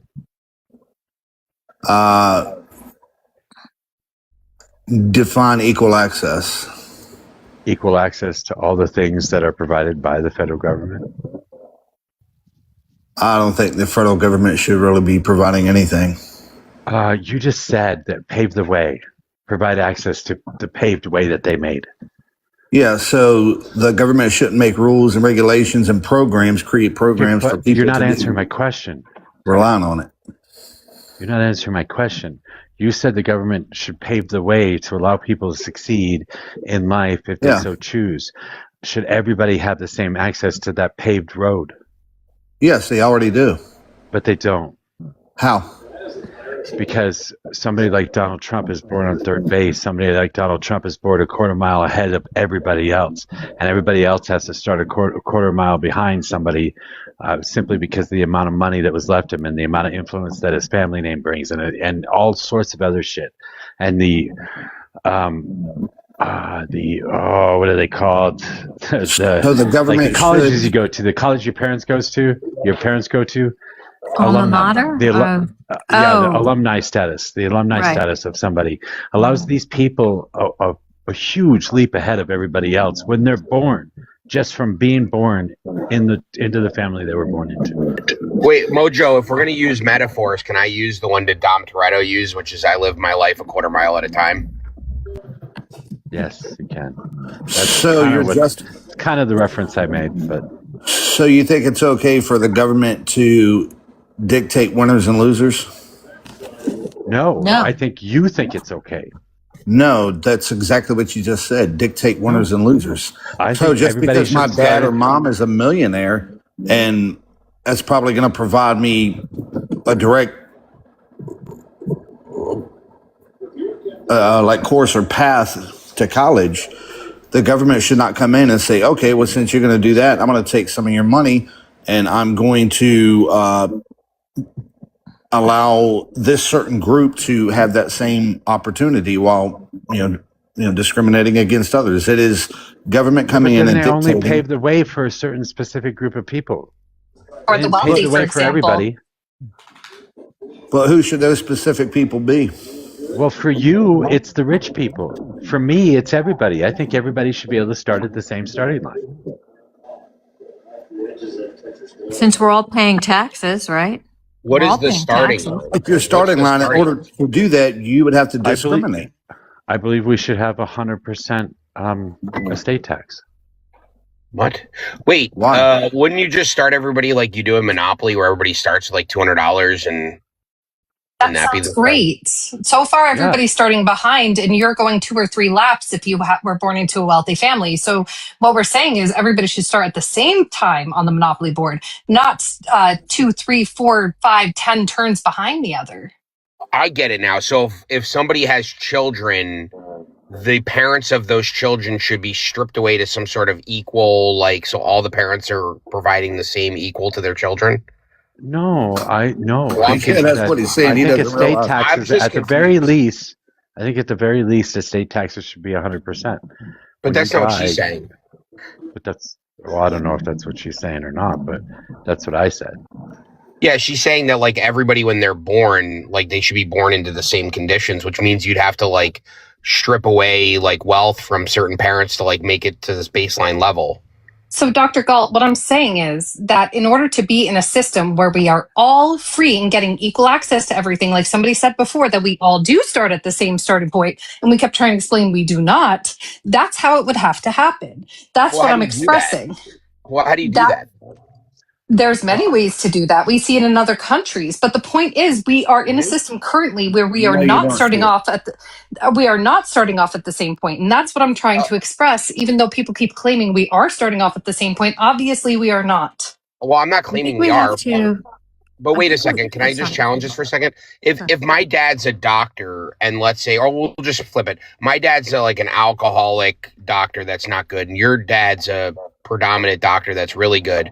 Are you saying the government, when I'm born, should like give me the same amount that you have because your dad's a successful doctor? And like, what does that look like? It looks bad. See, I don't agree with that. What Well, I that's what she's think, saying. I Well, don't can you let know. her answer? Okay.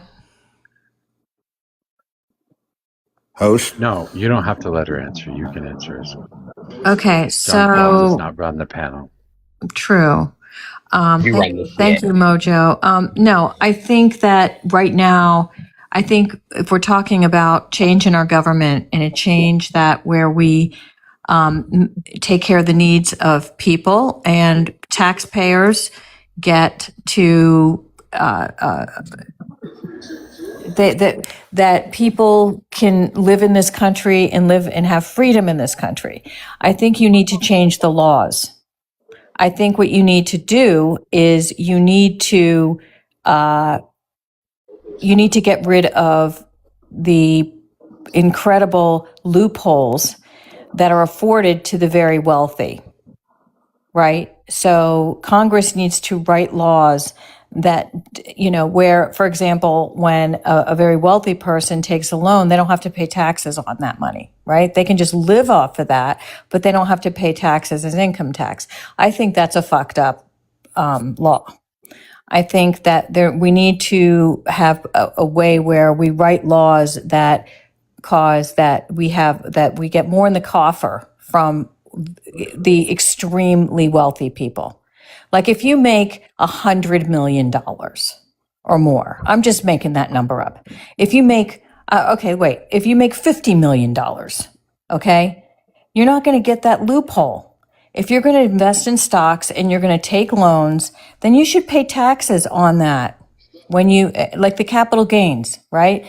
Those kinds of things could equalize things because we're all paying taxes. The bus drivers, the teachers, the fucking, nurses, and all those people struggle to put food on the table. That's wrong. Okay. But how do They can we make better decisions in life, and Not a good decision to become a nurse and to help people, or to become a teacher and to teach kids, or to become a bus driver and to safely transport children. We need those people. no, I'm saying if you don't work hard, Make you're better not gonna have choices. as I don't much. understand. Make better choices. What does that mean? I think- Vis-a-vis teachers, nurses, and bus drivers. And Who work hard. going out and partying, stay home and study. Wait, what evidence do you have that they're that's- going out and partying? I'm sorry, but speak to those professions, all three of which, those are professions where they pay their taxes, right? And they struggle in this society. And there's Do no millionaires not pay reason. taxes? Sorry? Do millionaires not pay taxes?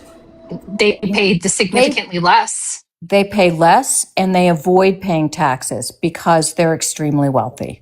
Well, Tennis, Like, how do they I pay have a less? proposal, Tennis. Why don't we tax everybody so that we They can don't get pay everybody less. to the same wage, no matter what you do. So, like, if you earn $100 an hour and I earn $10 an hour, then you get taxed at 90%. So the $100 that you earn will take 90% of it. So now we're equal.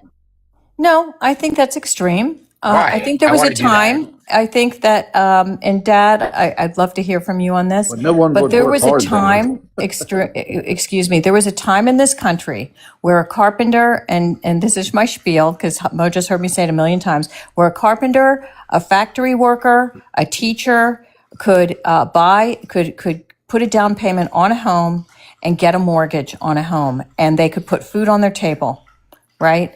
And they could build a better life. We don't live in that world anymore. Yet, during that same time, Walt Disney and companies like that paid more taxes, but they were still filthy rich. Why can't we, at the very least, reset to that? Yeah, that's what I'm saying. We could reset to it by like taxing. Well, we could start with like attorneys. I think attorneys make way too much money for the service that they provide. So we should tax them down to like a school teacher and then redistribute the wealth to like school teachers from attorneys. Because like attorneys really don't do a lot of shit, right? They're kind of like losers in society. If the legislature decides that what they need to do, that they need to go after the meritocracy, which are doctors and lawyers and engineers, fine. Listen, I live in New York State. Again, people have heard me say this before. I pay a shit ton of taxes here. I do it, and I, you know what? I'd like to pay less, but I'm happy to do it because I care about everybody. I do. Yeah, but lawyers provide a service. Why don't we do it to our sports players? Like, why don't we do it to our baseball players, our football players? You know, they make a lot of money for just throwing a ball around. Well, like, to me, it's kind of crazy that they make the amounts that they do. No, but like, we don't have a free market. We haven't. What's a tariff? Do we have a free market? No, we don't. In fact, our own president's going against Congress. All right. I agree with her. She actually said something good there. No, that's not. Not what the free market means. Free market is the free market is the ability to decide what you want to do. What's the free market, John Galt? That's free market, free labor. John Galt? Yeah, what's up? What's the free market? The free market is just simply the government not intervening in the market. That would be like a free market. So anytime the government intervenes, so like Neuro just said, like tariffs, that would be an example of a non-free market policy. Okay, you and Galt disagree. No, what I'm saying is allow the free markets to decide and get government out of free there. Market is. Yeah, and he basically said what I said. No, he didn't. No, I didn't. He said something completely different than you said. It is getting government out of the way. Yes, tariffs are not free market. I'm saying stop with the government tariffs. Stop with the government picking winners and losers. Stop with the government with the equity. So, and all subsidies to rich people and corporations too? Yeah. So that Trump doesn't pay less than a school teacher next time? No tax breaks. No tax breaks for giving money to charities or for hiring people or for building new factories. Right, and it's the same people that you want more of, which is government, that are creating these loopholes. So you're voting Democrats to create more of what you're complaining about, and it just doesn't make sense. What was Doge? Wait, I want to ask.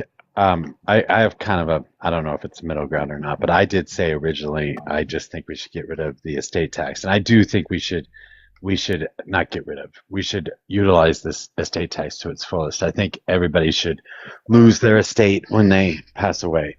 That doesn't necessarily leave all kids at the exact same starting place though. So, at the same time, I think we need to provide all basic needs. So to make sure that kids can all go to the same school, if they have the opportunity and the intelligence to be able to hit one of the Ivy League schools, it should be paid for. We shouldn't allow that kid to be left behind simply because his family wasn't born rich, or he wasn't born rich into a family that was rich.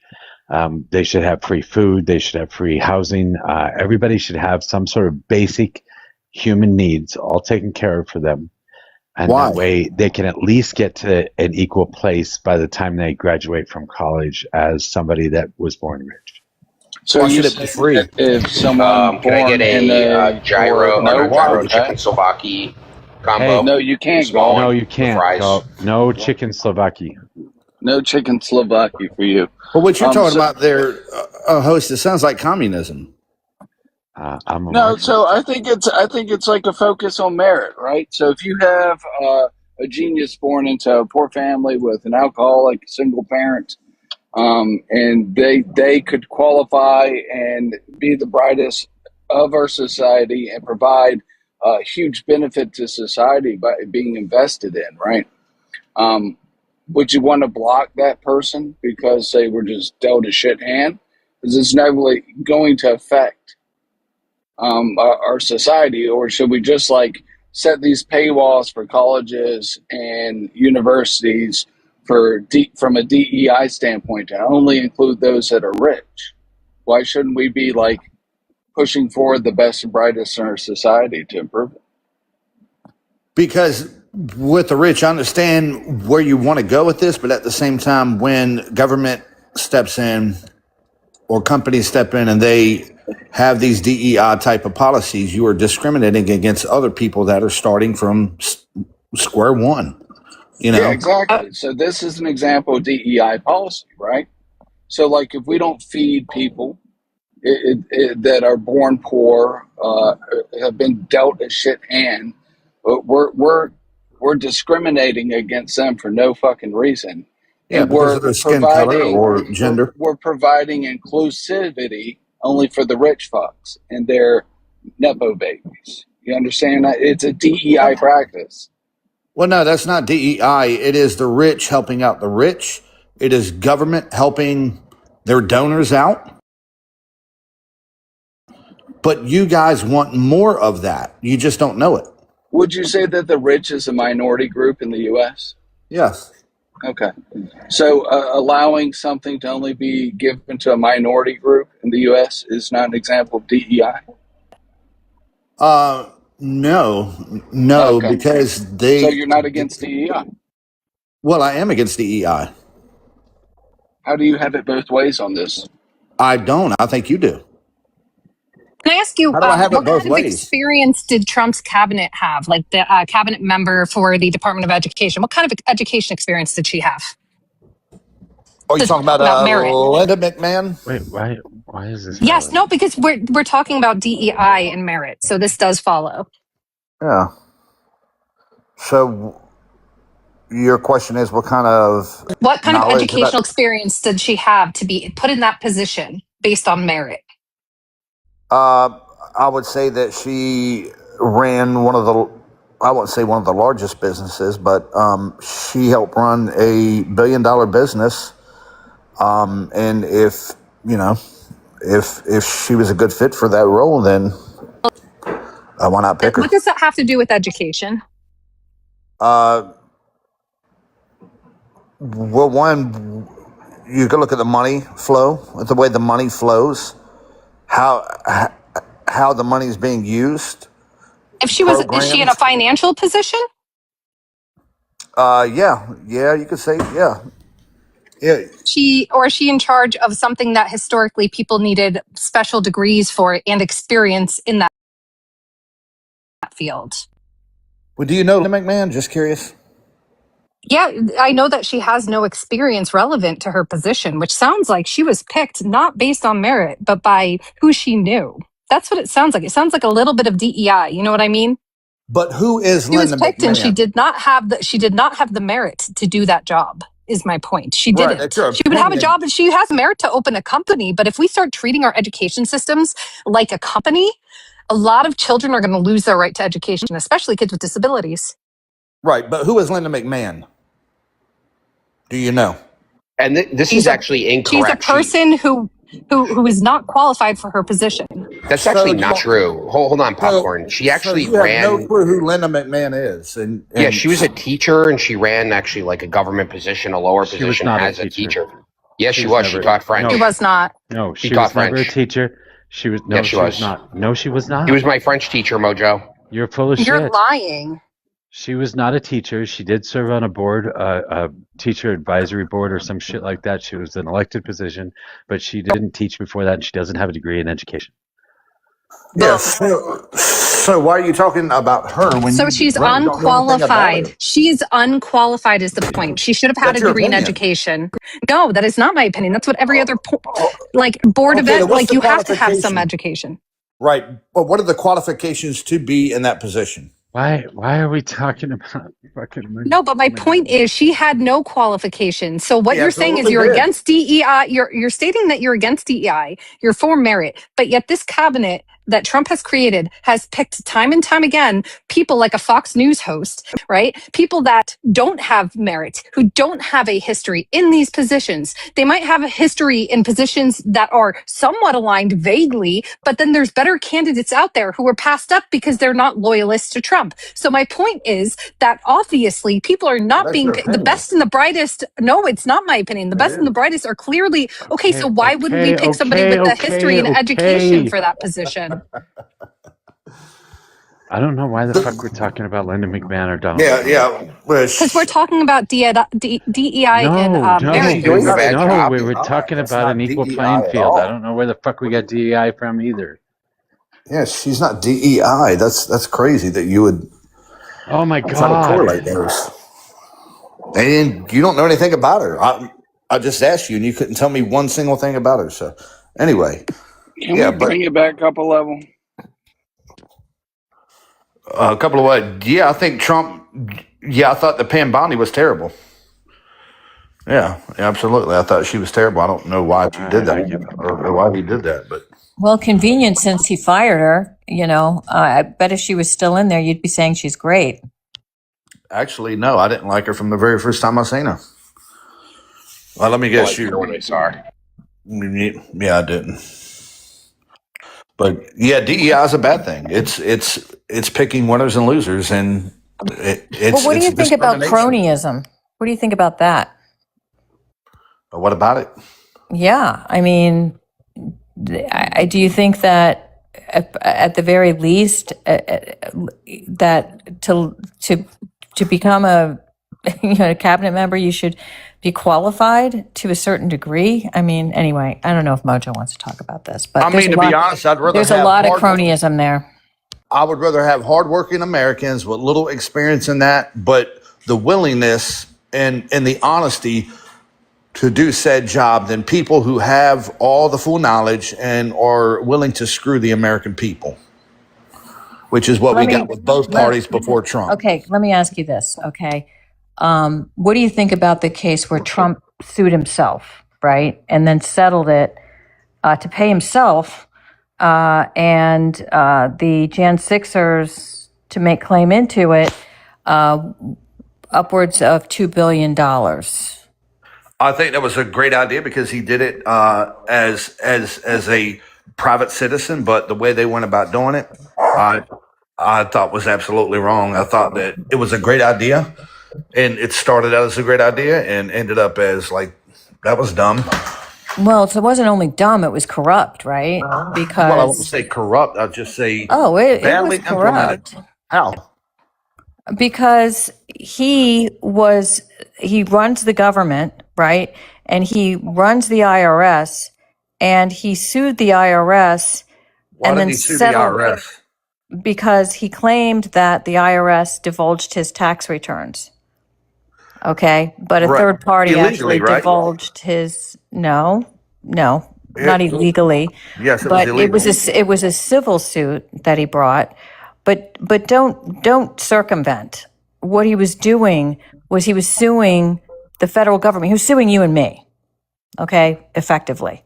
Right, because so that you and me- we could pay him a handsome sum of money, right? And even the judge called it just outrageous, and he referred both of the attorneys, Todd Blanche, the one defending the case, right, who works for him, and Trump's personal attorney, to their respective bar associations for potential disbarment or disciplinary action. It was Right. totally corrupt. Right, but you can make the same statement that, or claim that you and me also did some illegal stuff, me and you being the federal government, because that's who he's suing, and illegally obtained and released personal information. Mojo, can I ask you a question? With tens of thousands, if not millions of people in the United States.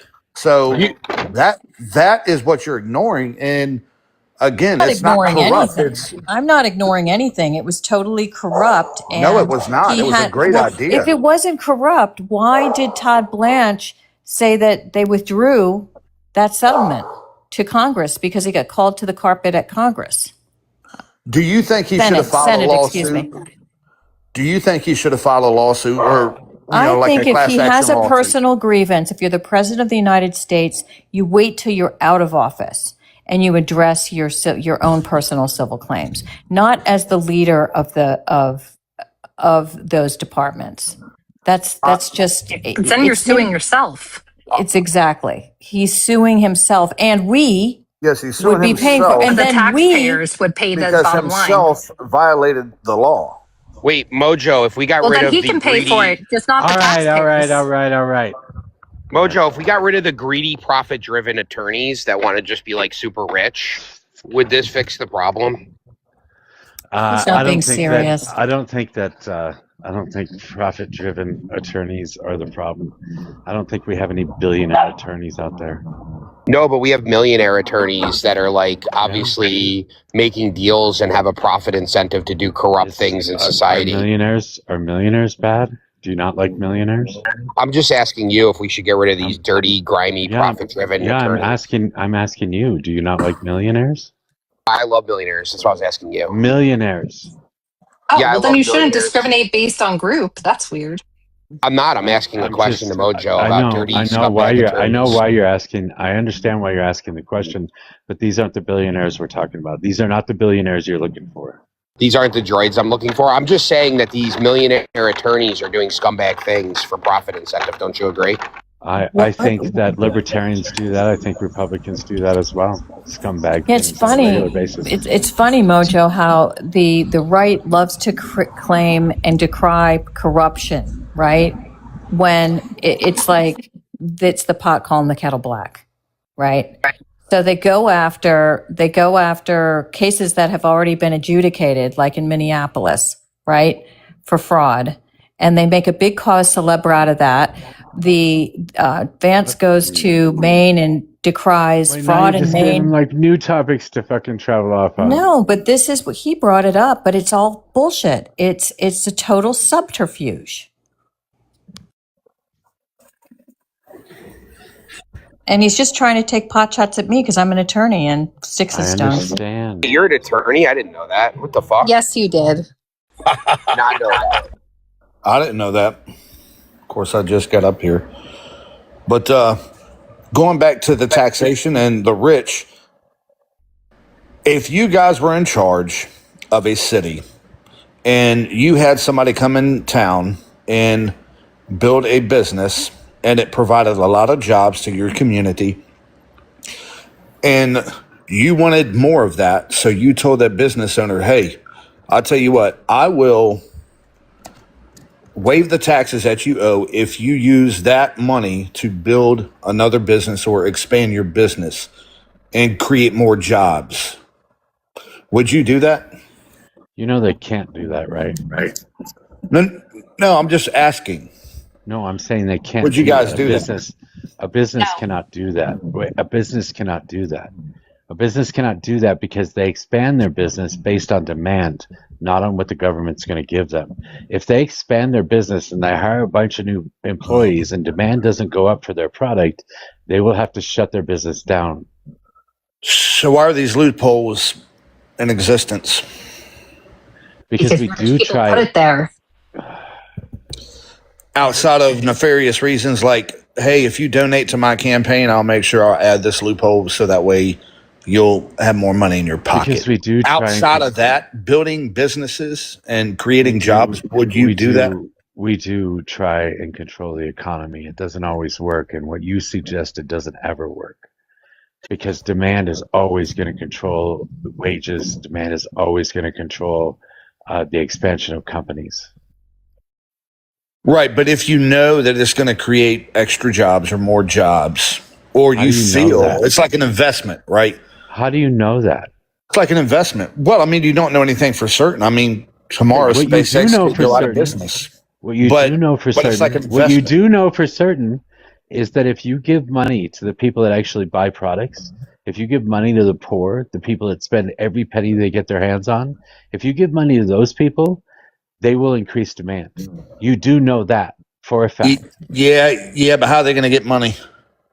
They don't have a job. I said we give them money. So the government gives money to those people to go out and spend. I'm saying that that's one sure way of actually controlling the economy is to give That's the money to crazy the people talk, that man. spend the money. That's crazy talk, Host. Hey, can I squeeze in here?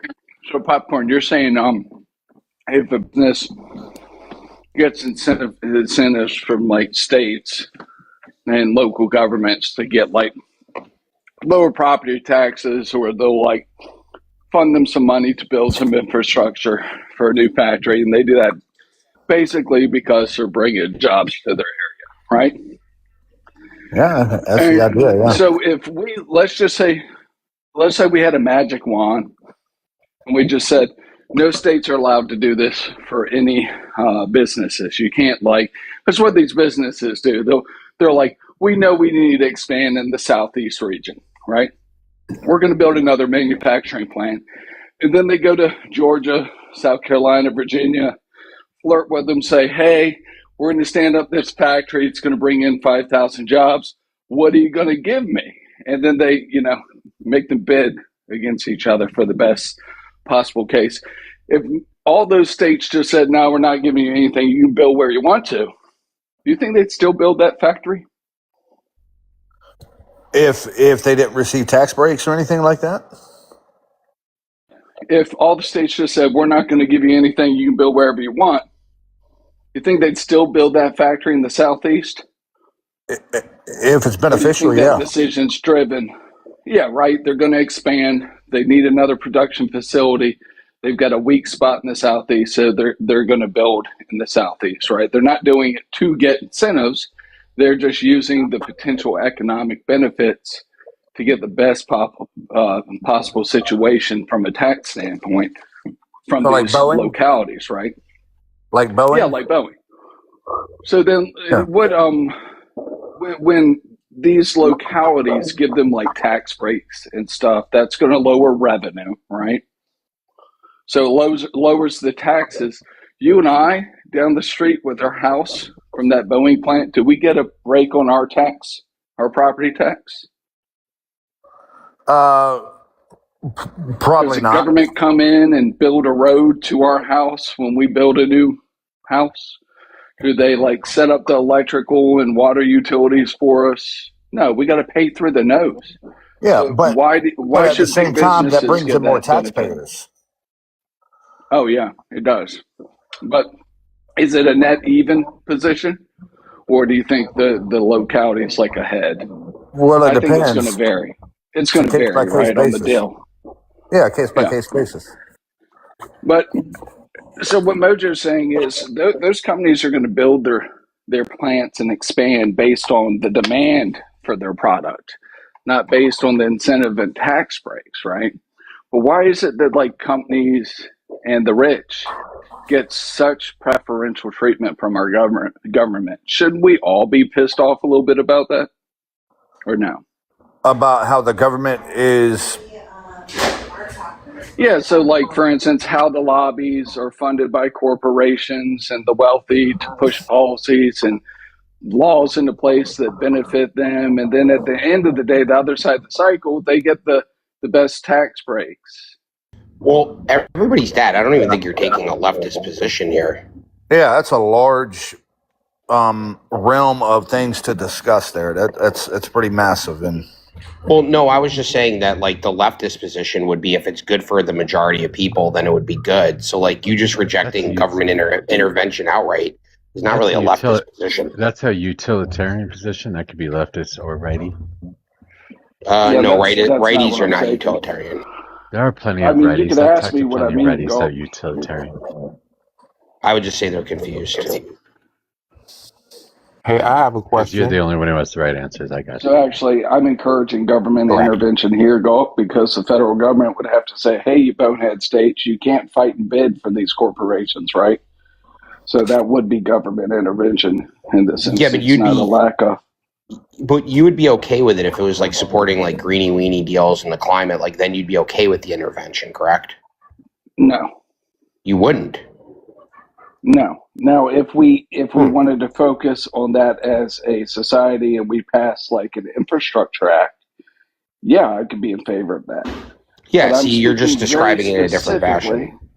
I'm speaking very specifically about like, the tax breaks that corporations and wealthy get above the average person.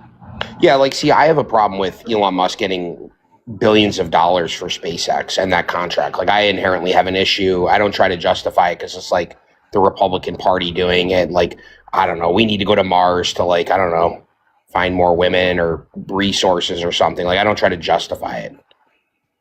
No, I believe I can justify that, and I think that is a good There you resource go. for taxpayer funds.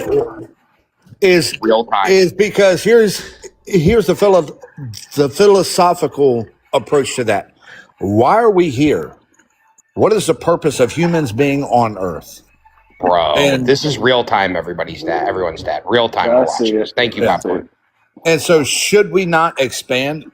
Really, isn't that why we're here, to evolve and expand, basically across the universe, or are we just here to just operate on planet Earth? And hey, we've been here a billion years and are still here on Earth. Shouldn't we, or are we not here to explore, evolve? Popcorn, and I then- think all Republicans should Right. take your viewpoint and hop on a spaceship and go head out to Mars. I agree.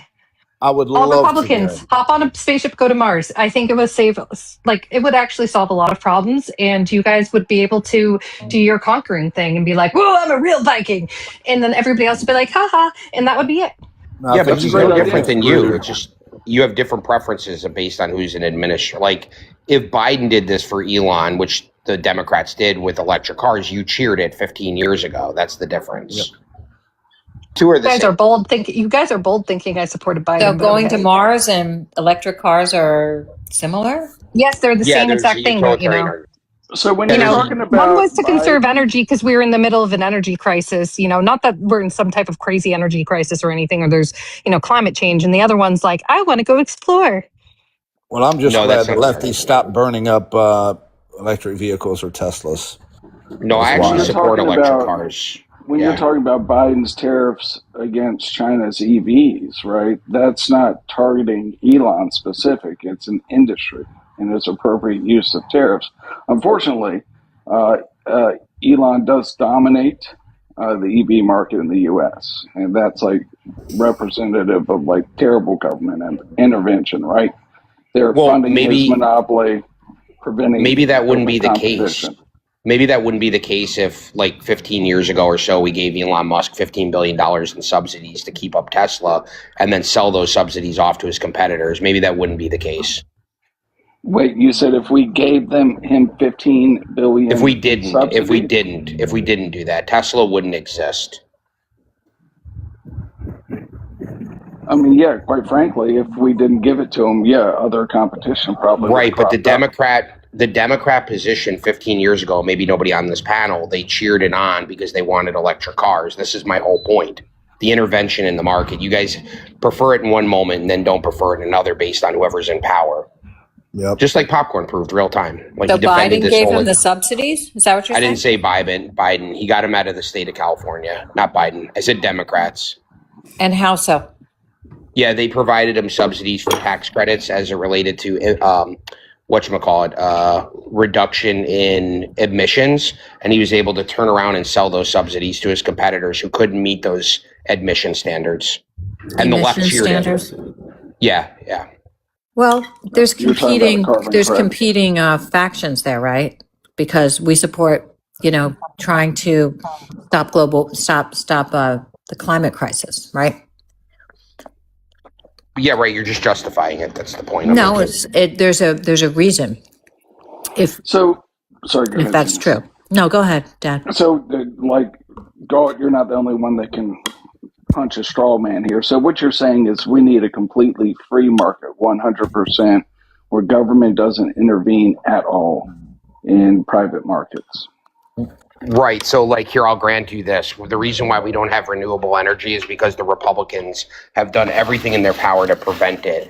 I think if we didn't create laws to restrict renewable energy in this country from the Republican side, we'd probably have more windmills and more renewable energy. So, yeah, government intervention, bad. Well, I think So you windmills want are a terrible 100%. idea. You want Which is 100% insufficient. free market, no government intervention. Well, yes. What when does it that comes to look like? Do we stop funding the government through taxes? Well, yeah, that you would, yes, unless it's for military protection. We can get into that if you'd like, but I'm more talking about the preference of picking winners and losers. And again, I think you guys both are arguing for it. I'm just saying that you're saying picking winners and losers is bad in this case. Popcorn saying it's good in another, and it's just based on your preference. So in your 100% like free market, no government intervention, monopolies couldn't exist, right? No, monopolies could sure exist. I wouldn't have a problem with a monopoly. No problem with monopoly in a free market that requires open competition to be a free market. Yeah, I that's mean, if fucking wild for a libertarian to say he's fine with monopolies. Well, maybe you should read a book then, Brendan, because we don't have problems with monopolies. Oh yeah, airline Did you companies are write there. a fucking book, Airlines are Galt? there right now. Did you write it in crayon? No, I wrote it in blood. I cut myself open and I wrote it, so it's crayons, bro. Why would I waste them on paper? Galt, can you please explain to me how a free market exists without open competition in your pro-monopoly free market universe? I'm sorry, I had to switch over from Bluetooth. What did you ask me, everyone's dad? I said, can you explain to me how you're like okay with monopolies jives with free market where you have no open competition? Like, how do free markets exist in your zero government intervention model? Yeah, sure, because With in my monopolies. in my model, it just would mean that the government is not intervening, creating the monopoly. But let's say you come to market and you provide like the best product, the best service, and people enjoy it, and consumers are purchasing it, and that's how you gain your monopoly through competition, and you control the market. I don't inherently have an issue with it. I think that if you stop doing those things, it would open up opportunity for people to emerge in the market and compete with you, which Yeah, is but what that's we not a monopoly. That's You're a fine head with start. me. That's a head start because of innovation. Settle Not down, a fucking monopoly. You don't know what you're talking about. Settle down. You're Oh, saying, okay. Yeah, so good I'll rebuttal, merge the Galt. two. A head So start. What does that even mean, bro? Like, you're not even saying So I anything. get a head If I start come for up, innovation. if I come up with a disruption level technology or invention or mousetrap or widget or whatever the fuck it is, and no one else knows what it is, then I have that time before the market catches up with me.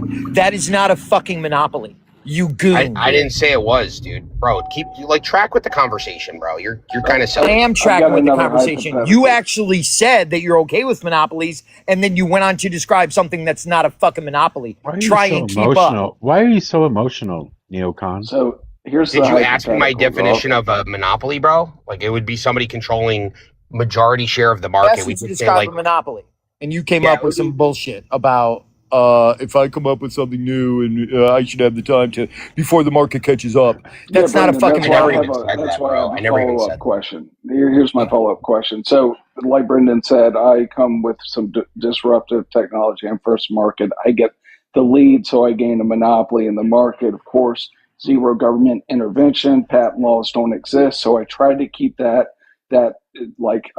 lead in the market private, but some bad player enters my factory, backtracks how I'm getting the market advantage, takes that outside my business, and now my threat of monopoly of the market is waning, right, or waxing, whichever one is the declining one. But now, because I have the economies of scale and the market lead and I'm the current monopoly, I start doing predatory practices, sabotaging any emergence in my market or outright buying them out and shutting them down to keep my monopoly power. How is that a free market? Yeah, I think you're assuming a lot of conclusions within your argument. And first of all, what you're describing is actually like Coca-Cola. I think Coca-Cola actually didn't patent their formula because they didn't want anybody to know it. But I'll grant you the argument that maybe you come up with something that nobody knows about and nobody else can recreate. Maybe we can use like the diamond example for instance. I'm not arguing or saying that a market can't be manipulated or controlled under a free market for a short period of time. But eventually, if the industry is quote unquote price gouging or acting like a bad actor, eventually new competition will emerge to compete with said bad actor. We've seen this with the diamond industry with the Bears. We've seen this in many different industries, and absent of government restrictions or the ability to enter the market, I'd like you to give me an example to where people have been able to not do this. Amazon. Okay, well, I can give you an example right now. We have a local business. It was the largest privately owned business in America for like 50 years, right? The guy who started it, it's a foam company, right? He went to school for engineering and developed the recipe to combine chemicals to create foam, right? Still the largest privately held company in the space. Over the past 50 years, they've paid out close to $1 billion in market collusion fines, and now they're the key player and supplier in their industry. So all their competition is directly supplied by them. So they have complete market control, right? Who is this company? I don't recall the name right now. I'll look it up. Okay. You could search it. It's Richmond, Virginia, privately owned foam and largest privately owned business for decades in the U.S. and it'll come right up and go. All right. Yeah. I mean, you're not giving me a company name. You're giving me some like random thing. All right. I'll go get it for you while you eat your Slovakian or whatever. Well, yeah. I'm So going what I to want be to eating say here in real- 2 minutes. So what I was going to say real quick is you're saying free market. So for example, how would you explain private equity and things like that and its impact? So would you consider that free market when they like close down a ton of companies? So that leaves pretty much no competition. Like, for example, we used to have a lot more airlines. Now we don't. They all kind of came together. If we look at healthcare, like let's say I make the next drug cancer saving medication, like that saves lives. And I say, you know what? I'm going to charge $1 million a pill. Nobody can take this from me because I patented it. I made it. There's no regulations anymore. It's a free market, right? So you can't access the medication because I'm the only one that owns it. Is that okay? Does that sound good? It sounds like a pretty bad business strategy. And I think what would end up happening in your system is the government would come along and tax people and pay the $1 million to provide that substance. But if I created a cancer serving pill, why would I not want to scale it to where I can meet everybody in the market and sell it to everybody? Why would I set the price at $1 million so nobody could buy it? That doesn't make any sense. But you're not answering her question. I am answering her You're question. assuming, I'm sorry, would you're I- assuming that somebody wouldn't want to do this, wouldn't want to just monopolize the whole Sure. industry. But Sure, you're just I can- assuming, Yeah. you're just assuming that, oh, that would be ridiculous. They would never do that. But what if they Well, did? no. Well, okay, and if they did, they would go out of business because nobody would be able to pay the $1 million, and then this would just come off the market and nobody would have it.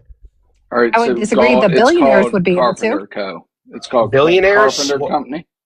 Huh? Carpenter Company. It's the largest foam company in the United States. Also, the largest vertically integrated manufacturer of polyurethane foam in the world. That's All the right, name, I'll Carpenter Co. I'll look into it and get back to you about the subsidies and regulations that gave them advantages. I'm not familiar with it, but I'm sure I could do a little bit of research on it and come back to you with an answer.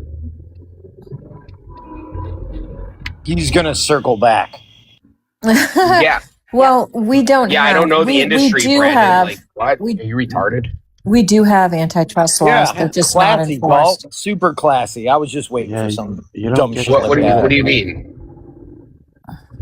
You don't get to say that shit, Carl. Say what? The R slur. I didn't say the R.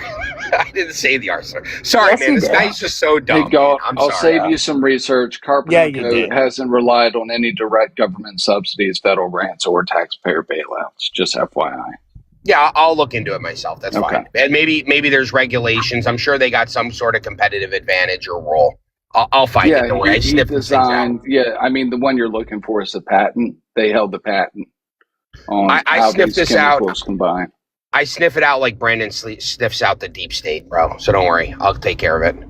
So I was going to say also, what do you guys think about Trump's selling to Wall Street execs the first posts about the market that will impact the market? He's providing a service where he sells them access to any kind of information that would access the stock or like change the stock market before the regular population knows. What do you guys think about that? Is that not market manipulation of a free market?